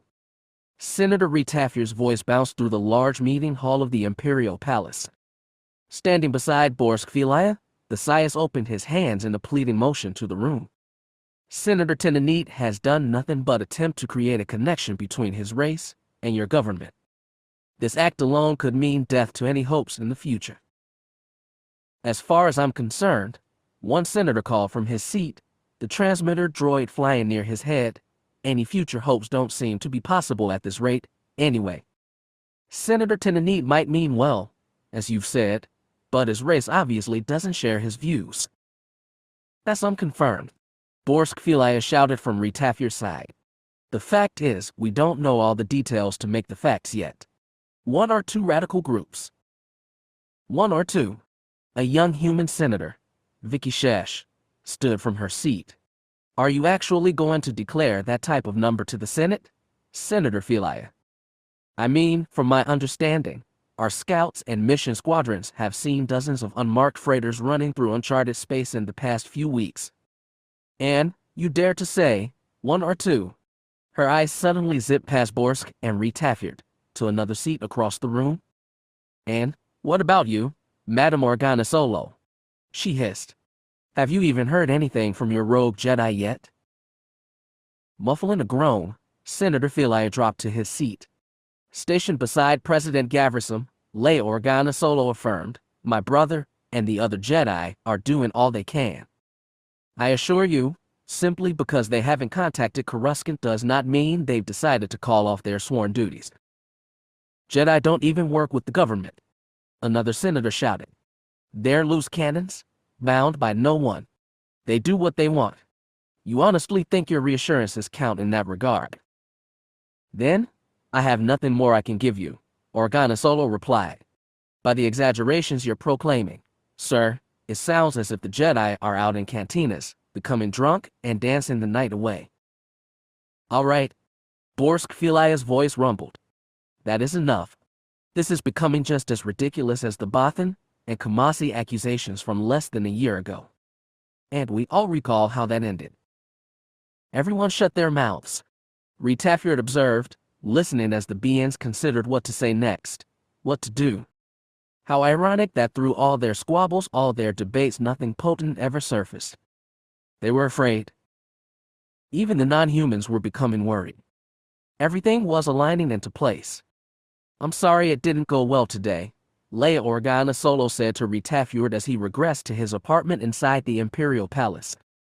Like I said, I'm going to do everything to make sure Senator Tenenit is released soon. Retaffiard smiled. I know you are. I merely hope I don't end up joining him.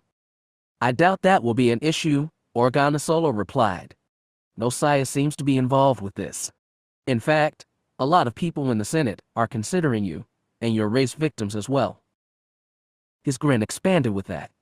Organa Solo's expression immediately tensed. Allowing his grin to fall, he cloaked a hand over his eyes. I'm sorry, he told her tenderly. I'm trying to be strong, to be appreciative. It's just so hard right now. Things will work out, she said. I promise you that. She gently patted his shoulder, and then exited the apartment. Retaffiard waved goodbye, and closed his door. Turning around, he softly placed his back to the metal slab, and engulfed a breath. Emotional control. It required so much emotion control around that human. Retaffiard realized it would be difficult to be deceptive around the sister of Luke Skywalker, but he had never assumed she had been trained in the Force at all. Every facial expression he donned, every vocal shift, all amounts of zeal he might be feeling had to be subdued. Leia Organa Solo could detect it all. His ability to heave out tears with a snap of his fingers was most likely the only reason she wasn't onto him. How annoying. Soon, however, it wouldn't matter. Soon, she would be dead. Just like her brother, and all the human Jedi. Slowly, another grin curved Retaffiard's lips. Removing himself from the door, he strode to his transmitter holo at the edge of his living courtiers, and switched it on. The falling on the other end responded immediately. Prince Runak, Retaffiard called, making sure his face was blocked from the holo. This is your master calling. Where are you? Close to the Duro system, the young prince replied, his face worn. It'll be just another day, my master. We'll be entering the Coruscant system by standard nightfall. Chapter 22. A few hours passed, and everyone on the fast pace was quiet. Sitting behind Mara in the cockpit, Chattel silently rebandaged her arm. Her eyes never crossed with Mara's, her emotions so full of regret, even Mara felt sorry for the woman. Nonetheless, it was not the time for comfort. Mara analyzed the video stream her husband had transmitted to her of the falling. It was supposed to be a relief when you realized what you were dealing with. It wasn't. Every time Mara viewed the images of the Falene's demise, The force jostled shivers up her arms. It wasn't just a matter of the humans anymore. The falling required help, and unfortunately, Mara didn't know where to start. Get retaffered, as all the others in the crew had so passionately replied to her inquiries during the previous hours. It wasn't just a matter of retaffered, though. He possessed an unknown virus for the falling, a disease that none of the falling had ever had the chance to dissect and cure. If it was supposedly destroyed during the war, then the records on it were obliterated as well. And if someone else recovered retaffered's work, then the problem could start all over again. Biting her lip, Mara leaned forward and shut down the holo. She rolled her gaze to Wheel beside her, the other woman's eyes fixated on the ship's console. Obviously sensing Mara's focus on her, she reluctantly twisted around. Hey. Mara gave her a tiny grin. Hey, back. How far until we reach Coruscant? Another day or so, she replied, and scanned the instruments. This ship's going as fast as it can. Too bad it's not fast enough. It'll have to do, Mara explained, and rocked in her seat. Any thoughts on what we do when we get there? Kill retaffered, Chattel spoke up. Mara huffed out a breath. Something more productive. Wea shrugged. We could get permission to search through all of his things. Unless he has a self-destruct on his data systems and back up somewhere else. Mara rubbed the bridge of her nose. Something less risky. Why don't you just use the Force and snag the encryption codes from his brain? Chattel replied. With that, Wea groaned. Something possible, Chattel. Think harder. Wea turned back to Mara, a satisfied grin on her lips. Mara, however, didn't reciprocate the expression. She stopped rocking her chair. Jedi Skywalker. Wea stated, but Mara was already in action. Shuffling her hands across the boards, she turned to Wea. Where's the transmitter switches on this thing? Blinking, Wea merely pointed. Following her direction, Mara switched on the device and put in her coordinates. Chattel instantly lifted a hand. I thought we were waiting until we got to Coruscant. To inform them, yes, Mara replied, playing with the console. Coruscant's communications are most likely bugged. On their end. But not on ours. Well, who are you calling, then? Wea asked. Her answer muffled through the ship's transmitter a second later. There was no image. The ship she was calling was a mere starfighter. Nevertheless, the voice was as comforting as any face could be. This is Colonel Darklighter of Rogue Squadron. You better have a good excuse for using this frequency. Hi, Gavin, Mara spoke, her lips curling upwards. It's Mara Jade Skywalker. Oh, Mara, he called back, a tiny hint of laughter shooting through the speakers. I was wondering how someone got a hold of our secured frequency. How are you? Sorry to cut the conversation short, Gavin, but I need to speak with Corran Horn. Could you transfer me to his X-Wing? Not meaning to disappoint you, but Corran's off on the errand venture with his wife. Apparently, his father-in-law got a lead on a falling ship and asked Corran to help out. Mara frowned. How did his father-in-law find out about this? You know Booster Tarek. That man would know if all the stars were about ready to spontaneously explode. Wea laughed. Mara tapped a finger on her chair. Well, can you transfer me there? It's a little far off, but sure. Just remember to play nice, Mara. Thanks, Gavin. May the Force be with you. The transmitter suddenly went dead. It took a few minutes of waiting and wondering, but eventually, a voice shot through the system like a wild Tusken Raider in a battle cry. This is Booster Tarek of the Errant Venture. You have 3 seconds to explain your call before I shut this damn thing off and leave you hanging. This is Mara Jade Skywalker, Tarek. That better be explanation enough. You paused, and then, you realize you woke me up, Jedi. This is my private frequency. Poor baby, Mara retorted. I need to speak with your son-in-law. Be a good boy, and transfer me through. Why should I do that? Because if you don't, then I'll just have to use a mind trick. And believe me, Tarek, I won't use a nice one. You little, all right. Hold on. A second lolled by, and then the holo flashed blue. On the screen, the distinguished face of Corran Horn angled into view. Rubbing his eyes, he yawned. Oh, hi, Mara. What do I owe the pleasure? Hi, Corran. Is Merrick's there as well? Sure, but she's asleep. Can you wake her? I need some information. Something I can't inform. Not unless you're an educated historian like Merrick's. He blinked a few times, and with a playful grin retorted, Okay, but I'm not taking responsibility for any future hostilities. He moved out of the screen. A second later, the black-haired image of Merrick's Tarek Horn joined her husband on the holo. In the same groggy state as her husband, she looked at Mara and pursed her lips. You realize I'm going to kill you for this later, right, Mara? I'll let you kill Luke as well, as long as you listen up. Exuding a tiny giggle, Merrick glanced at her husband. Smiling at her, then Mara, Corran merely replied, All right, our ears are ready. What's going on? With that, Mara started, Merrick's, do you know anything about the Feline Civil War? The other woman averted her eyes away. After a moment of thought, she came back, bits and pieces. It's a more difficult point in history. The Empire destroyed so many records. How about the falling bioweapon? Anything about that? Pressing her lips together, Merrick nodded. It was created after the Empire destroyed a large falling city.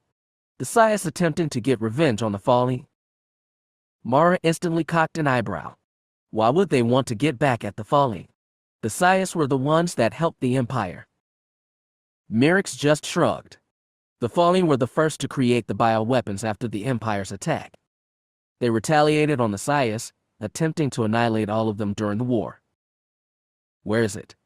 Mara suddenly found herself asking. Does the Science disease still exist? Not anymore, Merrick replied. It's turned into lost relics. The data was destroyed years ago during the war. Good riddance too? She peered deeper in the holo as if examining Mara's face for anomalies. Why are you asking me this anyway? I hope, Mara replied, and huffed. I have records on it, Merrick explained. Data files, text. If you're interested. For a moment, Mara J. Skywalker paused. Her heart quickened, the force tickled her senses. Shaking her head, she turned back to Merrick and Corran and asked, How far away are you from Coruscant? Corran brushed a hand through his hair. About a standard day. Why? Because I have an idea, and your help is imperative. Mine, huh? And Merrick's. Planning to go to war, are ya? Not exactly, but close. Mara gave him a smirk, one that Han Solo, Talon Card, and every other cunning smuggler would gawk at with admiration. Corran's expression fell flat. He frowned at her and cocked one eyebrow. I think I see something sinister forming in your eyes, Mara. You're not intending to blow up anything, are you? Perhaps for a plan B, she replied, keeping her crooked grin.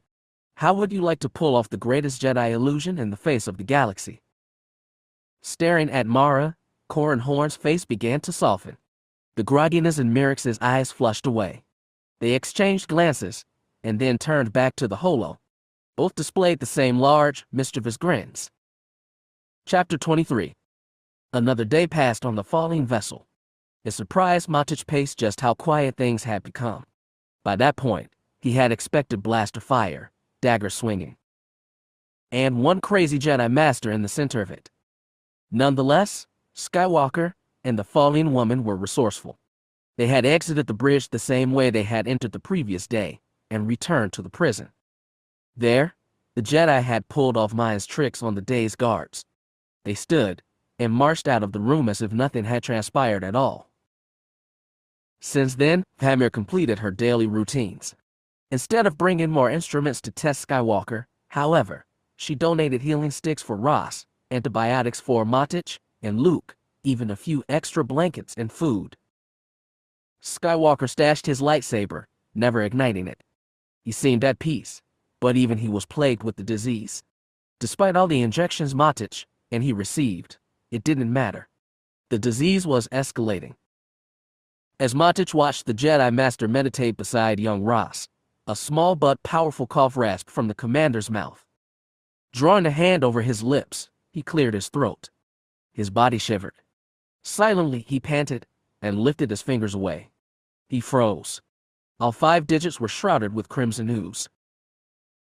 Famir lay in her bed, but didn't sleep. Most beings probably couldn't survive on the amount of slumber the poor woman received, but for the first time in a long while, Famir's eyes were open for another reason. She was content, perhaps even excited. There was no telling where the next few days would carry the Fallen, but at least now, they had cards to play with. Now, they had a chance. Slowly, Famir curled up in her bed, her eyes turning toward the door. In the dark room, the figure was impossible to make out. His tall body blocked all the light from outside, his face contorted from the darkness. The only thing that seemed to shine was the dagger, trembling in his hand. Quietly, Famir raised herself from bed, squinting to view the other being's face. It was unnecessary. He spoke only a second later, his gentle voice veiling the room with an agonizing resonance. "Get up," Jair ordered, and pointed the knife at her.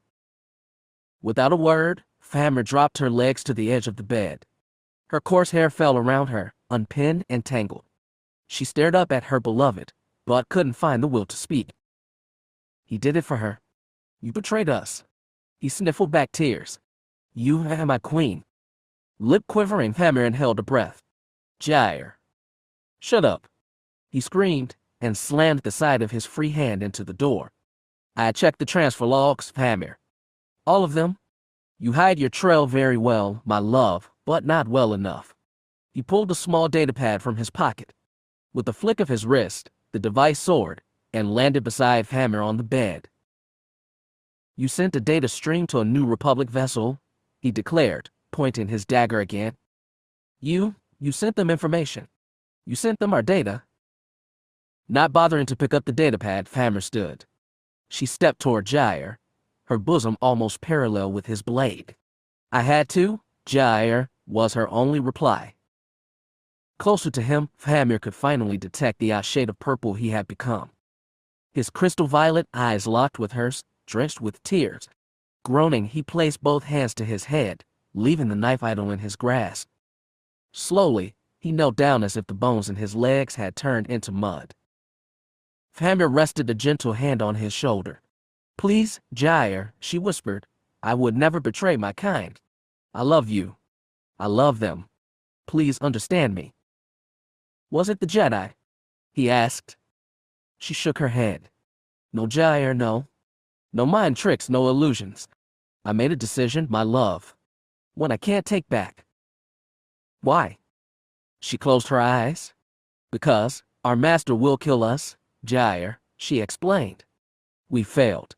As much as you wish to deceive yourself, I can't allow us to be fooled by our own useless hopes. He has no remorse for the humans. He has no remorse for anyone. Now, maybe we'll have a chance to." Her words were cut in half. Jair's hand flew so suddenly, Famir screamed with the impact. She whipped around and toppled to the floor an instant later. Laying on the ground, she panted, holding the left side of her face with one hand. The tender green skin had already gone numb. "No, my queen," Jair spoke again, his sobs gone. He towered over her, his larger form appearing more like a phantom than a man.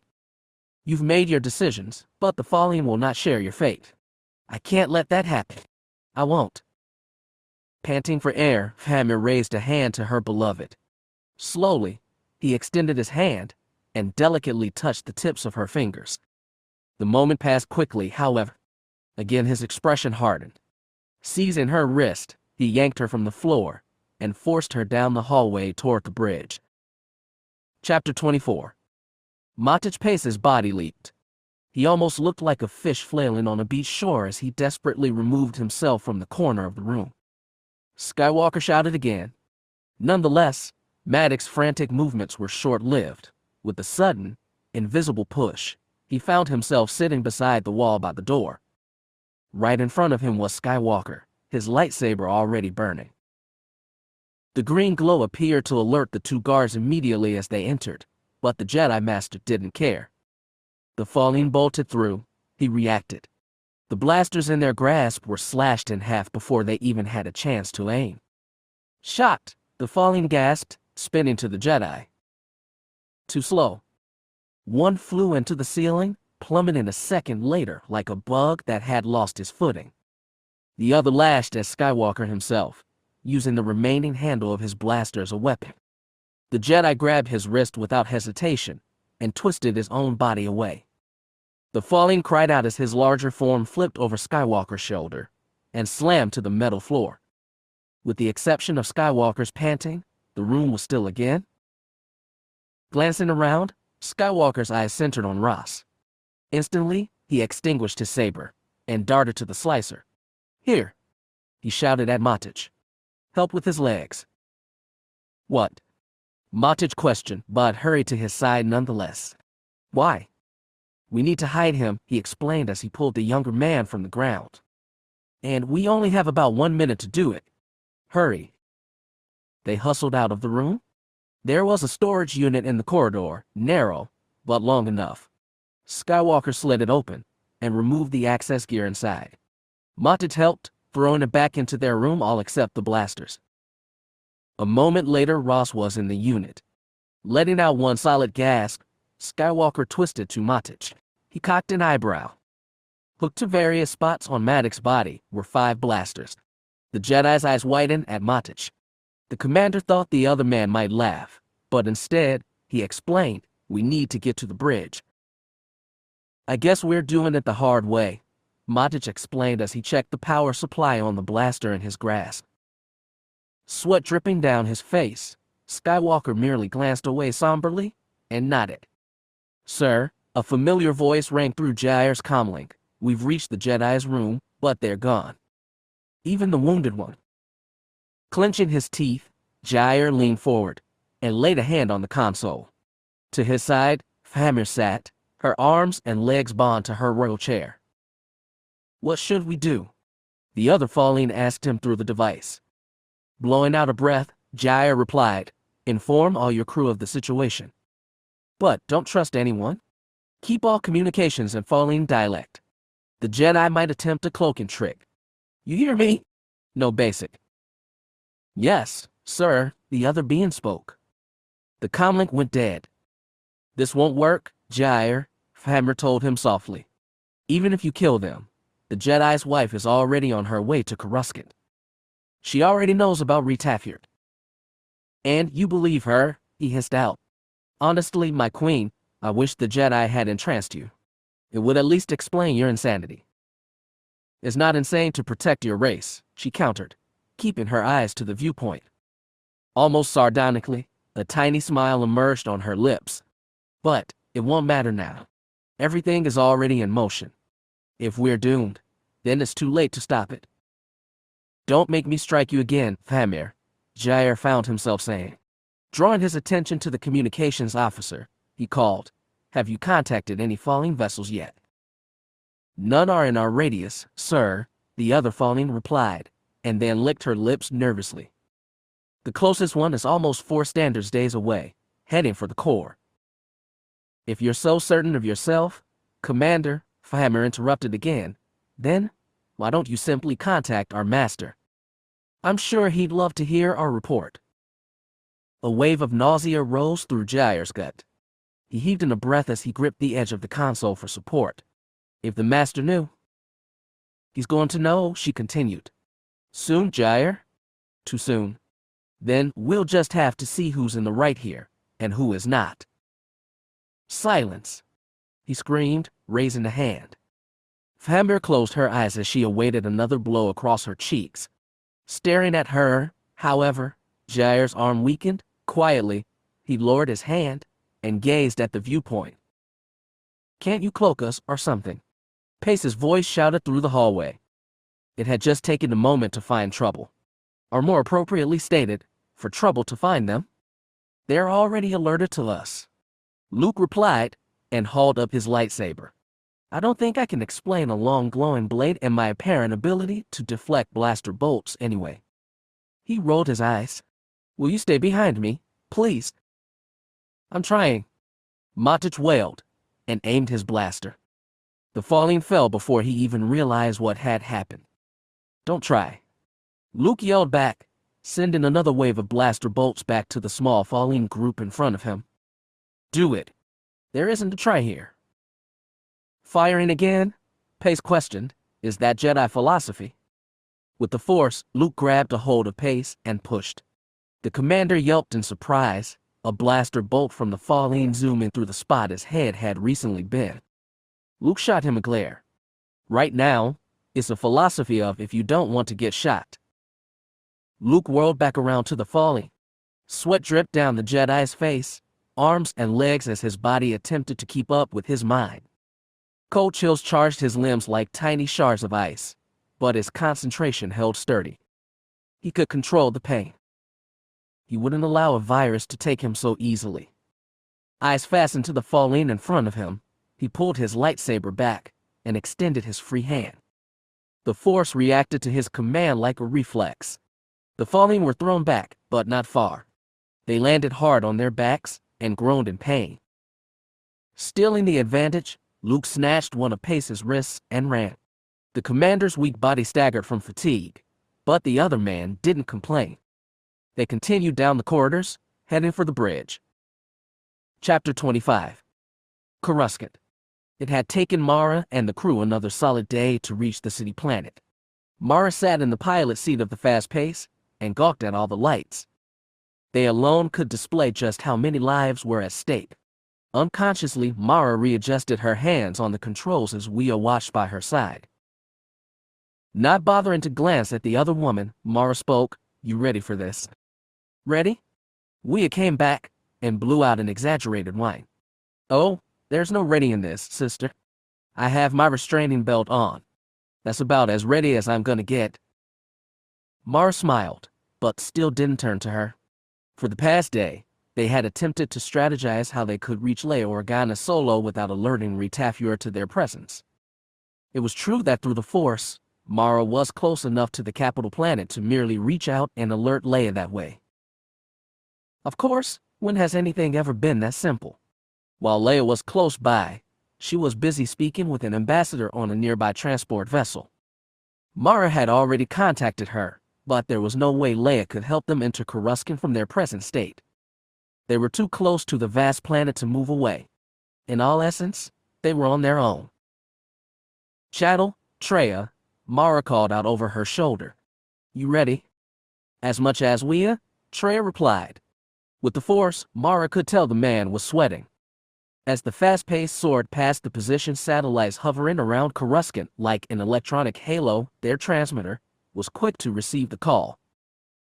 "This is Coruscant Security," a voice sizzled through the comm system. "Identify yourself, then wait for an escort vessel." "I'm sorry," Mara called back as she zoomed the ship closer to Coruscant's atmosphere. "What was that?"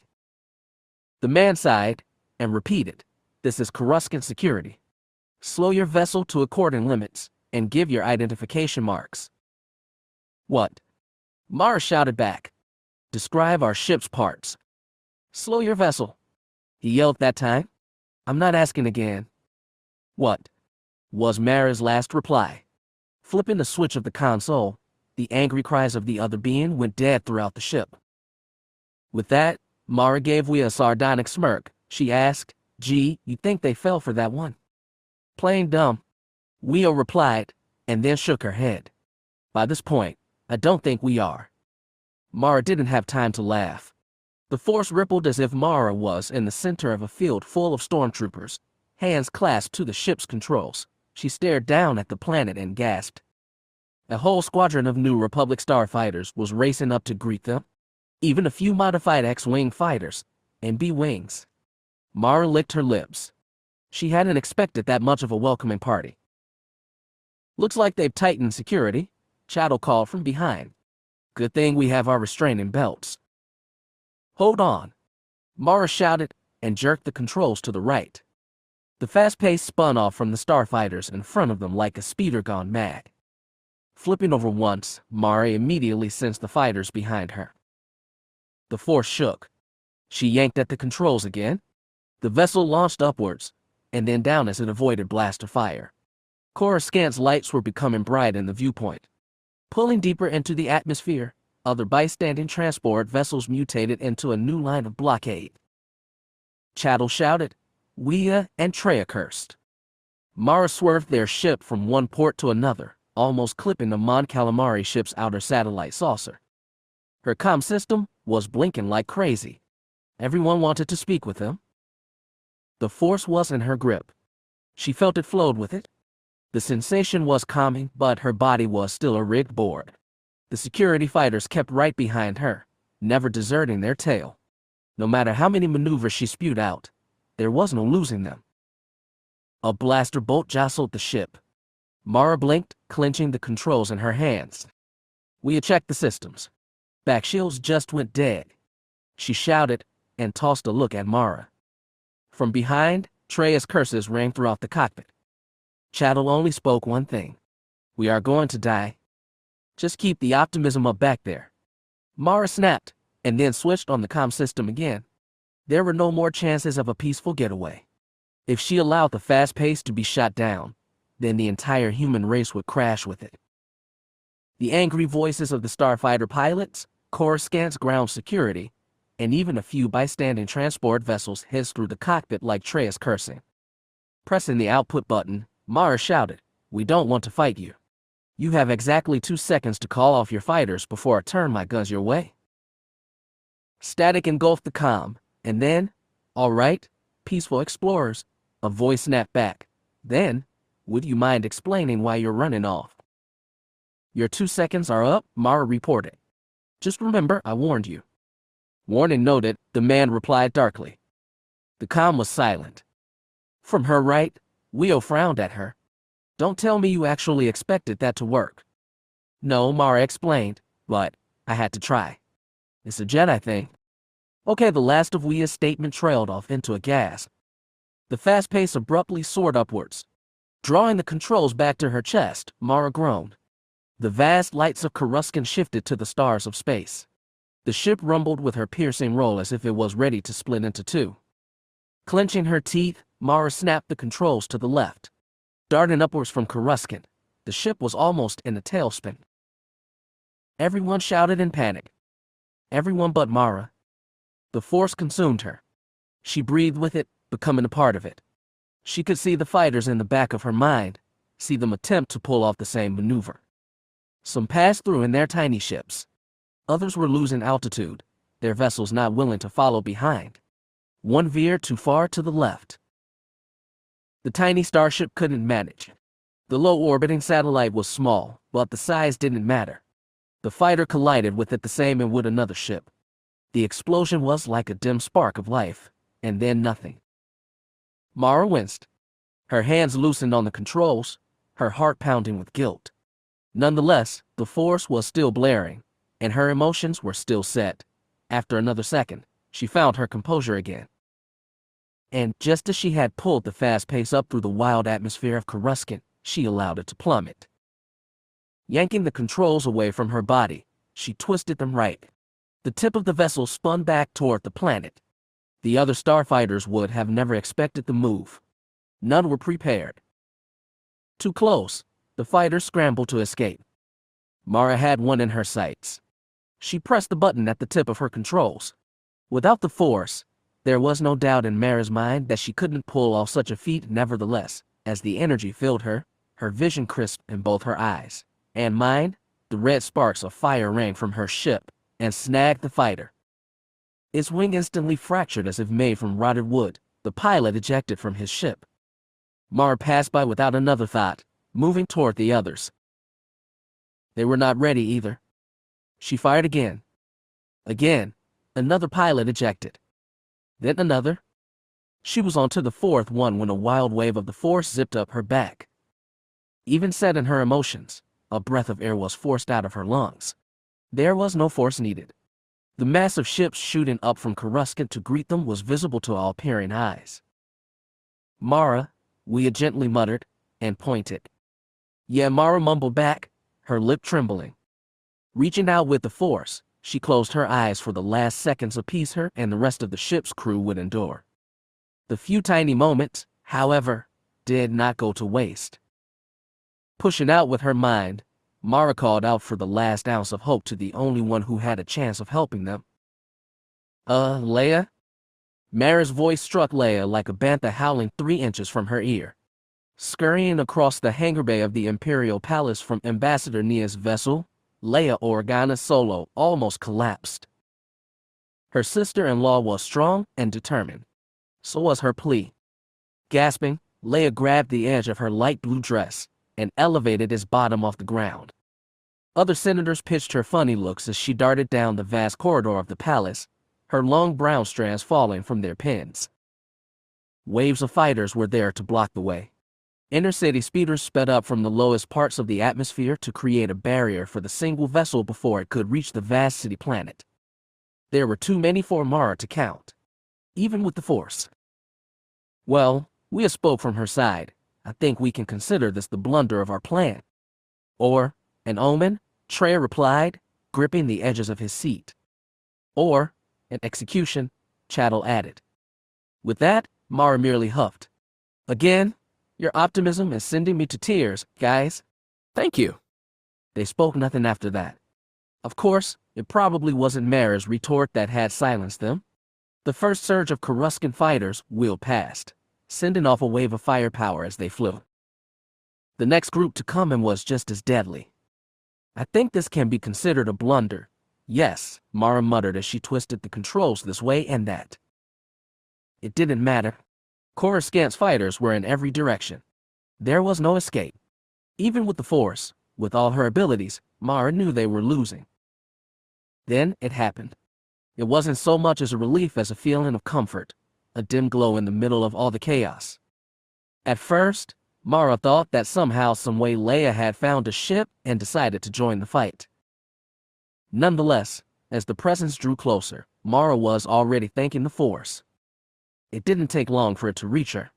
As it did, the comm system on the fast pace beeped.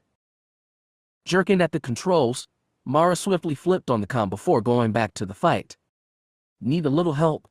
The voice of Corran Horn said through the system. Yes. Mara shouted back and corkscrewed her ship to avoid another blast. Yes, Corran, please.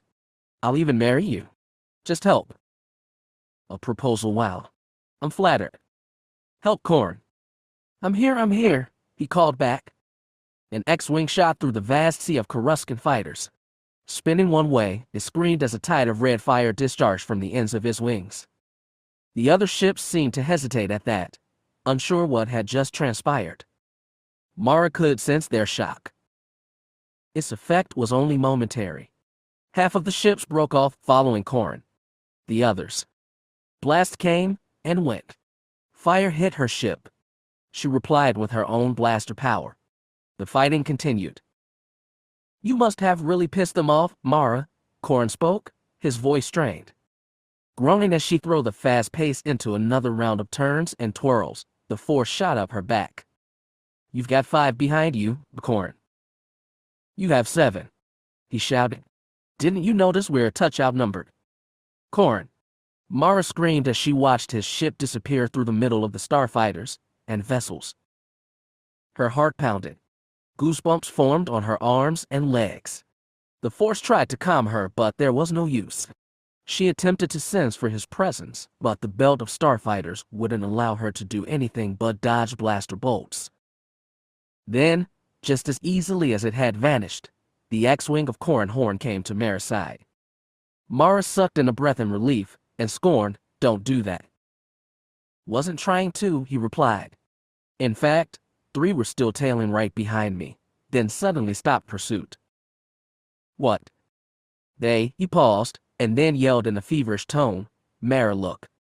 Corran didn't have to say it. Slowly, the immense body of ships dropped their attack. One after another, they reverted towards the Coruscant as if connected by an invisible cord. What in the world's wheel started, but Mara already had a hand on the comm. Switching the frequency, the voice of Coruscant security spoke, "Repeat unmarked freighter. You're permitted to venture forward. Courtesy of one Leia Organa Solo." Chapter 26. You heard me? Jair shouted at his officer. The other falling blinked at him, but was otherwise motionless. Aggravated, Jair rolled his eyes. Destroy the navigation system, Jair yelled. If we're going to fail, then we all fail together. Us and the Jedi. We'll end up just floating in space, the other being finally explained. Our mission. Just do what he wants, Hammer said from Jair's side. He insists on a victory, no matter how pathetic. Shut up, Hammer, he snapped. Just sit there? Yes, sir. Her reply was so filled with sarcasm, its residue could almost be seen throughout the air. Jair clenched his jaw as he glimpsed back at his communications officer. Contact the closest falling vessel, he ordered. The other falling licked his lips. Sir, they're over 3.5 days away. And we need help, he replied. Send the message, sir. Or, I'll do it. The falling merely looked down at his console and nodded. Jair's eyes returned to the viewpoint. Softly, he listened to the faint noise of blaster fire resonating through the air's vents on the bridge. He rubbed his eyes and motioned a hand to another falling near the corner of the bridge. Krallo, come here, please. Silently, the soldier faced Jair, his eyes locked respectively to the commander's. Silently, Jair extended a hand, pulling a small device from the side pouch of the other man's jacket. With a flick of his fingers, he adjusted the dial on the instrument's front. Its buttons flashed active. Hammer was right about one factor. Everything was already in motion. There wasn't anything Jair could do to prevent it, if he merely stood there and allowed it to occur. That was something he had no intention of doing. Take this to the main power grid, he explained to the other falling, and handed back the device. The Jedi is coming down the main hallway, so use the ventilation shaft to reach the west corridor. If I don't contact you in 10 minutes. He paused, glancing at Hammer. Her eyes were wide. Nonetheless, he ordered the falling, blow up the ship's power supply. Like I said, if we're going to fail, we fail together. The guard merely bowed his head, and then left the bridge without a word spoken. Slowly, Jair twisted his eyes back to his beloved.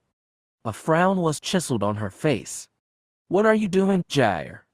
She asked, more like a mother than his queen. With that, his eyes hardened to stone. He smiled nevertheless. It's simple, Your Highness. I can't defeat a Jedi Master, but I can play his dirty little games. Placing his hands behind his back, he stood strong and tall. If he likes mind games, then I am certain of one thing. He is going to truly love mine. Luke and Pace ran down the ship's corridor. Pace coughed, attempting to keep up with Luke, but his legs wobbled. He had already fallen twice on the way to the bridge, even as the sweat on his face dripped to the floor. He was in so much pain. Some of it was affecting Luke. He could feel the other man's agony, but Pace never once asked for help or complained. He removed himself from the floor and struggled forward. On their tails followed a squadron of falling. They shot out. Luke deflected their bolts, sending several of their pursuers to the ground. How much farther is it? Pace asked as he aimlessly pointed his blaster and fired into the pursuing crowd. Down the hallway, to the right, Luke replied. You can't recall. Too busy trying not to get shot.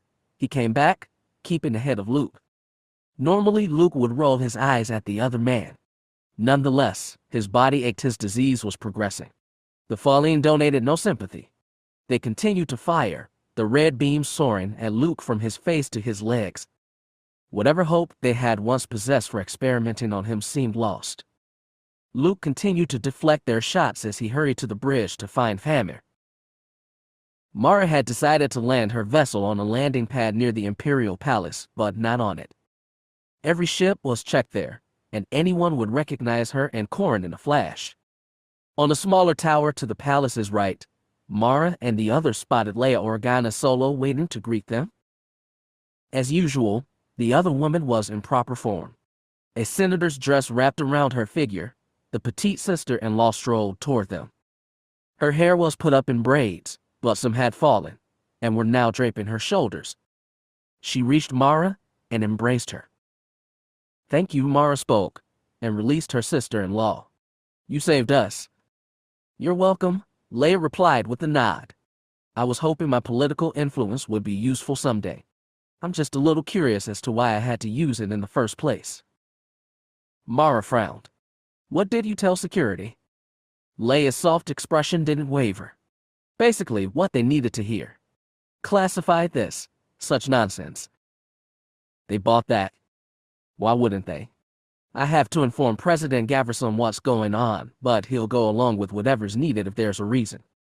As far as anyone else is concerned, it was a pile of drunken pilots playing games. She suddenly cocked an eyebrow. What is going on, by the way? Long story, Corran Horn interrupted from the side. Hello, Corran, Leia said. What are you doing here? Master plan, was his reply. Mara threw him a smirk, then spoke to Leia. Mirix is on her way as well. Flying in? Leia asked. Using normal channels, Mara replied.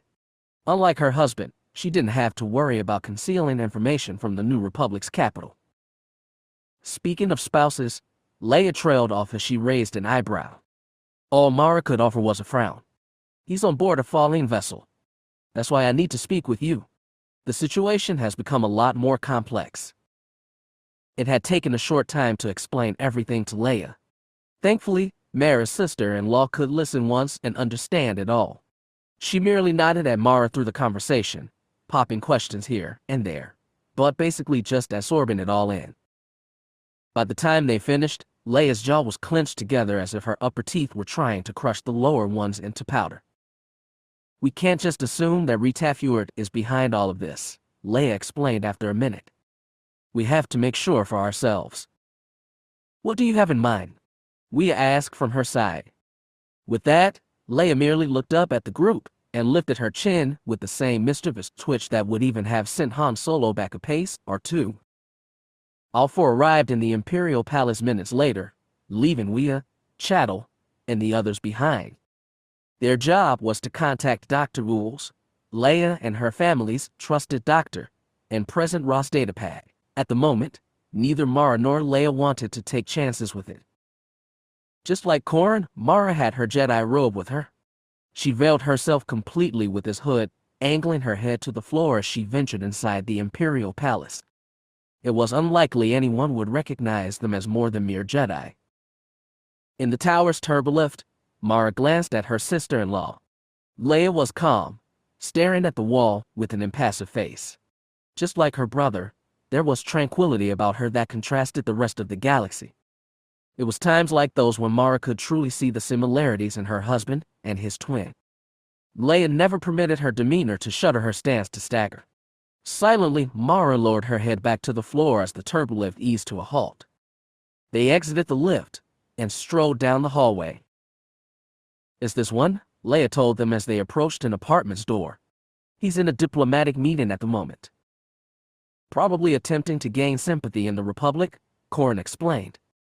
Leia was already fiddling with the door. Corran instantly bent down to help. Any force use could set off the security alarms and demand explanation. There was no need with the former rebel, security man, and two retired smugglers in the area. Toying with the few wires in the door's computer system, the thin metal slab opened partway. They entered and shut the door. The entire place was pitch black. Doesn't enjoy letting the light in, Mirix commented, and turned on a lamp. I suppose not, Leia muttered back, and wandered toward the edge of the room. Mara, Corran, and Mirix followed. Sitting comfortably on a simple wooden table was Retafier's communications holo. If he's smart, Leia spoke, then he would have erased all the memory cells from his contact transfers. That way, if anyone decided to check, all they would find was erased data, Corran replied, and then glanced at Mara. Could you pass me that statue? Standing next to another small table, Mara snatched up the metal decoration and handed it to the other Jedi. Corran turned back to Leia and smiled. May I? Silently, Leia shifted her body out of the way and gestured a hand at the holo. By all means. Corran didn't reply. Steadying the heavy metal statue in his hands, he slammed it into the holo with a thundering crack. The device dented, but didn't break. He tried again, the same result. Staring at it, he pressed his lips together. Expensive piece of junk, huh? Here, Merrick stated, and grabbed the statue. Why must you make everything so complex, my love? With one simple move, she jabbed the end of the statue into one of the holo's edges. It fractured, splintering apart. A satisfied grin on her face, Merrick turned to her husband and passed the statue back to him. He slouched his shoulders. Show off. Silently, Mara stepped forward and peeled off the holo's side complete the top a second later. There was extra wire and extra filters. A drunken pilot could see the modifications Reed Teffiard had conceived. Lousy backstabbing little creep that he was. Leaning forward, Mara yanked out one of his panels, scanning it over. She spotted an extra contraption connected to the device. Gently, she pulled it off and displayed it for everyone to view. She could already hear Leia groan in anger. Mara merely smirked. Let me ask you something, Mara asked everyone. What type of senator has an encrypting system hooked into his transmission holo? One that doesn't want an angry mass of falling tracking down his signal. Leia came back and fetched the device from Mara's hand. And to think I was actually trying to help him.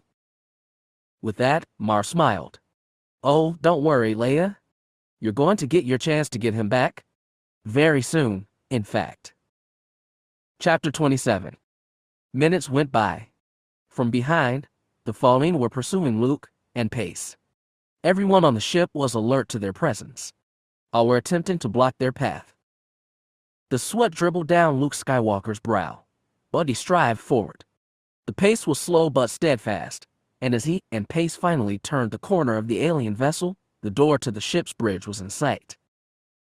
Luke smiled, but the grin vanished as another set of firepower flashed near his face. He brought his lightsaber up, shoving the red beams for him and Pace back the same direction they had sprung. A Fallen screamed and fell over. Get behind the door. Luke shouted at Pace and pointed at the bridge's entrance. Raising a curious eyebrow, the other man abided by Luke's instructions. Pulling with the force again, Luke hooked his eyes to the Fallen. Just as before, he took that power and pushed. The Fallen vaulted backwards in the air and toppled together on the floor.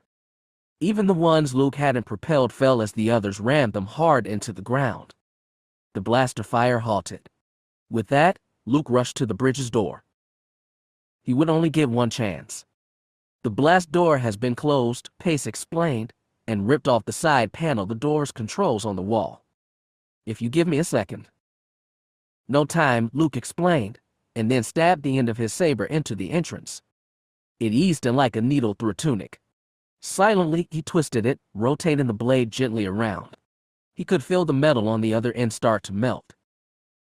Skywalker, Pace shouted. Luke didn't require more warning. Yanking the saber from the door's thick metal, he observed as the Fallen he had just thrown down started to recover. Shaking their heads, some already had their blasters out. Get behind me, Luke explained to Pace. The commander did as requested, but seemed surprised as Luke started to back both himself and Pace away from the door. Sick, sweaty, and tired, Luke still stretched out with the Force. If he couldn't do things the easy way, then the hard one would just have to suffice. Closing his eyes, he held his lightsaber loosely in his right hand, dropping his head back to face the lights on the ceiling. He lifted his other hand. The bridge's door screeched. He drew his hand back. In his mind, he could see the display as easily as with his eyes open. Almost like an explosion, the thick metal slab ruptured from his frame. An agonizing shrill was enough for everyone in the corridor. Pace yelled, kneeling down to place hands to his ears. Eyes remaining shut, Luke still surveyed the Fallen in front of him. They gazed madly at the floating door in the hallway as if it was a wampa snow creature, and they were tauntauns. Their blasters trembled. Luke offered a second for them to retreat. Only a few took advantage. Reaching down for one final wave of energy, Luke lifted his hand again. He shoved it away from himself. The metal door was quick to comply. Some of the Fallen screamed, finally retreating away. It didn't matter. The door came crashing down. Most of the Fallen escaped its chaos in their flight. Some, unfortunately, did not. As the rumbles of the massive metal door came to a halt, one thing was clear. The falling on the other side of it were not coming through. The barrier stood tall in the hallway from the ceiling to the wall. Slightly tilted, the corners on both the upper right and lower left dented the corridor's metal sides as if they were made out of soft clay instead of metal. Clinging to his concentration, Luke took in a breath and released. The force cooled. The virus touring around his body didn't waste time. Aching shivers swarmed over his limbs and causing an ironic display of both sweat and goosebumps. Luke had just enough time to shut down his lightsaber before a terrible cough spewed from his lungs. Bending over, he caught the spasms with each breath. He called to the force to control them. It wasn't enough. Inhaling, he coughed again and steadied all the concentration as he could muster. Slowly, the spasms complied. He stood back up, taking in a new breath of air. It was becoming harder to manage now. Soon, it might be impossible. Having problems. A voice echoed in the room, sending Luke back into reality. Bringing his tired eyes to bump into the other beings, Luke sighed. Commander Jair stood in the center of the room, arms crossed. He held no blaster, but the others around him were swift to compensate. All except Famir, sitting beside the man, her arms tied behind her back. With that, Jair gestured a hand toward the room. Are you planning to come in or loiter by the door? It's rude, you realize. Quietly, Luke entered. Lightsaber still in his grasp, he kept it deactivated. Pace followed suspiciously, making sure to remain behind Luke. Flicking his eyes at one falling to the other, Luke silently brought his hands down. I apologize, he replied. The last thing I want to be accused of is sloppy manners. I'm sure, Jair hissed with the sarcasm practically oozing down his lips. Tilting his head to the side, the commander casually shrugged. So, how many of my men did you kill on this run, Skywalker? A dozen.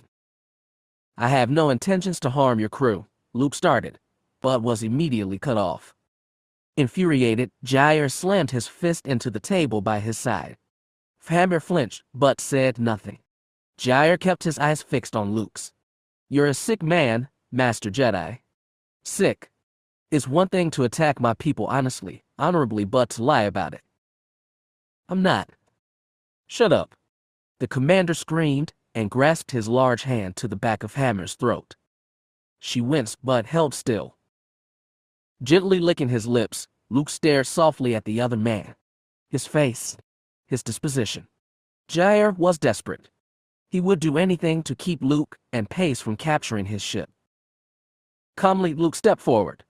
Some of the other fallen reacted, hoisting their weapons. Luke kept his eyes to Jair and peacefully lifted his hands up to his shoulders. He spoke, There's no need for this, Commander. I don't want to harm you or your crew. No one. Please believe me. With that, Jair sneered. A Jedi mind trick, Skywalker. Just the truth. I promise you. Jair nudged his head up, then glanced at the timer on his database's console. 3 minutes, he spoke, and sniffed his nose at the Jedi Master. Luke frowned. Lowering his arms, he asked, What's in 3 minutes? The fate of this vessel, Jair replied, and gently placed his hands on Famir's shoulders. You see, Master Jedi, you're not the only one with options on the ship. In fact, I'm going to give you my 2. He smiled again, but the expression was already jittering chills up Luke's spine. Either you tell me the exact location of your cruise vessel, or we all get to die together. Luke immediately stretched out with the Force. He connected with Jair, searching for a fail-safe device, a detonator in the other being's grasp. There was nothing. No weapon. Nothing more than a simple dagger on his belt. The findings, however, didn't satisfy Luke's senses. You can't stop it, Jair explained. One of my crewmen has put a detonator on a sensitive part of this vessel. If I don't call him in 2.5 minutes, then it'll blow. All I have to do, he crossed his arms, is stand here and wait. How about you? Luke? Pace suddenly murmured from his side. Luke tossed him a glimpse but said nothing. He reached out with the Force for every presence on the ship, every light. Nonetheless, there were many roaming through all parts of the ship. It was impossible to distinguish which one Jair was talking about. Sighing, Luke twisted back to the falling commander. "You're right," he declared, contorting Hammer's expression into more dismay. "I can't stop you. You have the power right now, the objective. However, there's a problem with your options, sir." "Oh, yes, what is that?" "Our ship has already reached Coruscant," Luke replied. Silently, Jair dropped his arms. His face suddenly shifted color, a deep dark violet shade in all of his features. The other falling were the same, silent, afraid. All but Hammer, who sat with a bright green glow about her. Taking in a breath, Luke explained, "They've already had enough time to reach the planet to hand over your data. There's nothing I can do to stop them, Jair, even if I desired." He paused, and then spoke in a tone no louder than a whisper. "But things don't have to end this way. You still have a chance to stop the violence. Right now." Jair's gaze pierced into Luke. His lip trembled, but he was unable to speak. Luke took another step forward. "I'm not your enemy, Commander. It's your master that has done this. Not you. Not me. He's the traitor." "No," Jair's voice trembled loudly throughout the bridge. "The humans will regain control again. They'll take power, enslave us all." "You're already enslaved, Jair. Doing the bidding of one man as opposed to an empire. There is no difference except size." Jair was taken by that, and his breathing mutated into pants. The statement caught a nerve, and Jair didn't seem to know what to do with it. Closing his eyes for a moment, he muttered, "But I suppose you're going to stop this, right? You, Jedi, are going to save us." "With every ability I possess. But that's all I can offer. That's not good enough. It might be if we work together." "Liar," Jair shot back, his eyes sharp and twisted like a bantha's horn. "All Jedi do is sprout lies to control the weak, like your crew and everyone around you." "Actually," Pace's voice suddenly called out into the silence room. Jair turned to him, surprised. Emerging from behind Luke, Pace looked out at the falling and grinned. "I don't like Jedi either. In fact, this has been the first time I've had to work with one. And, to be honest, it hasn't been my best mission to date." Jair groaned. "Make a point." Pace lifted a hand. "My point is this, Commander. I don't like Jedi. A pile of arrogant beings going about, attempting to play hero. I've never liked them, and probably never will." "But," he paused, glancing at Luke. There was something in his expression that caught the Jedi off guard. A softness, an understanding. Pace twisted back to Jair and smiled. "I like this one." Jair cocked an eyebrow, but spoke nothing. With that, Pace stepped in front of Luke and opened his arms. "He's not doing this because he's a Jedi, sir. Any Jedi can invade a station, kill his enemies." "A point," Jair cut him off again. Pace nodded. "This one has done nothing but attempt saving others. My computer slicer. Your queen. Being a Jedi isn't what makes this man compassionate. Being compassionate is what makes him a Jedi." It took amazing feats to stun a Jedi. As Luke gazed at Montage Pace, however, his mouth dropped. Oblivious to the Jedi Master's reaction, Pace stepped toward Jair. "Please allow him to help you. There aren't a pile of choices at your disposal, Commander. Not anymore. He's your best one. And he means it. I promise you that." "You're in this with him," Jair replied. Pace fluttered his eyelids, appearing somewhat perplexed. After a second, he shrugged. "Of course I am. I'm human." Jair's anger rebounded with the declaration. He seemed almost ready to pull out his dagger. Luke stepped between Pace and Jair. "We want to help you, Commander.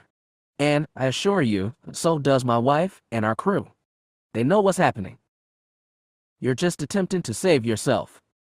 Silently, Luke lifted his lightsaber hilt into Jair's view.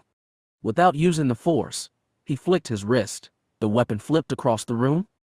It hit the wall, and then dropped with a tiny clash to the floor. The room was still. "You're in denial," Luke proclaimed. "I know how much you want to hate me, how angry you are. But this war, this violence, it isn't you, Jair. We can't stop it. Right now. 30 seconds, Jair, Hammer spoke to his side. Make a decision. He paused, bringing his arms up to his forehead. Body slouched. He shook his head. I can't. I can't let them win. There is no way. Hammer shouted. Make a choice. Kill all of us, or trust someone. Trust me. Jair, do something. No! He screamed.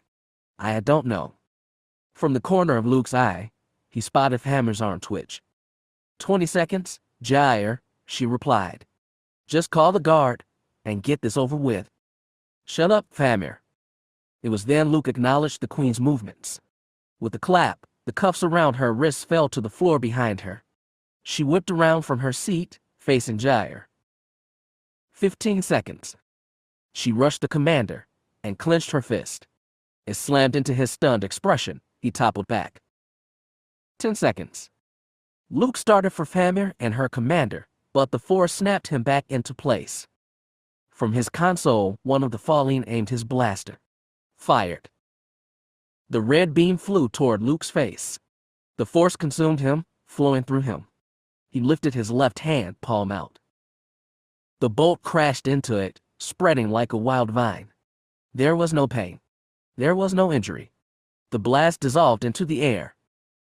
Terrified, the Fallen released his weapon and staggered behind a computer console. 5 seconds. Jair shouted as Hammer's foot rammed into his knee. Knife out, he dropped to his other leg as he gazed at his queen. He swung his dagger once at her shoulder. Dodging the blow, she spun around him and snaked an arm around his neck. Too late.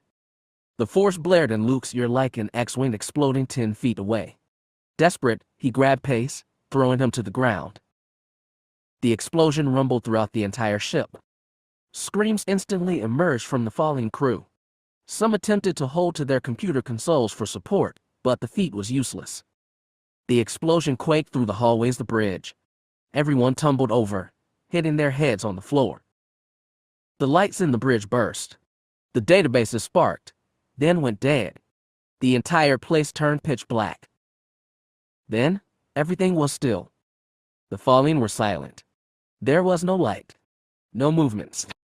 The only hint of life was Luke's own breathing, mixed in with paces at his side. And then, the Fallen commander screamed. Please, he cried out, his despairing sobs echoing through the entire room. Please, no, Hammer. No! Closing his eyes for a moment, Luke didn't need but a second to realize what had transpired. Still, Jair screamed, please, Hammer, stay with me. With the tiniest flicker of life, 2 emergency lights on separate corners of the room flashed on. Their dim beams shone through the bridge. Luke sat on the floor, gazing at Jair, watching as he held his beloved, as she swiftly bled to death in his arms. I'm sorry, he spoke, his dagger limply clasped in his hand as it shimmered a bright red. I didn't mean to. I wasn't trying to. Hammer lifted a hand to his face. Gently, she touched his chin. Taking in a breath, Luke pulled himself up. Carefully, he walked to Jair and the Queen. From the ground, it was impossible to see the wound. Standing above them, Luke's eyes could do nothing but stare. Hammer's chest beat, and the blood flowed out. Pace was beside Luke an instant later. He frowned and shook his head. Her heart, he spoke, and put a hand on Luke's shoulder. He didn't ask Luke to fix the problem. Silently, he placed his arms together, bowing his head. Sniffling back the tears, Jair's eyes finally met with Luke's. He pleaded, help her. Please? Luke could already sense Hammer in the force. Her body's imbalance, her light. With each rasped breath, it dimmed, dulling into a soft, black void. He stared at Jair, wishing desperately there was something he could do or say. Yet, when Luke opened his mouth, all he could give him was the truth. I can't. For a moment, Luke thought the fallen commander would protest, demand for the Jedi to heal her, even call him a liar. Jair said nothing, gazing up at Luke's eyes, begging silently for a miracle the Jedi could not give. He appeared to see the sincerity on Luke's face. Quietly, Jair closed his eyes, and held his beloved. "I'm sorry," the commander continued to say to her. "Please forgive me, Famir. Please?" "I do," she faintly spoke. Shocked, Jair lowered his eyes to face her. She merely smiled and placed her bloody hand to his face. "I forgive you, my love." Luke thought the words would comfort the falling man, at least show a hint of assurance. There was nothing. Trembling, Jair slowly released Famir's body. Placing her softly to the ground, he stood and scanned the room as if searching for a lever that would wake him up. Famir remained calmly on the floor. Slowly, she turned her vision toward Luke. He gazed down at her, attempting to pull off a comforting smile. He could see that strong spark of life in her wild violet eyes. She grinned back. Then, her vision glazed over. The life in her body gently flowed away as if cradled in a breeze. Her smile was gone. Kneeling down to her motionless form, Luke brought a hand to her face and closed her eyes. Pace merely stepped back, his own emotions full of regret and loss. It was then that the force sparked inside of Luke. There was no danger, no alarm. He heard the igniting of his lightsaber in almost the same instance. Shooting his eyes up to meet with Jair, it was too late. The commander's dead body was already on the ground, the smoke still fuming from his chest. And there, lying calmly in the Falane's hand, was Luke's lightsaber hilt. The emergency lights reflecting off the weapon's metal as if nothing had transpired at all. Chapter 28. "So, is everyone here?" Mara Jade Skywalker asked as she surveyed the room. To her left were Corran and Merrix. They nodded. To her right was her sister-in-law, Leia Organa Solo. With her were 5 other Jedi. It had taken no effort to locate them, considering they were the ones Chief Leia and the other senators had ordered to remain on Coruscant. Each alien Jedi glanced up at Mara and gave the okay. Not only were they happy to help, but also thrilled at the idea of shoving the fact back to the politicians after they were finished. Mara turned to Leia. "You replaced that busted holo in Retafier's office, right?" Her sister-in-law's face sharpened as if insulted. "I can save your life from an entire band of Coruscant authorities, and you're questioning if I can find an identical holoproj for Retafier. I just don't want our little surprise spoiled. Remember, the prime talent in being manipulative, sneaky, and cunning is the surprise." "I think Han's been an excellent teacher, Mara." "Thank you." With that, Mara gave the room a once-over, and then dropped her arms to her hips. "Well, no reason to dwell around here like a busted R2 unit. Should I bring in the welcoming party?" "Don't worry," Leia replied. "We'll make the guest of honor feel right at home." Spotting a twitch of mischief in Leia's eyes, Mara's grin stretched. She gave her sister-in-law a quick pat on the back and walked out of the room. They were ready. "With all the falling soaring through hyperspace, Senator, I just don't see any way around this. I'm afraid for the human race. So terribly afraid." "Calm down, Senator Retafier," the other senator on the holo replied. "This isn't your fault. The truth will come out. I'm certain of it." "Are you?" Retafier thought to himself as he stared at the holo on his desk.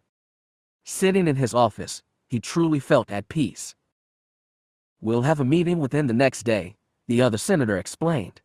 "Move things along, get Senator Tenenit out of custody. This has really gone too far." "People are afraid right now, Senator," Retafier replied, mustering out a decent smile. "Senator Tenenit understands." "I hope so." He huffed a breath. "I have to go, Senator Retafier. My thoughts are with you, sir." "Thank you, Senator." With that, the holo flashed off. As it did, Retafier rolled his eyes. Day in and day out, they were calling to offer their comfort. When would it end?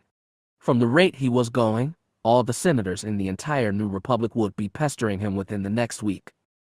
It was a small price to pay, of course. Soon, the human race would be exterminated. Then the governments from each system could separate. They would work for their own planet instead of the entire galaxy. The Sias would be free from it all. No more worries. No more fears. Rocking back in his seat, Retafier brought his hands behind his head and drew his eyes upward. He was tired, but the excitement that sparked inside him couldn't be calmed. Everything was working to plan. Am I interrupting? A voice a woman's bombarded the room. Surprised, Retafjord recoiled in his seat and hurled his vision to the source. He spotted her almost instantly as she stood composedly by the door. As he recognized her, every muscle in his body tightened. The Jedi, Mara Jade Skywalker, arched her eyebrows. Taking in a few cooling breaths, Retafjord extended a hand for the woman to enter. Of course not. A knock on the door would be courteous, however. Reality suddenly hit him. He narrowed his eyes. When did you get back? When I arrived, she jeered. It might have been taken as a joke if not for the heavy edge to her tone. Striding to his desk, her hands were quick to drop to his metal surface. She leaned over, eyes aligned to his. Retafjord's heart skipped a beat. We have a tiny problem, Senator, Jay Skywalker spoke, flaunting a smirk. There are over 100 falling vessels attempting to invade and infect the entire human race across the galaxy. And unfortunately, all of them seem to be heading toward the core. Yeah, he blinked, warily shaking his head. I realize this, Madam Jedi. Believe me, we're attempting to rectify the situation even as we speak. How kind of you. I hope you're not expecting a medal. He licked his lips nervously. Something wasn't right. Mara J. Skywalker was always a bit of a crude woman, but this. I know it was you, Senator, she suddenly declared, inching her face closer to his. I know who you are. Gazing up at her so confident, so real Reachor's mouth open. He attempted to speak, but no words would develop. The impact of her statement jarred through his gut like a drill was boring into it. With that, Jay Skywalker merely seated herself on the edge of his desk. Brushing a handful of red strands from her shoulder, she picked up a small glass statue on the desk's corner and played with it. She spoke. I know all about your attempt to use the Fallen Senator. Your pathetic confidence that an entire race can be controlled. However, there's a problem. I don't know what you're talking about, he spilled out. Even to him, it didn't sound convincing. The Jedi merely twisted to him, leering. Come now, Senator. My husband can pull off a better lie. Get out, he shouted, standing up. He aimed a finger to the door. It was trembling. Oh, now that's not very courteous. Out. I believe you should listen to me, Senator, she continued, crossing her legs on his desk. Because I have some new information to offer. That is, unless you want to end up dead. He opened his mouth to yell once again, but choked as her declaration rummaged through his skull. What do you mean? It's very simple, Master, she explained. It's not just me that knows who you are. So do the following. They've been playing you for a fool ever since you got a hold of them. That's not possible, he finally explained. Oh, but it is, she declared, still fiddling with the statue.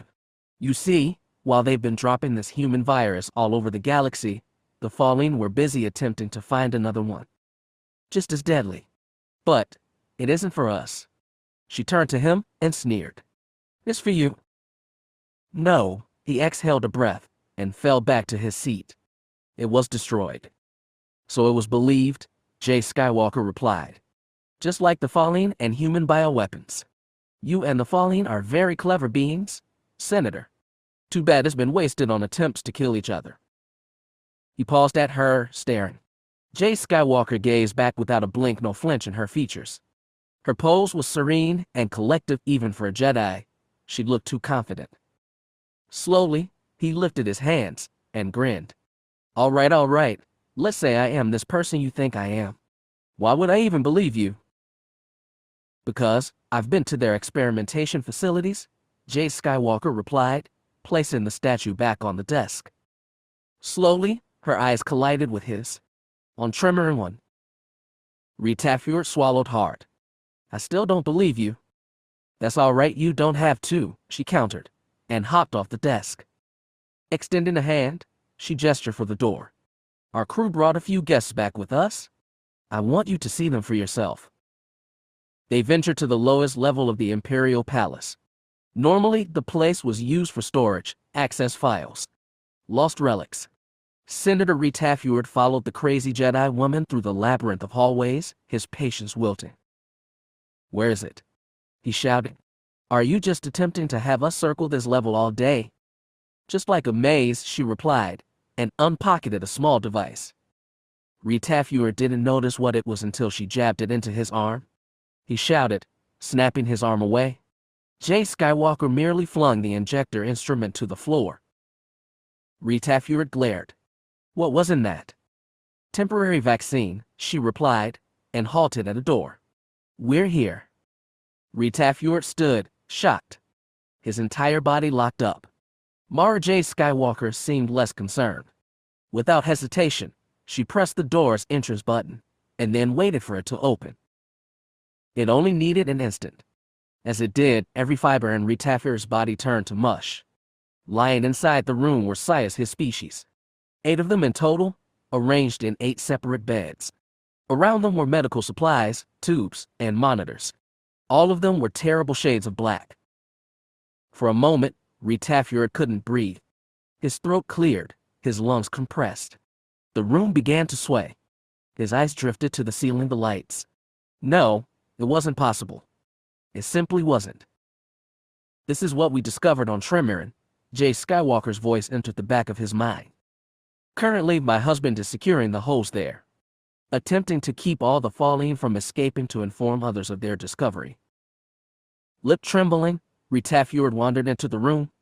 The Sias men and women rested motionlessly in their beds, their eyes closed to reality.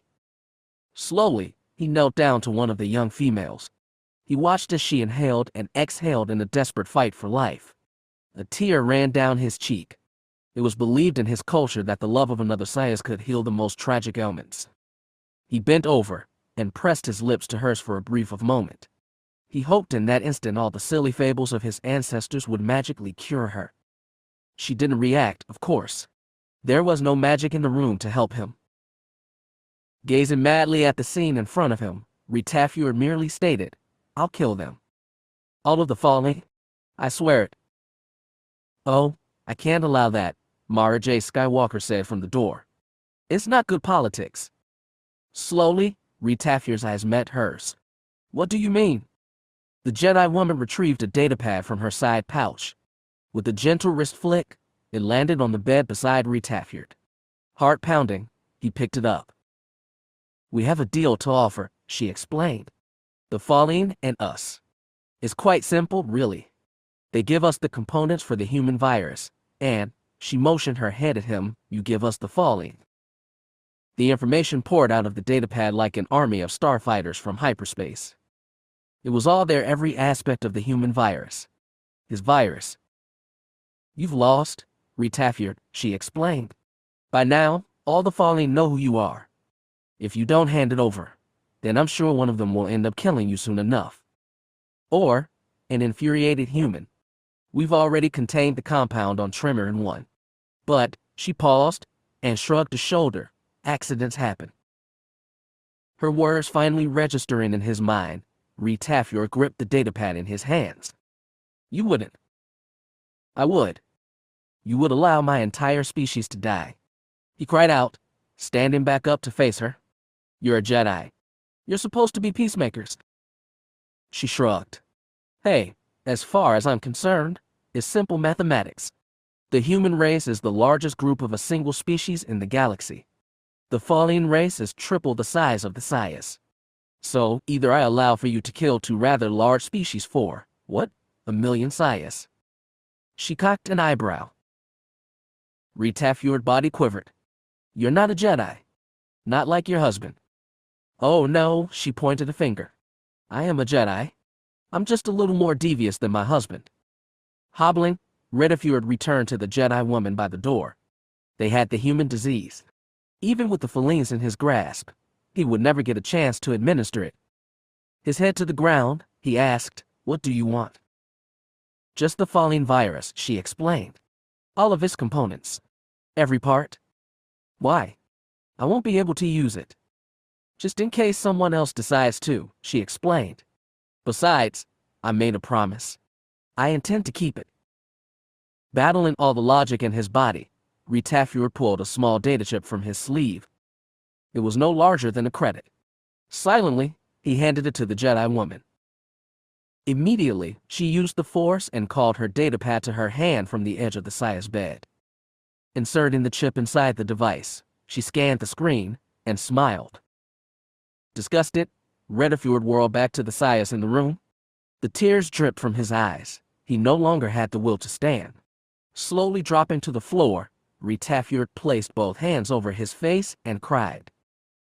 Chattel and Treya trailed to the lower levels of the Imperial Palace a few minutes after Retafur's confession. Mara Jade Skywalker stood by the entrance as he was put into custody. The datapad still in her hands, she closed the door, and then turned back to the others inside the room. The image of 8 dying aliens was gone. Sitting up from their positions, Corran and 5 other Jedi smiled. Merrix, in the bed next to her husband, seemed mildly impressed. Corran turned and kissed his wife. Leia Organa Solo, however, remained stationary on her mattress.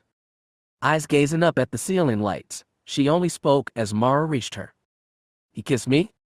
With that, Mara cupped a hand up to her own mouth, suppressing the laughter.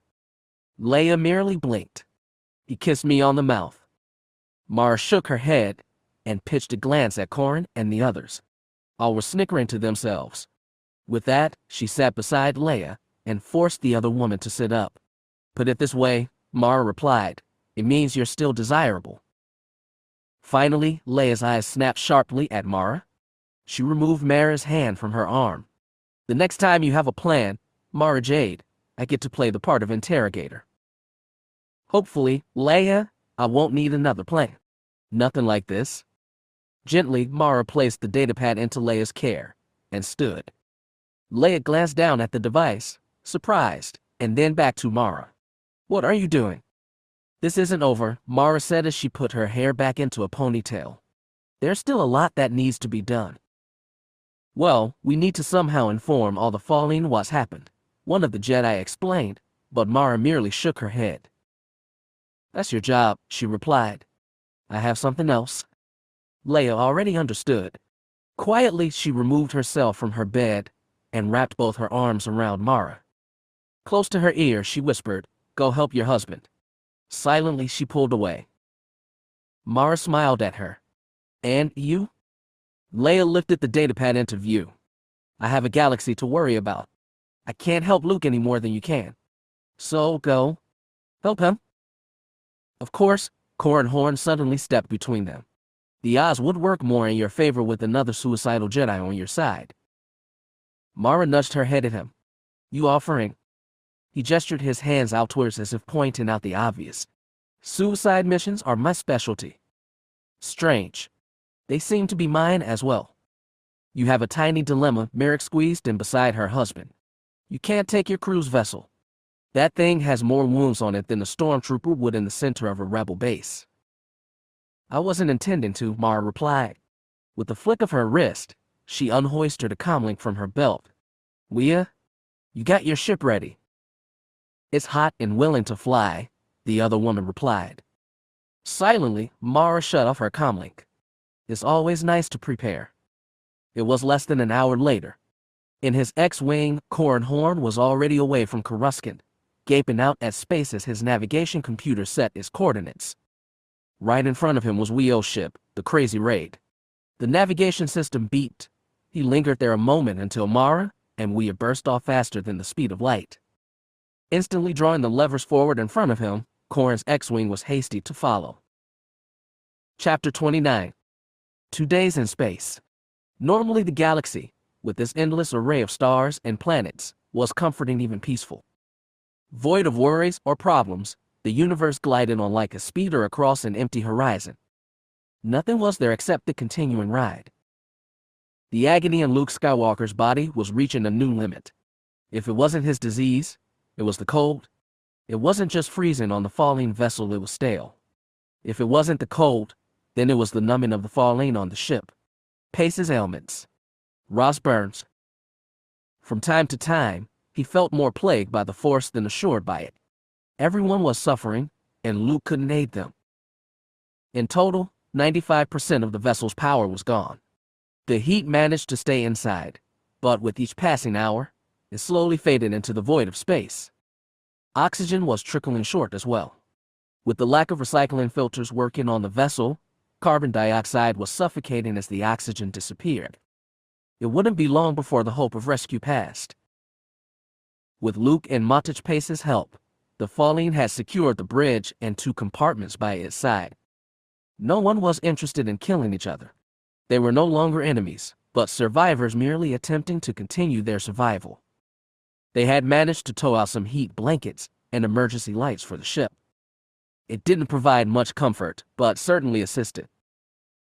A few of the Fallen even asked for Luke's help to keep warm. It was a useless feature, and Luke's energy was dedicated to Ross and himself. He could keep the boy warm, but that was all. Even the idea of aiding anyone else, even Pace, wasn't possible. Therefore, Luke sat beside Ross inside one of the 2 compartments beside the bridge and meditated. His concentration prevailed, but his power wasn't expanding. Instead, a long, overwhelming cough spasmed up his throat. Reopening his eyes, Luke gripped a hand over his lips. With each cough, his head pounded. With each breath, he felt the chills of fever sprint through his body. Even with antibiotics and his own healing, he wasn't getting close to curing himself. In all essence, the cold and Ross dependency to him was slowly killing him. He needed a healing trance. He had needed one for 2 days. Nonetheless, he remained beside Ross and coughed instead. From his side, there wasn't a cough, but more of a gag. Reaching out with his abilities, Luke forced his chest to relax. It took a minute, longer than he desired. The spasm stopped, however. Slowly, Luke twisted around to the right. There, Matic Pace lay. A heat blanket cloaked his entire body. The cover didn't provide much comfort. The sweat glistened off his brow. His face, the only thing sticking out from the blanket, was a pasty green shade, masked with the red splotches of broken blood vessels. His eyes were bloodshot, his expression trapped in a daze. And there, quietly running down his lips to the floor, was a gentle stream of blood. It merged to the reeking mass he had gagged up only an hour before. The picture sent a wave of nausea to Luke's stomach. He closed his eyes. It wasn't due to mere disgust at Maddox's current appearance. The commander had been swiftly declining throughout the course of the 2 days, as if he were already decomposing. Every antibiotic Matic swallowed was as effective as sipping a cup of sugar water. Desperate, Luke had even tried putting the other man into a trance. With his abilities kept to Ross, however, the Jedi-induced coma did nothing but stop the commander from breathing and drain even more of Luke's power, snapping the other man out of it. It hadn't been a good mission for Matic Pace. It hadn't been a good mission for any of them. As if reading his thoughts, the commander's eyes abruptly found the Jedi's. Even with his sickly features and poor eyesight, Matic grinned. "You can say it," he rasped softly into the room. Licking his lips, Luke merely shook his head. "I wasn't going to say anything." "Oh," the commander paused as if thinking, and then muttered, "Okay. I will then." Yuck. Not expecting the declaration, a tiny grin formed on Luke's face. He immediately dropped it. Matic Pace merely breathed out a faint laugh. "You tried to hide it. Jedi or not, I can tell that's what you were thinking."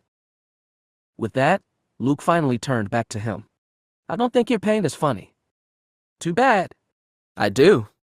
Luke sternly lowered his eyebrows. "It isn't funny, Matic. It never is." "Perhaps not to you," the commander countered, "but look at it from my perspective. The irony? I've spent over 10 years of my life going on crazy missions, risking my butt for the thrill. Not for anyone, really just the thrill. I love the thrill." He trailed off, his eyes slowly shifting their gaze toward the ceiling. The room was still again. Even the Fallen on his far side were sleeping quiet. Inhaling a breath, Luke went back to Ross. The Jedi closed his eyes. "I can't admit that," Pace's voice interrupted the silence again. "You know, like admitting if you liked killing someone during battle. It's nothing you should be proud of, but..." He stopped himself again. After another instant, he spoke. "You ever liked the adventure, Master Skywalker? The thrill of the fight?" With that, Luke sighed. Eyes remaining closed, he came back. When I was younger. About Ross' age. It was before I became a Jedi. You're not allowed to like the thrill now, are you? Luke shook his head. You ever wish you could? There's nothing to like, Luke replied, and stretched out with the Force to check Ross' vitals. Killing death. It's all death and destruction. That's not my way. Not anymore. So why do you still do this? Slowly, Luke opened his eyes. He turned to face the commander. It's something that needs to be done. Quite simple, really. Why can't someone else handle it? I don't know, Matich. It's just that I can feel when something horrible is happening. All Jedi can. Almost like it's calling for you, telling you it needs to be fixed. Visions. Sometimes. Other times, it's just a feeling. I bet it feels good when you fix it. Of course. So you do it for the accomplishment. Luke hesitated at that. Blinking, he deviated his eyes away, gazing at the floor by Ross' feet. Truly, he hadn't thought about it that way. Matich Pace coached a chuckle. It feels good to do good, Master Skywalker. No harm in it. You should be proud. You've saved a lot of people. Possibly, yes. Humans. Luke spoke grimly. I don't know. I've learned to follow the Force, my feelings, but... It's war. Famir didn't deserve this, Luke muttered back. Not even Jair. They were fair people with unfair choices. I couldn't imagine the Force would lead them to such consequences. Nope, Matich spoke sluggishly. Nope, the twisted senator did that. Not your fault. Actually, I think we did pretty good. With that, Luke turned back to him with a tiny smirk. There were several parts at play.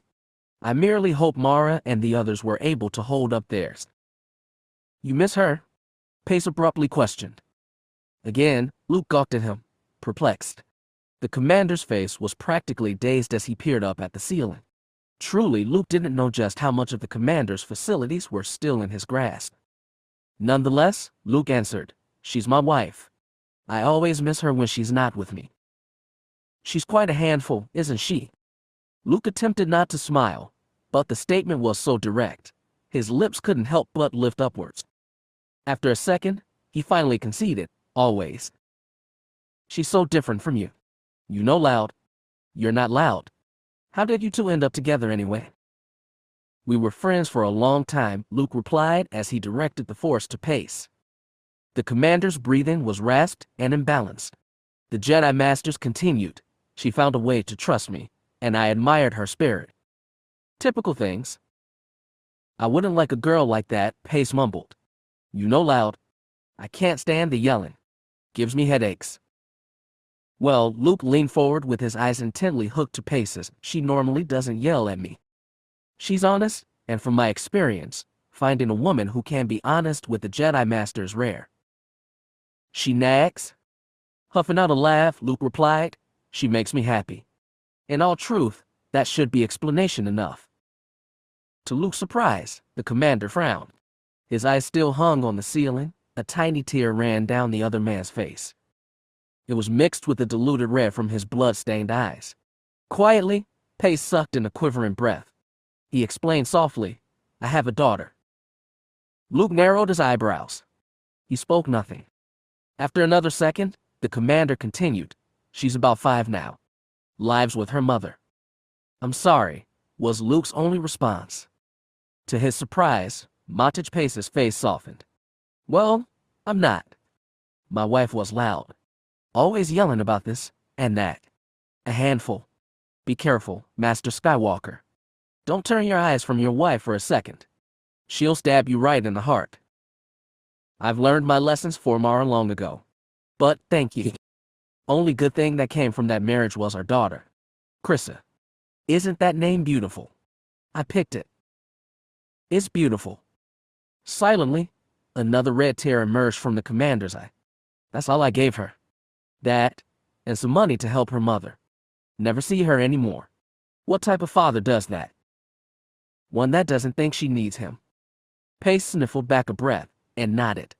Thanks for the attempt. You're too kind, sometimes. Gets annoying. Ignoring the comment, Luke said, I'm sure she's fine with her mother.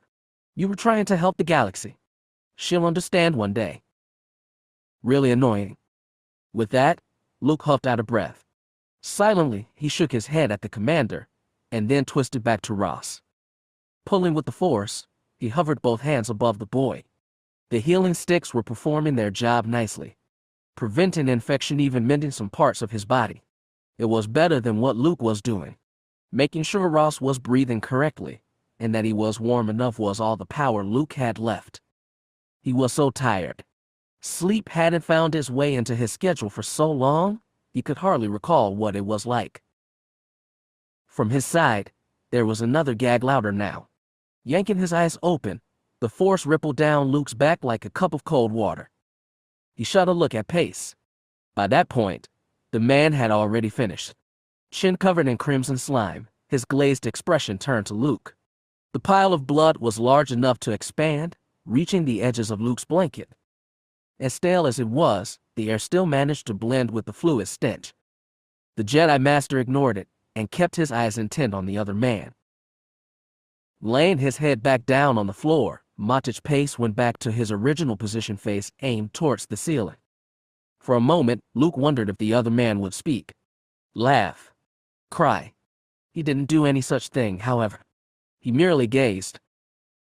Licking his lips, Luke brought his attention back to Ross. You ever done a mercy killing? A dark shiver jostled up Luke's back. He spun back to Pace and narrowed his eyes nervously at the man. It took him a moment to reply. Gently, the Jedi Master asked, "What do you mean, precisely?" You know, like a friend or family. Or, he paused and licked at the blood on his chin, commanding officers. No. Oh, Pace spoke lightly and readjusted his body underneath his covers. The room was silent. Eerie. Luke didn't go back to Ross. After another minute, Pace's calm expression crumbled. His breaths became heavy. Taking in a deep handful of air, his eyes finally twisted toward Luke. They shimmered with agony. A plea for help. Luke's heart began to pound. He raised his eyebrows at the other man, but couldn't find the will to speak. His face serious, his eyes red, but alert, Kyp Pace finally asked, "Would you mind doing one?" Luke was already shaking his head. The commander merely smiled. "I don't suppose I could argue that I'm dying anyway." "We don't know if someone's coming or not," Luke countered. "What would happen if someone found their way here?" And he closed his mouth. The other man maintained his grin. "You honestly think they could help me?" By this point, Luke paused and sank his eyes to the floor. "We don't know yet. A healer Mara, or another Jedi could be on the ship. We just don't know. And of course, she or another one of them would just leave you lying on your back, right?" Luke kept his eyes downward. "If I asked? Great. Then, I would be responsible for the death of a legendary Jedi Master." Luke turned to him with a firmer stare. "You're exaggerating this, Kyp. I can't take care of myself. For now. You're making excuses." "Of course I am. I'm coughing up a half-gallon of blood every few minutes. My entire body feels like a throbbing glob of pudding. You'd make excuses too?" Scanning his eyes around the room as if attempting to find logic dangling off one of his walls, Luke shook his head again. "I can't try putting you in a healing trance again. Just to see." "Great, so I can choke to death on my own blood. A nasty way to go, but I'd monitor you this time. Just like Ross." "Will you have to take some of your concentration off of Ross?" "There's only one of me here, Kyp. You know I'd have to. It wouldn't work otherwise." "Then the answer's no. I'm not gonna let him die after all this." Finally, Luke's jaw clenched. He aimed a glare as harsh as Palpatine's to Kyp. "What makes you think I need your permission?" Luke assumed the other man's confidence would crack his eyes full of concern, but leeway. "No, not Kyp Pace." The commander was able to keep his expression still for a solid half-second before a belt of laughter shot out from his blood-covered lips. "Oh, man. Your wife is right, Master Skywalker. You pull off a devious glare about as good as a baby tauntaun."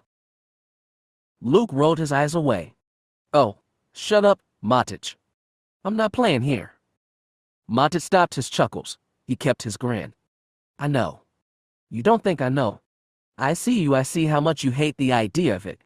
But I'd be the one dying, remember. What about what I want? You don't know what you want.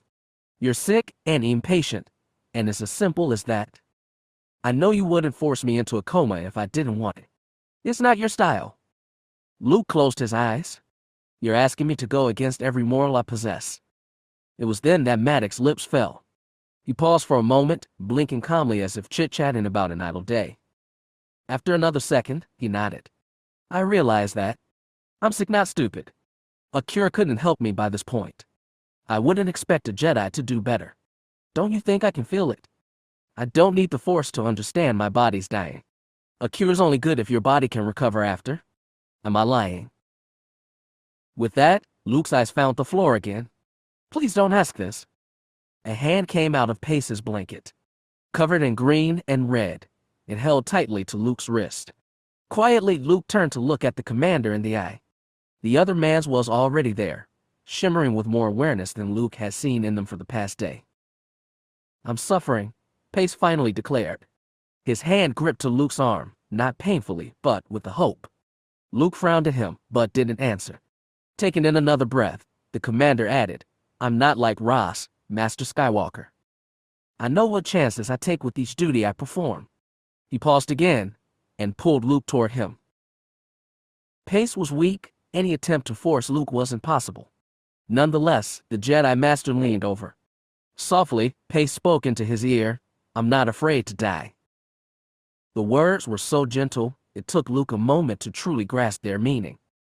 Until I with the other man, the declaration roamed through the Jedi Master's mind like a stranger that had lost his way. More than the words themselves, was their faith, their sincerity.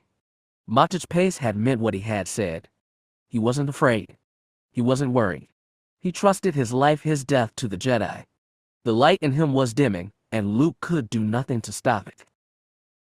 Slowly, Luke placed his hands on the other man's face.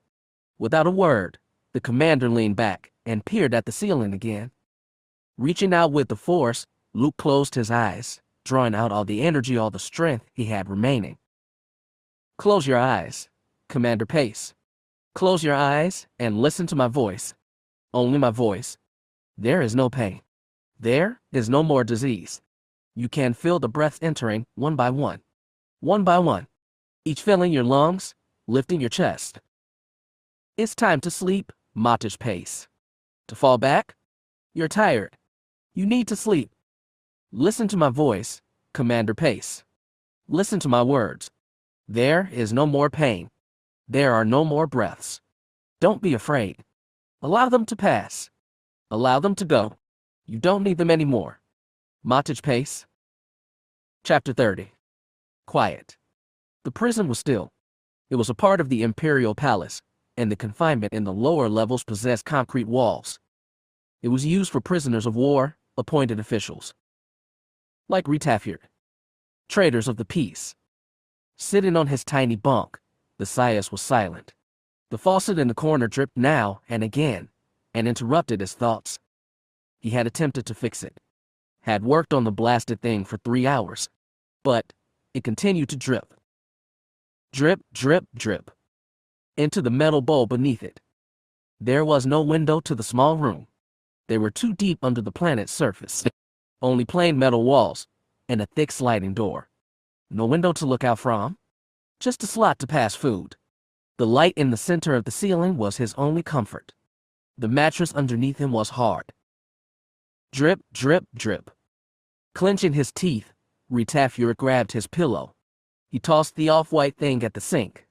Missed. It fell to the floor by his side. Drip, drip, drip. It had been 3 days. 3. Trapped inside that room. Stuck between 4 concrete walls. He would be there for a long time. He already knew that. Leia Organa Solo had already lectured to the Senate. Senator Tenanite had been pardoned. One by one, they were transferring the information about the Felene's virus to as many vessels as they could locate. Already, they were receiving data, pinpointing every spot the Feline had dispersed the human disease. Some of the Feline were expected to be tried for their crimes. No one expected many to take the responsibility. They were victims, people would say. They were afraid, people would reason. The tension would be vast, but the human race would forgive. The fallen would make amends. Retafurd hadn't heard that from any guard, he knew it in his heart. Their races would unite, and drive the galaxy that much closer together. And now, the Sias would never be free of the New Republic. Drip, drip, drip. Placing his hands over his face, Retafurd cried. Softly, he allowed the tears to stream down. The tiny echo of his moans ricocheted in the room. The human race would know it was he who caused it all. They controlled the New Republic. The essence of the cause. They would execute him. He would die soon. Die at the mercy of all the humans of the galaxy. It was then that another noise erupted throughout the room. It startled him, forcing his entire body to jump. It was a noise he was familiar with, however. After 3 days, it was almost as recognizable as the sink. The door was opening. It was time for dinner. The bright lights of the outside world filled Retafur's tiny room as if Coruscant's son had been smuggled into the prison. There, standing at the door, was a figure. Retafur squinted. It was too tall to be a guard. Almost all of them were human, and none of the aliens were that large. Desperately, Retafur tried to focus. It was then that the being spoke quietly. You've disappointed me. Somehow, the soft voice managed to hurt the Sias' ears. Retafur backed away, the terrible ring propelling chills through his entire body. The other being merely snorted a breath. Well, aren't you at least going to say hi, my friend? Tenanite, Retafur mumbled. All other words instantly wedged in his throat. Slowly, the falling entered. A tiny grin on his face, his color was a vast sea of violet. His eyes were soft, even lively. Yet, nothing no kind expression could calm Retafur's beating heart. As he stared at the long dagger in the Falene's hand. Gasps escaped his lips as if all the air in the room was fleeing. Retafurd opened his hands in plea. Please, he started. I never meant any harm. I needed help. That was all. Help, Tenanite replied, and calmly played with the dagger in his grasp. Oh yes, my friend. Some help would certainly do you good right now. I never meant to lie to you. You used my people, threatened my race. Almost started a war. Oh, and let's not forget, the fallen glanced around the prison cell, and then smiled at Retafurd. This was my room. Sitting on his bed, Retafurd silently lifted his legs to his chest as if that alone could protect him. Quietly, Senator Tenanite stepped forward. Standing over Retafurd, his face shaded into darkness as the light overhead poured from behind his shoulders, the fallen merely spoke, It appears you've had some bad luck, Retafurd. Such a pity. It seems you're going to have a bit more. The dagger glistening in the prison's light, Retafurd closed his eyes, awaiting the fate the fallen was ready to give him. In the corner, he still heard the faucet. He could detect the tiny spouts of water, dripping and dripping without a care in the universe. Chapter 31. A light sheet of ice cloaked the fallen. The heating blankets had run out of energy hours before, and the air had stalled.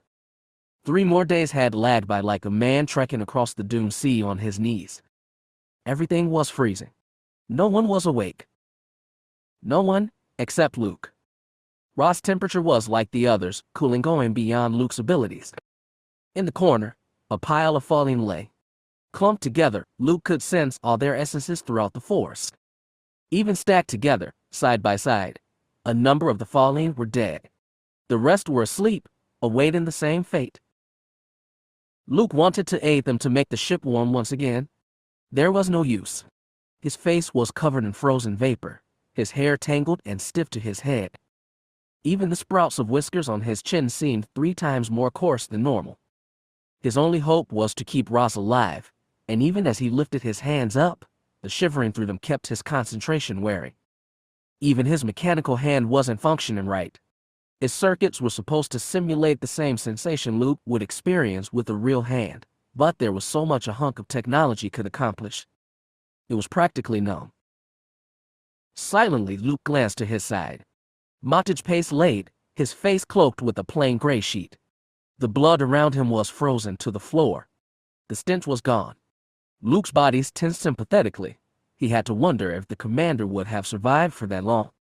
3 days in space, attempting to fight off the disease and the cold. It was something Luke could never truly guess, pondering what the future had stored for all of them. He couldn't have saved Montage Pace by the time of his death. He could only ensure no more pain. At the very least, Luke did know one thing. If he had spent his time attempting to heal Montage Pace, there was no doubt in his mind Ross wouldn't be alive at that moment. As far as the future was concerned. Weakly, Luke twisted his eyes back to the computer slicer. His arms still lifted above the boy. He felt the fingers ache, the frost gathering, his own heart pounding. Even as he watched Ross breathe, he could no longer feel the slicer through the force. He sensed nothing except his own body screaming to be healed. Taking in another hard breath, Luke reluctantly lowered his hands. He watched the slicer for a minute as the boy fought for breath and heat. The disease still hadn't plagued him. His burns were healing. There was nothing Luke could do now. With that, the Jedi Master gently placed a hand on Ross' forehead. Quietly, he leaned forward and whispered, "I'm sorry." It was then that the cold consumed him. Reaching out with the force, he felt his body wavering, his heart beating. He fell backwards, his head landing painfully on the floor behind him. He pulled with the force, counting the seconds. The air seemed almost dead. The room reeked of death. He obtained all the energy he could muster. He plunged himself as deep as he could within it. Silently, the eyes of Luke Skywalker fell. The force was comforting. The frigidness overflowed the room. It didn't matter. As the Jedi Master lay motionlessly on the floor, his breath softly coursed through his body, and the cold melted away. "Right now." "That's what I said." "You sure?" "We're going to pass them." "Okay." With that, the engines of the crazy raid arrived at a halt. Standing inside the cockpit, Mara Jade Skywalker examined the vastness of open space before them. Her mouth curved upwards. To her side, Wheel's expression was the opposite. "I don't see anything," the other woman proclaimed. "That's because they're behind us," Mara replied. "There's two vessels out there." "Two?" Wheel questioned and pushed at the ship's controls. With hardly a move, the entire vessel swung around. The entire picture became clear. From the right was the dim light on a falling ship. Almost like little dots, Mara watched silently as the other one floated by his side, pulling away. With that, Mara patted Wheel's shoulder. "We need to contact that vessel." "What?" Wheel questioned, and tossed Mara a frown. "Are you nuts? Any attempt at a surprise attack will go supernova. They might be one of the ships Leia has spoken to. What's the chance in that?" "Not good, but we have to try." Yeah, Wheel grumbled, and switched on the comm system. "It's a stupid Jedi thing." Mara playfully squeezed Wheel's shoulder and then dropped her hand. Almost 4 days in space, and Wheel had been her only company. The rest of Pace's crew was busy on Coruscant as they worked to calm the citizens and provide evidence. Of course, Mara didn't mind that a bit. Having a vessel filled with a large batch of people didn't sound so great anyway. "Should we inform Jedi Horn that we've stopped?" Wheel asked by her side. Mara shook her head. "He's been following us for 4 days through the Force. He knows." "Should we wait for him?" "He'll be here soon," Mara replied, eyes fastened to the vessels in front of them. She pointed to the ships. "They're attempting to rescue. Boarding the ship, supplying it with some power. That's why they're here." "How can you tell?" With that, Mara frowned at her. "Because I sense my husband. And all the beings around him." "Well, what's the verdict here?" Mara kept her expression. "They think he's dead. Just like everyone around him." "Is anyone else alive? Ross or Pace?" I don't know. I don't think so." Wia's complexion darkened, and she faced the viewpoint again. Silently, her hands moved on the ship's controls. Ever so slowly, the crazy raid inched forward. Mara narrowed her eyebrows. "What are you doing?" "He's alive, right?" Wia asked without looking. Mara blinked. "Yes." Then we do what we were intending to do, we expressed. Rescue mission. Get into the cargo bay and put on a vac suit. We're about to have some fun. Staring down at the woman, Mara grinned. Gently, she bowed her head, giving her a tiny smirk. Yes, Captain. Don't be smart, Jedi Skywalker. Just move. Saluting the woman, Mara Jade Skywalker exited the cockpit. Lightsaber bouncing up and down on her hip, she raced through the narrow hallways of the vessel. Dead, human and falling. To one side of the small compartment rested a pile of her species' corpses. They were frozen and pale. The ones that managed to survive were already on their way to the other vessel. Silently, Guardsman Hinel looked down at the 3 humans on the opposite side of the room with her bright violet eyes. 2 were clearly dead.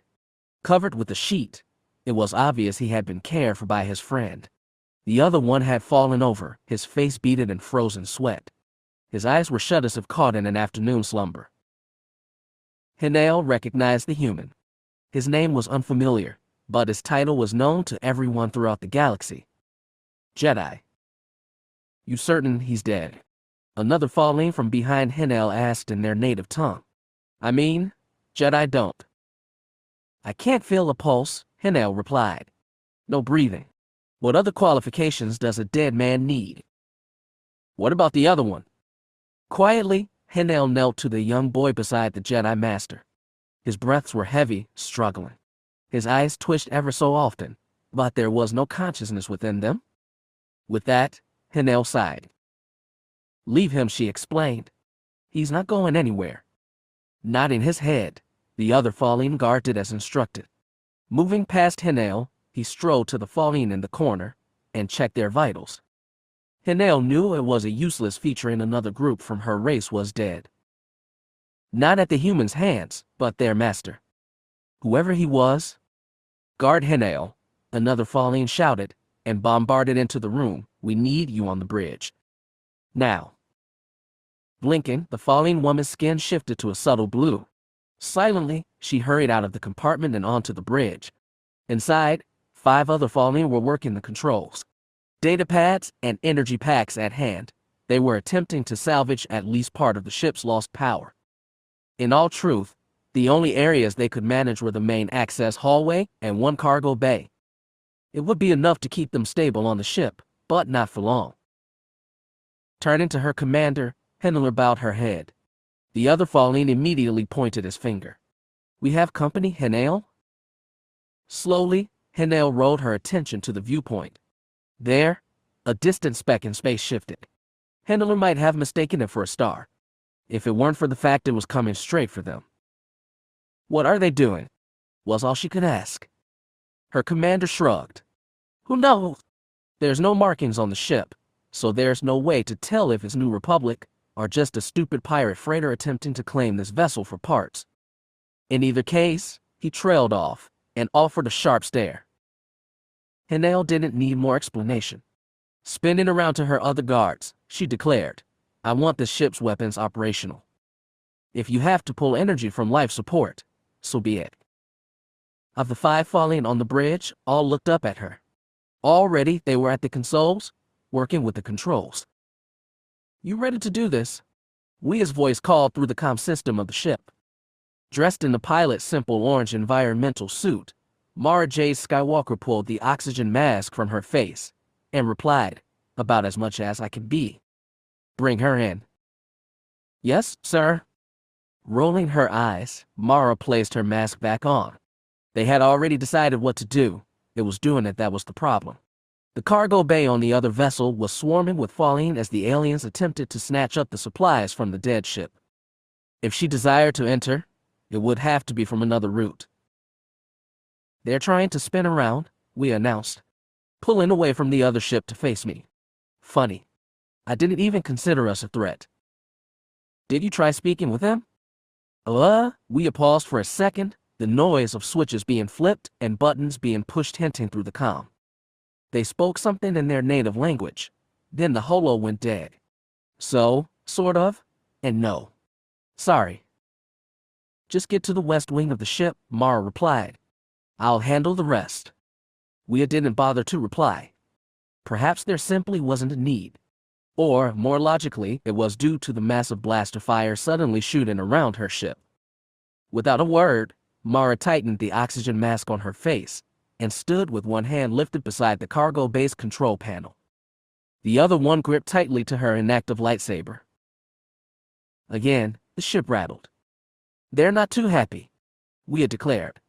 "We're reaching the coordinates. Just hold on. This'll have to be quick." Mara reached out with the force. She sensed Wea's ship swerve underneath the falling vessel, the beings on board the ship. And then Luke. Cold. Dim. He was at peace, alive, but cold. She tried, but couldn't feel Ross or Commander Pace. If they were alive, it wouldn't be for long, like her husband. 3 seconds. Wea shouted into the comm system. 3 to go. Without a second's thought, Mara jammed her palm into the ship's eject button. With her lightsaber raised above her, she felt as the garbage chute fired her out of the ship like a blaster's red beam. "Focus, Mara. Focus." Open space struck her and would have disoriented most people. Jedi or no, there was no center in space. The garbage chute's thrust continued to shove her upwards. There was no opportunity to look. The bottom of the falling ship was approaching fast. Employing the force, Mara gripped her lightsaber. The seconds passed like a detonator's ticks. She tossed the saber high above her. The striking blue blade shined in space like a spark of electricity inside a pitch-black cave. It collided with the falling vessel and cut through metal and pipes its protection from the outside nothingness. Even with all of Mara's concentration, the process was slow, and her body was ascending too swiftly. Heart pounding, she closed her eyes and shifted her back toward the falling ship. The lightsaber continued to cut, but the time wasn't there. Given a tiny groan, Mara Jade Skywalker's back rammed into the bottom of the ship. Pain erupted into her body as if her spine was pushed into her chest. The sheer force heaved all the wind from her lungs. Nonetheless, her concentration held. The lightsaber continued to slice. The metal snapped and flew out into space. Grabbing her lightsaber with one final maneuver, Mara engulfed the force. The bottom of the ship was thick, a good meter between technology and the emptiness of the galaxy. With one push, she forced herself through the open cavity and into the Falene's vessel. The wind from the tiny room consumed her as she pulled herself through. One hand after another, she crawled into the ship like moving up a smooth mountainside with no rope. The wind continued to beckon her to slip back out. Another groan escaped her lungs, but she still shuffled forward. Climbing to the room's door, she stretched out with the force. It opened without question. Dragging herself past it and into the vessel's main hallway, she used the force again. The sliding door closed without hesitation. The wind stopped. Panting, Mara silently dropped her breathing mask under her chin. Her hair matted to her head like strips of wet cloth. Mara glanced around the hallway. She sensed for anyone, but it was clear. She felt her husband, the falling on the bridge. They didn't realize she was on the ship. That wouldn't last long. Weakly, Mara managed to get her feet underneath her. Pulling at every ounce of strength in her body, Mara gently held her lightsaber within her right hand. In her left, she placed her tiny wrist pistol. "Okay, Luke," she thought to herself, "I hope you're ready for this. Because if you're not, then we might have some serious trouble ahead." She started to run. Chapter 32. Entering real space from lightspeed was normally not a problem, but as Corran Horn heaved back on his ship's controls, the force shook as powerfully as his X-Wings photon torpedoes. Corran didn't expect to end up in the center of a battle. Then again, when do things ever truly go the way one expects? He veered his X-Wings controls to the right, and barely missed a line of falling blaster fire. It was then that Weo's voice came shouting through the comm. "Watch it. Both ships are firing now." "Yeah, I got that, thanks," he replied, and tugged his starfighter into a tailspin to avoid another attack. Yanking on the controls, he watched as one of the two falling vessels belted around a full 180, his engines lighting up like flares. The other one remained as still as a corpse. Through the force, a tiny chill rushed up his back. Where's Mara? Where do you think? Weo replied. Another batch of red sparks came flying. Relying on the force, he evaded the bolts and steered towards the dead falling vessel in his viewpoint. His sense was dim, but there. It was like an exhausted fire. Its warmth could still be felt even as the spark of light was fading into the wood. Mara ran to it as she kept her senses on guard. There were close to 12 other falling on the vessel. Some in the cargo bay. None was close to her. Good for you, Madam Skywalker. Grab the hubby, then get the hell out. It wasn't the most complex strategy, but normally the best ones weren't. The main access hallway was less narrow than the other corridors she had perceived throughout the ship. Nevertheless, its twists and turns reminded Mara of a secret entrance. The falling had a tendency to create something more appealing to design than common use. It still provided a nice advantage. Through each curve, she stopped and called out to the force. Everyone was in the cargo bay or near the front. Near Luke. Oxygen mask under her chin, the cold stale air of the ship coursed through her lungs. The chill was actually a relief, but her head hurt. Her back protested every movement. The unforgiving metal of the ship's exterior was not the nicest welcome, apparently. Panting, she used the force to keep her vision focused. As she continued to stretch out, she slowed her pace. She was there. In total, there were 7 falling. 5 were on the bridge, 1 in another compartment. 1 with Luke and Ross. The presence was faint, but Mara felt it. Ross was still alive. She was tempted to contact Wea. If her plan didn't work, however, if she couldn't get out Luke and the computer slicer, then bringing the pilot's hopes up too early would do no good. Her hands remained still. Slowly, she stepped toward Luke's compartment. She peeked inside. A falling male stood by the corner with the datapad. Lifting up dead falling hands and legs, he glanced at the faces of the beings in the corner, then wrote in his datapad. Counting the dead. Ignoring her primal instincts to just slash the poor little creep where he stood, Mara hooked her lightsaber to her belt. Her wrist pistol was put securely on her forearm. If she wanted to do it right, then she would have to resort to more Luke-based tactics. Cautiously, she slithered into the room. The other being didn't bother to peek up. Step by step, she edged closer to him and reached out with the force. Easy does it, Skywalker. Don't mess up. Punching at the buttons on his datapad, the falling didn't see her right at his back. He had no time to prepare. Mara lifted a hand and pulled with the force. The door of the compartment abruptly slid shut. The falling spun around, but Mara already had her arms snaked around his neck. Taller than she, he bent over and hauled her off the ground. Her grip held. Staggering back, he threw himself to the wall by their sides. The wind umped out of Mara's body.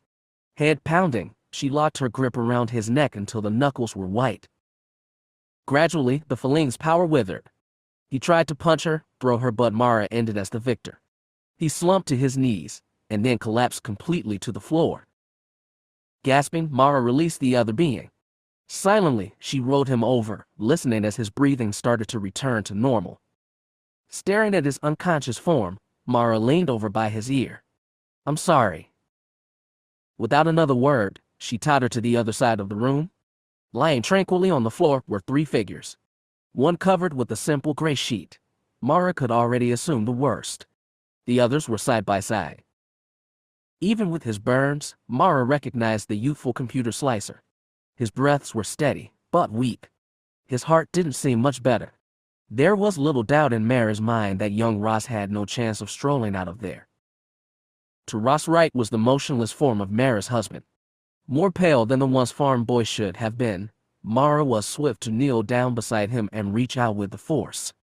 His face was covered in sweat, his hair a tangled mess of dirt and neglect. Mara bent over and kissed his lips. The Jedi Master didn't bulge.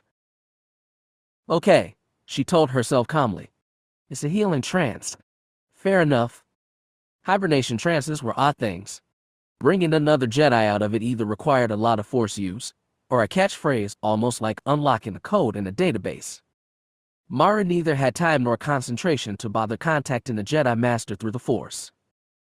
Her head rumbled with pain. The falling hadn't helped by whacking her into the wall, that was for sure. Licking her lips, Mara sat up straight, and then declared, "Jedi." Luke didn't stir. "Okay, wrong one," Mara considered for a second. "Mara?" "Nothing." "Leia?" "Nothing." "Anakin?" "Farm boy." "Tatooine." "Come on, Luke, you put it in Huddis." Her husband remained as unconscious as Ross. Shutting her eyes, Mara reflected back. They had spent so much time together, so many hard times. A healing trance wasn't unusual in their work. Neither were the phrases. Slowly, Mara reopened her eyes. Caught in a tiny grin, she stared at her husband. There was one password he would think up, one that only she would try. Quietly, she leaned down to his ear and declared, "I love you." She expected him to jerk awake, to look up at her and grin with amusement. He did nothing. His eyelids remained as closed and as blank as before. Rolling her eyes, Mara placed a hand to her forehead as the last bits of her concentration wilted. "Come on, Mara. What would Luke say? What would he use if he thought you would come? Remember, this is Luke. Nothing is off limits." It hit her with such might, her hand flinched away from her forehead. Taking in a breath, Mara gazed at the Jedi Master in front of her, and softly said, "Welcome aboard."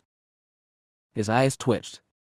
Like flicking on a lightsaber, his entire body revived, stretching. After only another second, he smiled and his bright blue eyes faced Mara. His expression dropped. "Mara." He screamed right as the metal rod made contact. The impact knocked her across the room. There was no time to scream. Like a weightless doll, Mara slid to the other side of the compartment and collided with the wall. The falling, his neck a bright shade of red, still had his eyes on the Jedi woman as he lifted the metal beam in his hands toward her husband. "Repeat," Corran Horn shouted through his X-Wing's comm system. "This is Colonel Corran Horn of the New Republic. We're not here to start a war. Just rescue our men, like you are." "And this is Prince Isles of the vessel Rever," the voice at the other end hissed back. "Your comrades are already dead. There's nothing neither you nor I could have done. If you remain here, we will consider it a hostile act on your part. Do you understand?" "Hostile act? Yes," Corran snapped back as he rolled his eyes. "You're dealing with two militarily trained starfighters, sir. One a Jedi. We're not leaving without our men. It's actually quite simple." "Then, you leave us no choice?" "Normally never do." The comm went dead after that. Huffing out a breath, Corran flung a glimpse at the crazy raid as we erased across the stars. She was whipping around all over the place, dodging red sparks like a Jedi confronting an Imperial walker. Stalling, he thought to himself. We've resorted to stalling. Shaking his head, Corran wrenched back the controls of his vessel and avoided another blaster bolt from the falling ship. They weren't getting anywhere doing somersaults in space. Even for a Jedi, Corran's patience was fleeting. Switching on his comm again, he called out, "Leia, you there?" "Little busy," she came back with a pant. Ignoring the strain to her words, Corran asked, "You think you can manage for a second without me?" Why?" "I need to contact someone." "Sure," she groaned with an edge. "Then, after, we can all go out for whiskey and play a round of Sabak." "Are you nuts?" "It's important." "Then, contact," she replied, shouting out the last word as her freighter spun throughout the void of space. A shot tapped the corner of her vessel, but we held on tight. With that, Corran backed his X-Wing away, then punched the frequencies on his comm system. There was no time for conversation. The signal cleared, and he merely called out, "This is Corran Horn. We've stopped dead center on the intersection of the Corellian trade spine and the Rima trade route. Coordinates 17-3504. I need you to send a transmission to this exact location regarding the falling antivirus. Don't let me down, Leia." Chapter 33. Mara didn't move. Besides the wall, her arms cloaked her face. Luke couldn't tell how badly she was hurt. Not that he could help her. It was the falling that gazed down at him now. The metal rod in his hand, anger shrouding his face, and heart. There was no doubt what his intent was. The crude steel of the bar dimly gleamed in the room's only light. He raised it above his head. Through the exhaustion and pain, the virus, and the struggles of the past few days, Luke Skywalker felt renewed. It wasn't a complete reclaim of his strength or health, but the awareness in his body and the Force reassured him that the time he'd spent in the trance hadn't gone by wastefully. In the Force's light, everything withered to a creep. The rod started to come crashing down at Luke's head. Laying on his back, staring up at the other being, the Jedi Master observed in a strange tranquility as the object plunged toward his face. The impact sent the Feline's arms into a spasm. The long metal pipe vibrated, and a loud clapping of metal against metal boomed throughout the room. His head only millimeters away from where it had been a heartbeat before, Luke winced as the echo of the rod hitting the floor by his side bounced within his head. It took the Fallen a second to realize what had just transpired, and the Jedi lacked hesitation. Luke's leg flew up like a blaster bolt. Elegant and sturdy, it made contact with the Feline's stomach for only a split second before the other being leapt backwards from the blow. The metal rod flew into the air, and eventually bashed the wall behind the unconscious attacker.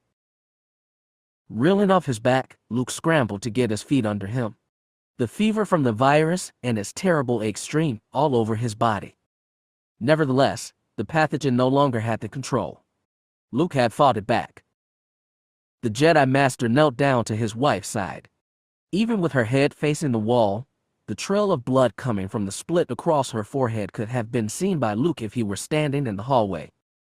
Leaving a tiny puddle of ruby ooze on the ground, the wound plagued over half of her brow. Luke immediately placed a hand on her injured forehead, and then summoned the Force. A moment later, consciousness poured back into Mara like a waking to a cold cup of water splashed at her face. She coughed, instantly jumping up as if attempting to get back into attack position. "Relax," Luke told her, his voice strangely raspy even to his ears. "You're hurt." "Oh," she groaned, and started to drop back to the floor. Luke intervened, bringing her head to rest on his lap. "Hold still," he replied. "Just breathe and try to focus." Rolling her eyes as if not able to pinpoint his voice, she wearily came back. "You playing hero again?" "Just for you," he replied, and gently took one of her hands.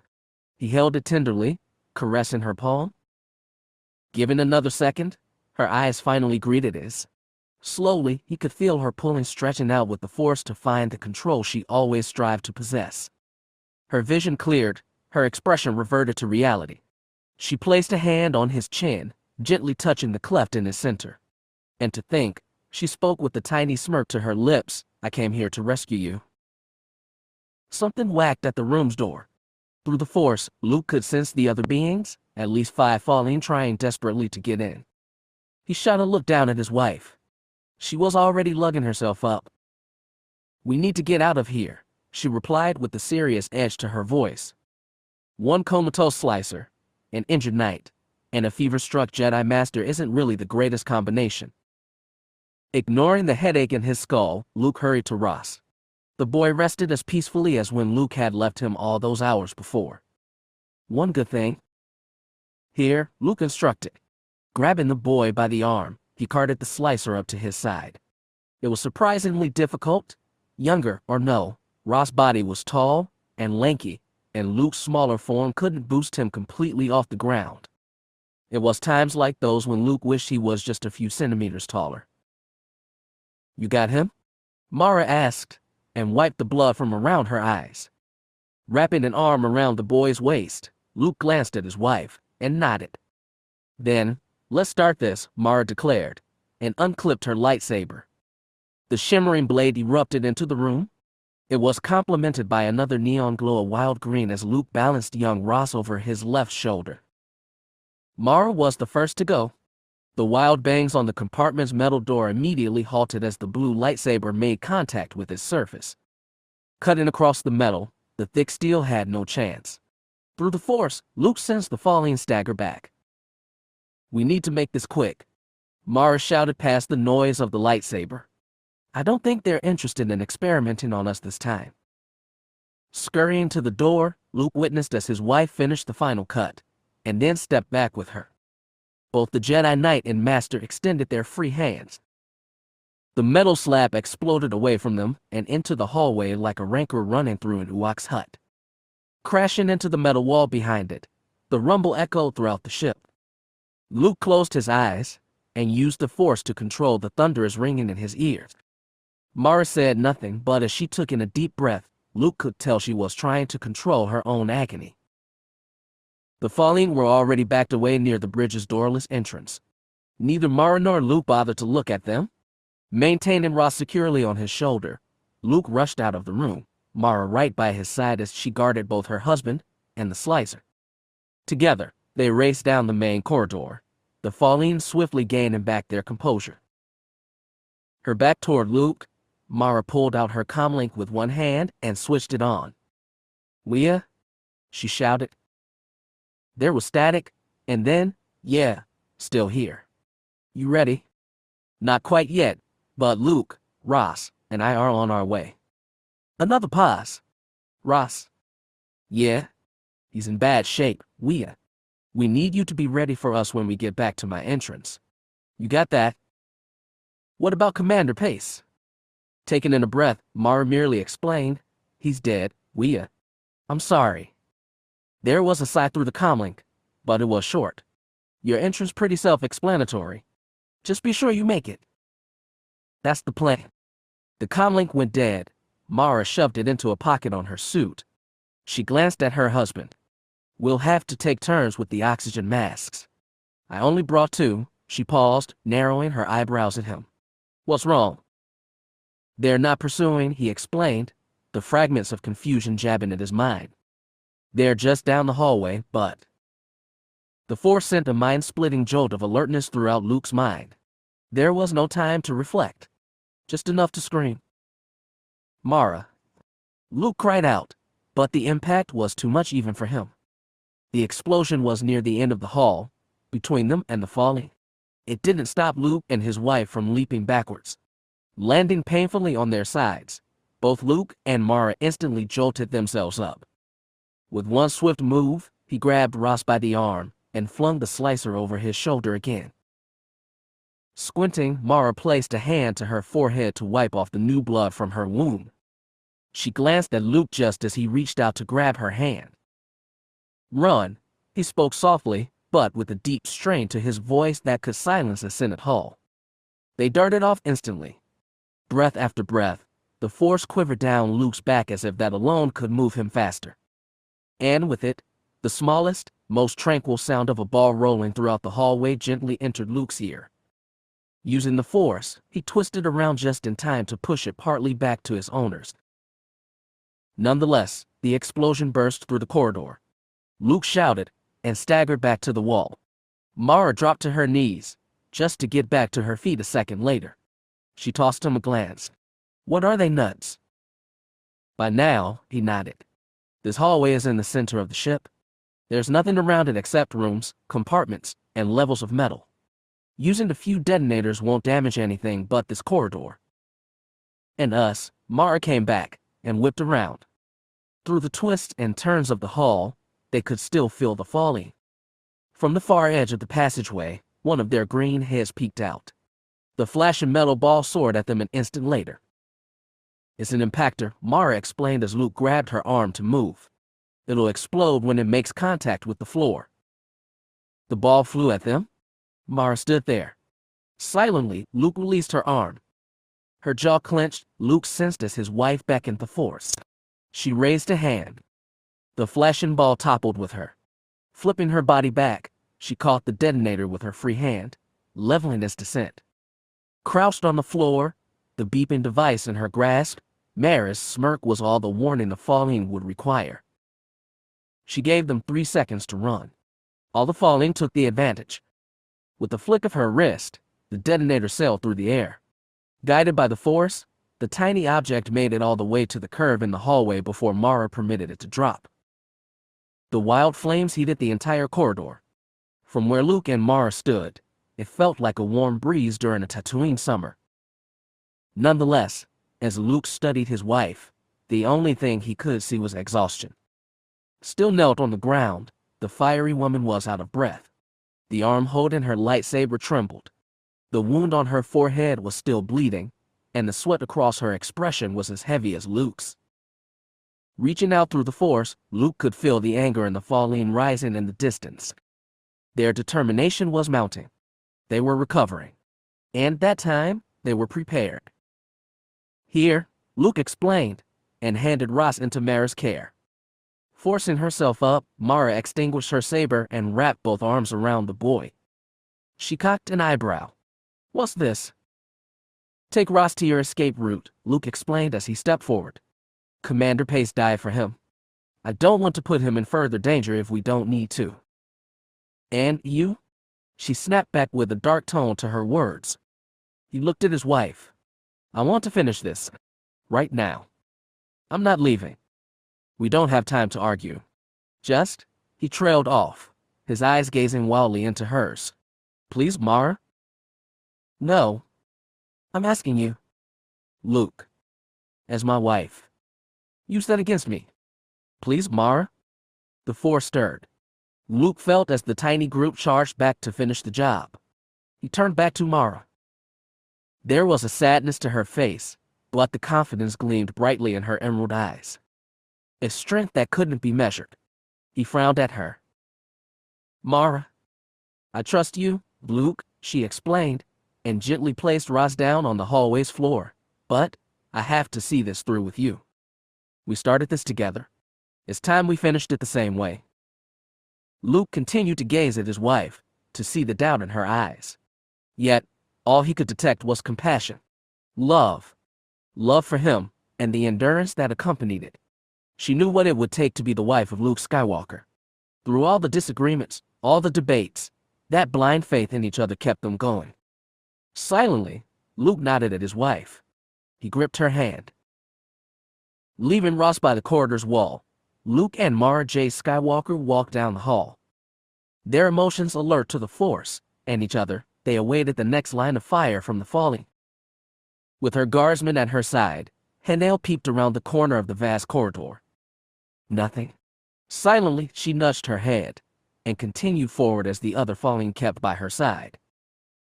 Adrenaline flaming through her like a scorching summer's sun, Hanel silently pulled another detonator from her belt. To her side, her second in command did the same, followed by another one. As their rage fueled them, they dashed down the hallway of the falling vessel until, at last, two figures stood in their path. Peeking out from the edge of the hallway, Hanel stared for a second at the man and woman standing motionlessly in the hall. It was the same man that, less than half an hour before, she had declared dead. She hadn't handled things well then. It was time to rectify the situation. Strangely, neither human budged. Arms calmly together around his back, the man stood as if happily accepting an execution.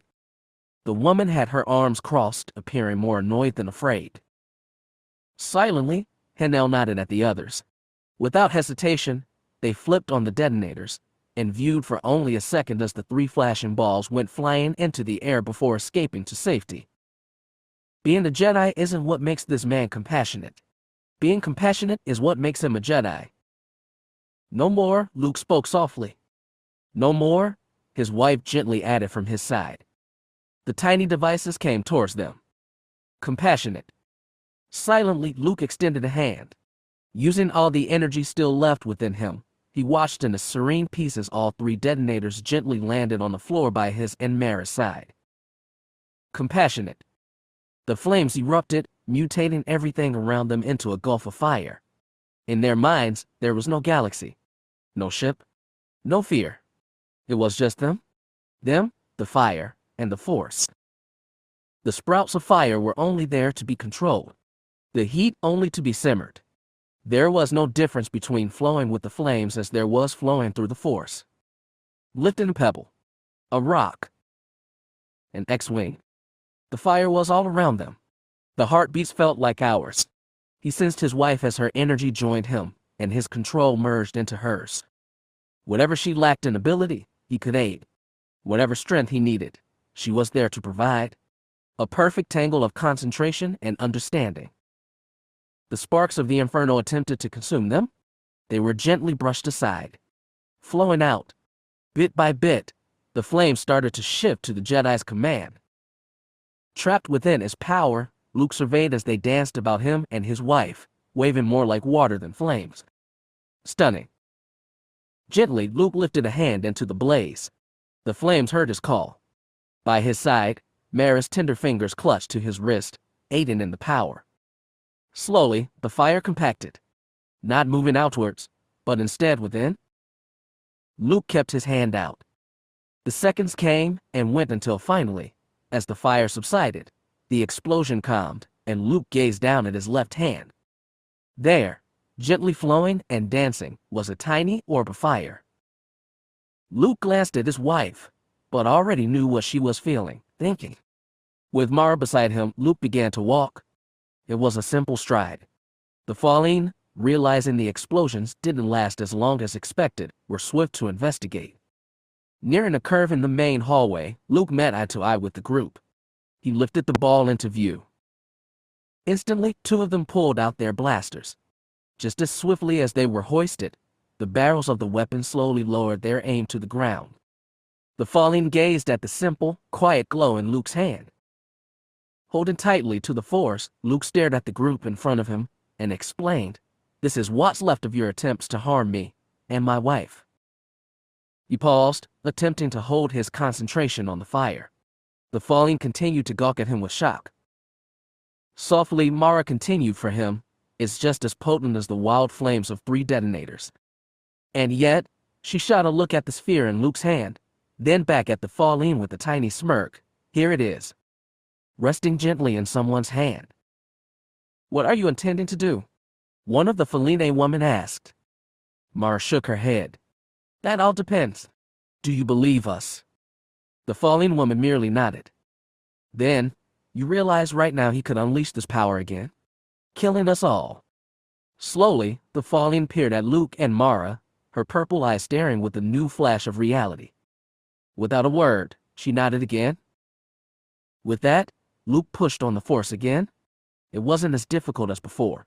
The Force was already with him, being focused to the tiniest molecule. It only took a second. As the quiet glowing ball of fire gently circled in his hand, the flames began to dissipate. One after the other, they vanished into the air until the last flame faded with the rest. The Fallen said nothing. All the weapons remained by their sides. Luke didn't need them to speak. Expressionlessly, he told them, "We're leaving now. Please don't follow." None of the Fallen reacted. The anger had died out with the flames.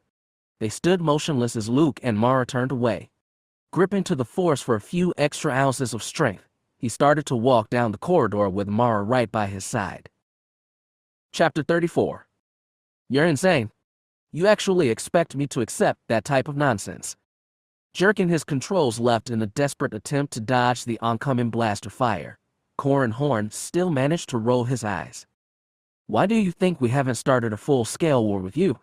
he asked the Falling Prince through the comm. "You're awaiting other vessels. Stalling us," Prince Isles replied with a hiss. "Stalling? Well, we're attempting to retrieve our companions, you idiot. Just let us snatch them up, and we'll." No one risks themselves with this much foolishness for a few comrades. A groan exploded from Corran's lungs.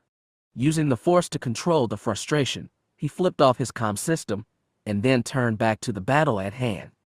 He tried not to harm them. The Fallen were fighting out of ignorance and fear, nothing more. It wasn't right to attack. And still, the impulse to protect his friends urged him forward. In the distance, he watched as Wia's freighter soared quickly in space. Eluding one shot with the twist of her ship, she rushed at the crippled Fallen vessel, awaiting Luke and Mara. Now, all they had to play with was time. They marched. Mara's arm around Luke's waist, his doing the same around hers. They supported each other as they continued down the hallway. Ross was securely hunched over Luke's shoulder. The boy's limp arms and legs swaying back and forth as the Jedi Master trudged on. Mara attempted to aid her husband, lifting some of Ross' weight off him through the Force. She knew Luke was just as exhausted as she. The Force was strong in both, but they had endured so much. The Fallen, the ship, injuries, viruses. And the list went on. So did they? The stench of ozone and smoke drenched their clothing. It seeped into their nostrils as if attempting to remind them of why they were so fatigued. Nevertheless, everything else was peaceful. The falling hadn't followed. The ship was surprisingly calm. Through the peace, however, there was a chill in the air. Mara was certain her husband felt it as well, but neither of them spoke of it. There was nothing to be said on the matter. Curving around another corner, a wave of relief shuffled down Mara's back. She tightened her hold on Luke and gently smiled. "We're here," she declared, and casually pointed a finger at the last door to the corridor's right. "I don't think they were lying," Hennel explained to her commanding officer. "They could have killed us, and yet." "They're human, Hennel," her commander replied, his eyes staring wildly out the viewpoint of the bridge. "Jedi, at that. It doesn't matter whether they mean peace. You know what the Master proclaimed. Their survival means our destruction." "But." "No, Hennel," he came back, finally turning to meet his eyes to hers. "Don't make this more difficult." Without another word, the commander snatched his comlink from the side of his uniform. "Prince Isles," he called into it with a dark, almost reluctant tone, "we have intruders in the east wing of our vessel. There is no possibility for us to retrieve them. We've cut off the section from all the other parts, including life support, but that will take time. The shields are down." He paused, giving Henler one more glimmer of somberness, then continued into the comlink. "It's my best judgment in this matter to destroy the east wing of this vessel before they can escape." "Are they doing what I think they're doing?" Wia's voice suddenly shot through Corran Horn's comm system, like a shouting owl. Staring out into space as one falling vessel turned its front port slowly away from Corran, and Wia, gradually twisting to face the other crippled ship, all Corran could do was frown. "Yep," he declared with a shake of his head. "It looks like Luke and Mara have made some nasty enemies. You better get down there, Wia. They're waiting for you." "What do you intend to do?" The wild buzz rang so abruptly through the tiny X-wing, Corran jumped. If it weren't for his restraining belt, there was little doubt he would have rammed his head directly into the top of the cockpit. "Corran, Wia's called." "1 sec," he replied, and flipped a button on the far left side of his control panel.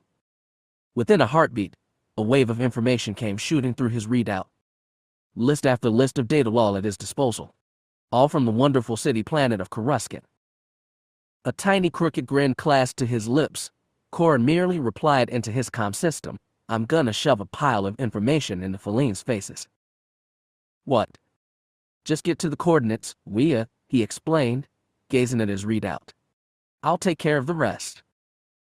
"They've cut life support," Mara explained to her husband as they stood at the door of the room Mara had used to enter the ship. Without hesitation, Luke grabbed one of the oxygen masks from Mara's side pouch. Silently, he secured it to Ross' face and turned back to Mara. "I suppose our attempt at a truce didn't go as well as assumed." "No," Mara muttered, averting her eyes to the ceiling. "There's a lot of regret on this ship.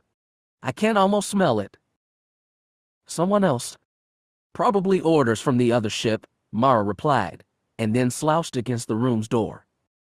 Sliding down its smooth metal surface, she sat on the ground. "We did well. Jedi rules, philosophy, and understanding right down to the fine details. It's not our fault someone still wants to kill us." "Our rescue vessel is still far away," Luke continued, and gently placed Ross on the ground. Sitting beside Mara, he rested his gaze on the ceiling.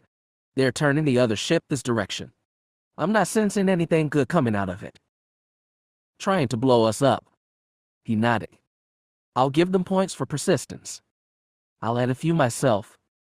Anything we can do to stop them? It's not in our hands. We just have to trust Corran, and we are now." "Ah, I recall this lesson. How did it end last time?" Luke turned to her, his eyes and mouth displaying an almost devious edge. "You're the one that always wants to push it up a notch. I believe this can be called fate's irony." Mara felt a tiny laughter escape her lips. Gently leaning her head next to Luke's shoulder, she closed her eyes. The blood had stopped trickling from her wound, but her vision didn't seem eager to focus. More than anything, she wanted to sleep. Well, Mara spoke softly, wrapping an arm around Luke's. It could be worse. At least we're together. To her surprise, Luke huffed out a chuckle. Narrowing her eyebrows, she inched away to get a view of her husband's face. What? I love it, he explained, his lips still curved upwards.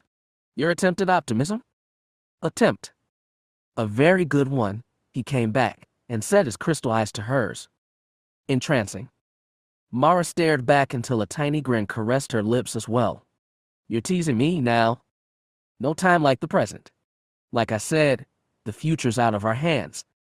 Well, she leaned her head back on Luke's side. If I'm going to die, might as well take you with me. That was my original plan from the way beginning anyway. Luke didn't say anything. Eyes closed, he let out a few light chortles, and then checked on Ross.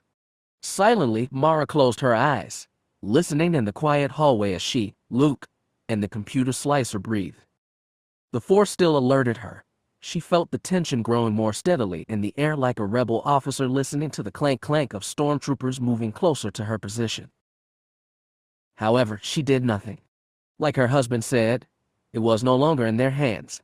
To be a Jedi was to be content, no matter what hand the universe dealt. Mara was new to the concept, but her husband was not. And his calm tranquility could relax any nerves Mara might experience. She held still. You have what? Prince Owl's questioned through the comm. The falling virus. Corran shouted back as he finished spinning his X-wing through a loop. It was now up to him. Wheel was soaring into position, but other than Corran's tiny X-wing in the way, there was nothing to stop Prince Owls from shooting havoc into the other crippled vessel. I don't have time to sit here and explain everything, Corran replied, dodging another red bolt. We know about your master the falling and human virus the works. Just stop for a second, and I'll send you the information. How did you get it? Does it matter? How do I know it's not a fake? Look, Corran finally spoke in a somber tone. Calling out with the force, he aimed his starfighter at the bridge of the falling vessel. I'm not going to let you kill my friends. Now, you can either take this information and stop this war right now, or, with a flick of Corran's finger, the 4 proton torpedoes on his X-wing became armed. I can't do as much damage to your vessel as I can with every Jedi ability I possess. Your choice? Arm loosely draped over Luke's front, Mara opened her eyes. It was an odd feeling coursing through the ship through the space outside. The tension had been as thick as mud, swinging between the falling and the force. And then nothing. Almost like a passing breeze, the force stopped as ripples inside Mara's mind. Slowly, she removed her head from Luke's shoulder and glimpsed around. What just happened? With that, her husband merely smiled. I think it's over. There was another alarm through the force. That one, however, wasn't of worry or fear. In fact, just the opposite. Mara looked at Luke. He was already hauling Ross from the ground. Silently, Mara grabbed the comlink from her belt. The falling have called back the arsenal, the other woman replied. I'm sending a 4-cylinder to the ship even as we speak. Thought you'd appreciate it better than spacewalking with 3 people and 2 masks. Mara shrugged to herself, but her smile held like cement. Hey, if we have the time to secure a 4-cylinder. Got all the time you need. Leia just sent the falling information to Jedi Horn. He's in the process of handing it over to the falling right now. Thank you, Luke said as he secured Ross over his shoulder. No problem, Master Skywalker. It's nice to hear from you again. The comlink was silenced. Mara gladly attached it to her belt, and then cocked an eyebrow at him. You knew we would be all right, didn't you? Why would you say that? He replied, suddenly confused. Slowly, Mara's expression fell. No vision? She questioned. He blinked his eyes. Not that I recall. No feelings. No idea. Trust. Remember Mara? His features lightened up again. What type of life would it be if I already knew how everything was going to play? Gradually, Mara's smirk resurfaced on her mouth. Pressing the door's controls, the metal slab slid to the right. Already, Wei's four-cylinder was securely in place. The hole Mara had created just a while before was now sufficiently guarded by a long clear tube, connecting the falling ship to Wei's freighter. Silently, Mara gestured a hand to her husband and stepped out of his way. With a nod, he stepped toward the cylinder and gently positioned Ross inside. The slicer's body vanished out of sight. Kneeling on the floor, Luke turned back to Mara and extended a hand. Slowly walking across the room, Mara stopped beside the hole. Without hesitation, she threw herself inside of it, awaiting for her husband to exit down to safety. Chapter 35. I wanted known, President Pont Gaversom announced to the Senate of the New Republic, the holocoms buzzing around him like flies, that even in the face of adversity, the dividing factors that separate one being from another should never be used as excuses of hate, of fear, or of distrust. To the fallen and sighs, even to the family of the late Senator Retafiat and every human that lost loved ones during this horrible crisis, I hope that this one break of those factors will not lead to others. We are the New Republic, a government for all species, human and beyond. Thank you. The applause was not immediate. The final words hung in the air as if all the senators were awaiting another speech. They gazed at the podium. There, Leia Organa Solo sat beside President Gaversom. Neither a spark of concern nor fear of disapproval twitched on her expression. Through the air, there was nothing but tension. Through the force, Leia could sense the other senators in the room. Outside, the people of Coruscant listened at home through the holo. Worries were their suspicion and fear. Nonetheless, they were hopeful as well. For the future, it was wishful thinking for a united galaxy. The applause was not immediate, but it arrived nonetheless. One by one, the senators stood, raising their hands toward President Gaversom. He nodded at them in return as they cheered for a galaxy that would gather and heal. Leia remained quiet, but she gently clapped with the rest, especially toward President Gaversom. He glanced down at her, and then back at the others. There was a touch of disappointment in his eyes, but the confidence was radiant. Silently, he lifted a hand. The loud applauding halted. He smiled almost bashfully into the crowd. Without a word, Leia stood by his side. And with that, President Gaversom declared, through this chaos, all of his horrid destruction and betrayal, several decisions had to be made. Some of them by me personally. And while my role as head of the New Republic, as temporary as it was, has been grand, I feel that now is the time to give it back to its rightful owner. He gestured a hand to Leia. It is on this day that I make my final act as President of the New Republic. By giving back my position to the person I, and so many others, trust, Leia Organa Solo. There was no delay in the applause then. Several senators seemed to clap for mere presentation. Leia felt their reluctance in the force. Senator Borsk Filia was one of them. Grimacing from his spot in the line of other senators, he stared down at Leia with an almost rhythmic clap to his fur-covered hands. Leia ignored him. Silently, she bowed toward the crowd and holocoms, and then waved a hand to the public watching her on the holo. The sun was setting by the time Luke Skywalker and his wife reached Ross' room inside the towers of the Imperial Palace. A datapad in his hands, Luke rapped on the door only once before hearing a pleasant "coming" from the other side. Twisting around to his wife, Luke hinted a grin before entering the room.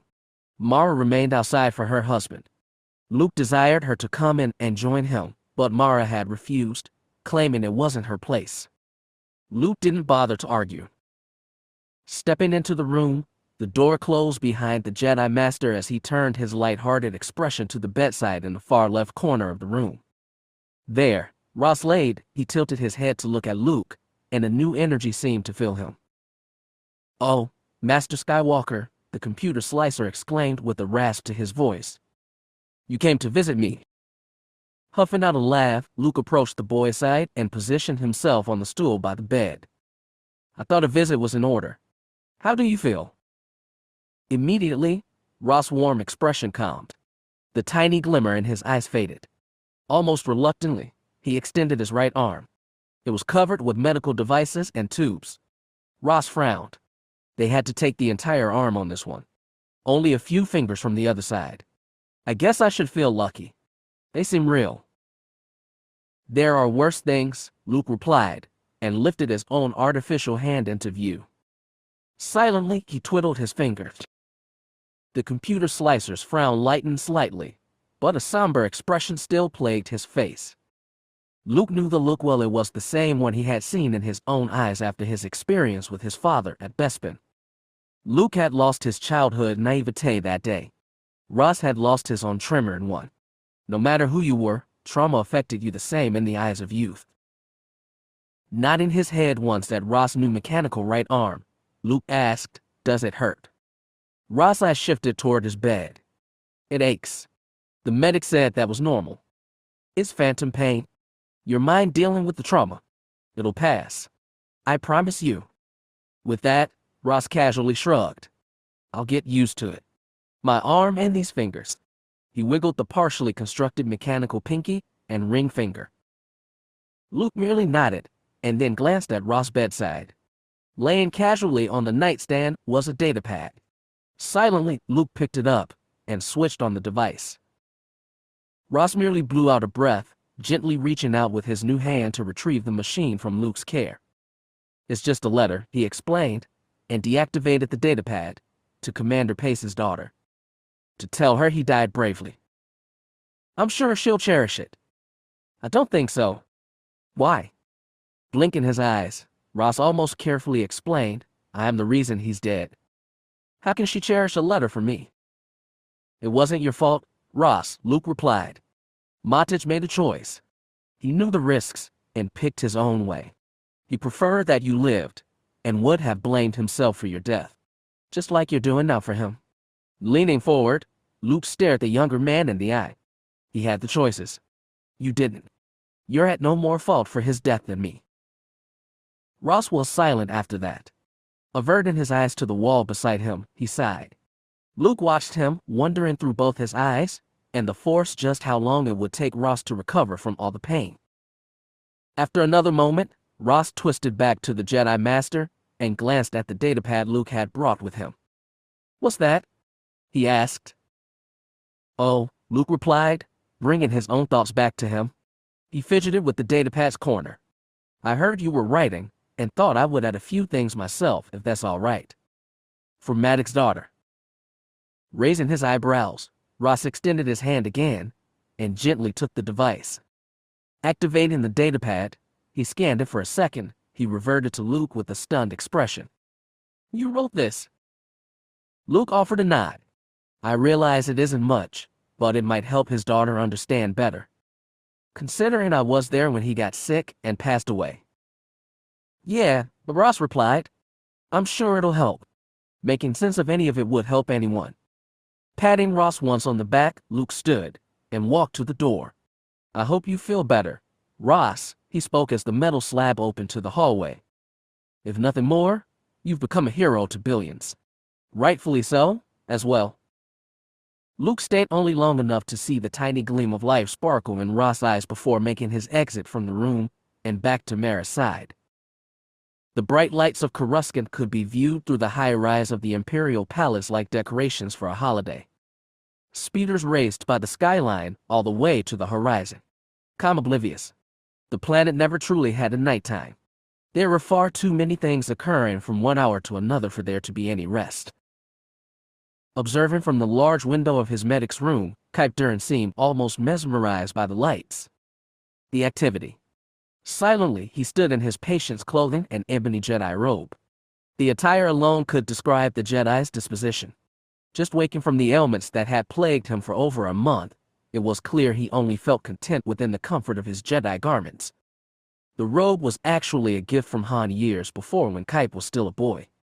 Even after all the pain he had endured and caused, the Jedi still donned it with tranquility and pride. Silently, Luke and Mara Jade Skywalker stood in the center of Kyp's room. Luke didn't have to say anything to already feel the light amount of tension in the air. Neither did Kyp. Nonetheless, the other Jedi was not one to allow tension to slip away. With his arms crossed in front, Kyp didn't even bother facing to the Jedi Master to talk. "Courageous, Master Skywalker," he proclaimed with almost a sardonic edge. "I've heard nothing for the past day except for your unbelievable entanglements in space. You must be proud." Luke Skywalker instantly peeked at his wife. He could sense her impulse to retort, to snap the crude touch of Kyp's statement back in his face. Luke didn't need to lift a hand or give her a look for her to know that it was not the time for such things. Through the Force, she felt his presence and emotions, and remained still. Joining his hands in front of him, Luke stepped deeper into the room. "You know that's not the reason, Kyp. I didn't do this for pride."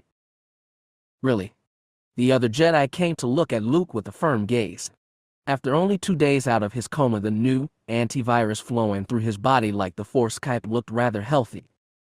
"Then perhaps you should enlighten me. You didn't put yourself on the front line of this fiasco, with all the other Jedi that could have done the job." Sensing Luke's feelings or no, Mara seemed to have taken enough.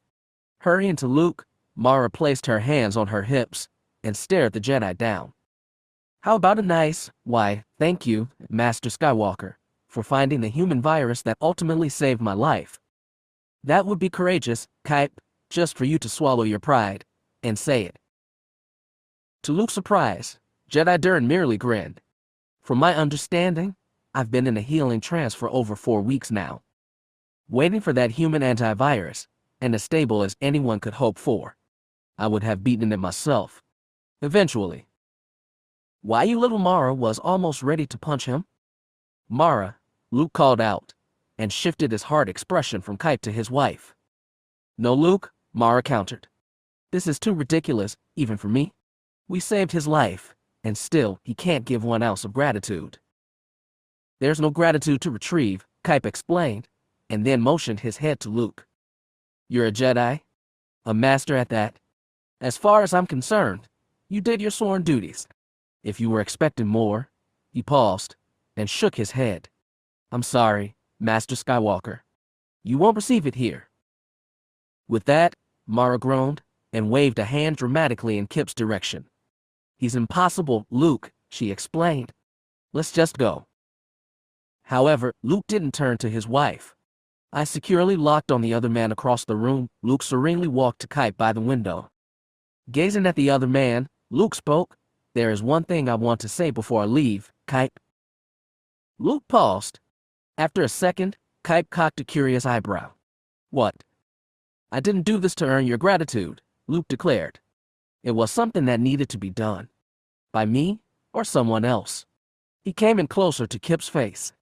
"But I didn't come here this evening to demand appreciation. I came to see how you were doing. Nothing more.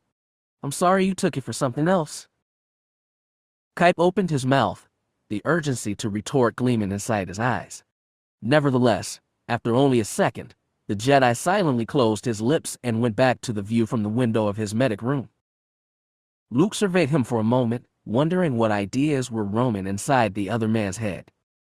Nonetheless, as Mara's presence became more apparent in his mind, Luke merely bowed his head at his former student and twisted away. Gently accepting Mara's hand, both Skywalkers walked to the door to leave. "You did well, Master Skywalker," Kyp's voice softly echoed inside the room. "Just as I hope I would have done in that situation." Mara stopped dead center by the door. She instantly pitched Luke a glance. Her mouth was partially ajar. Luke didn't bother turning around. One hand already touching the door's controls, he merely replied, "Thank you, Kyp." Silently, the door slid open. Luke strolled calmly through it, Mara following a moment later into the hallway. The door shut itself, leaving Mara and Luke quietly alone inside the empty corridor. Huffing out a breath, Mara merely shook her head. Luke spoke nothing. He offered his wife a smile and started to walk down the hallway with her by his side. "Well, be thankful, Skywalker," Mara finally said as she entangled his arm with hers. "That was about the closest form of gratitude you're ever going to receive from that one." I was surprised it actually sounded genuine. Luke grinned lightly to himself, but didn't look at Mara. "I think it was. I doubt it will last." With that, Luke finally looked at his wife.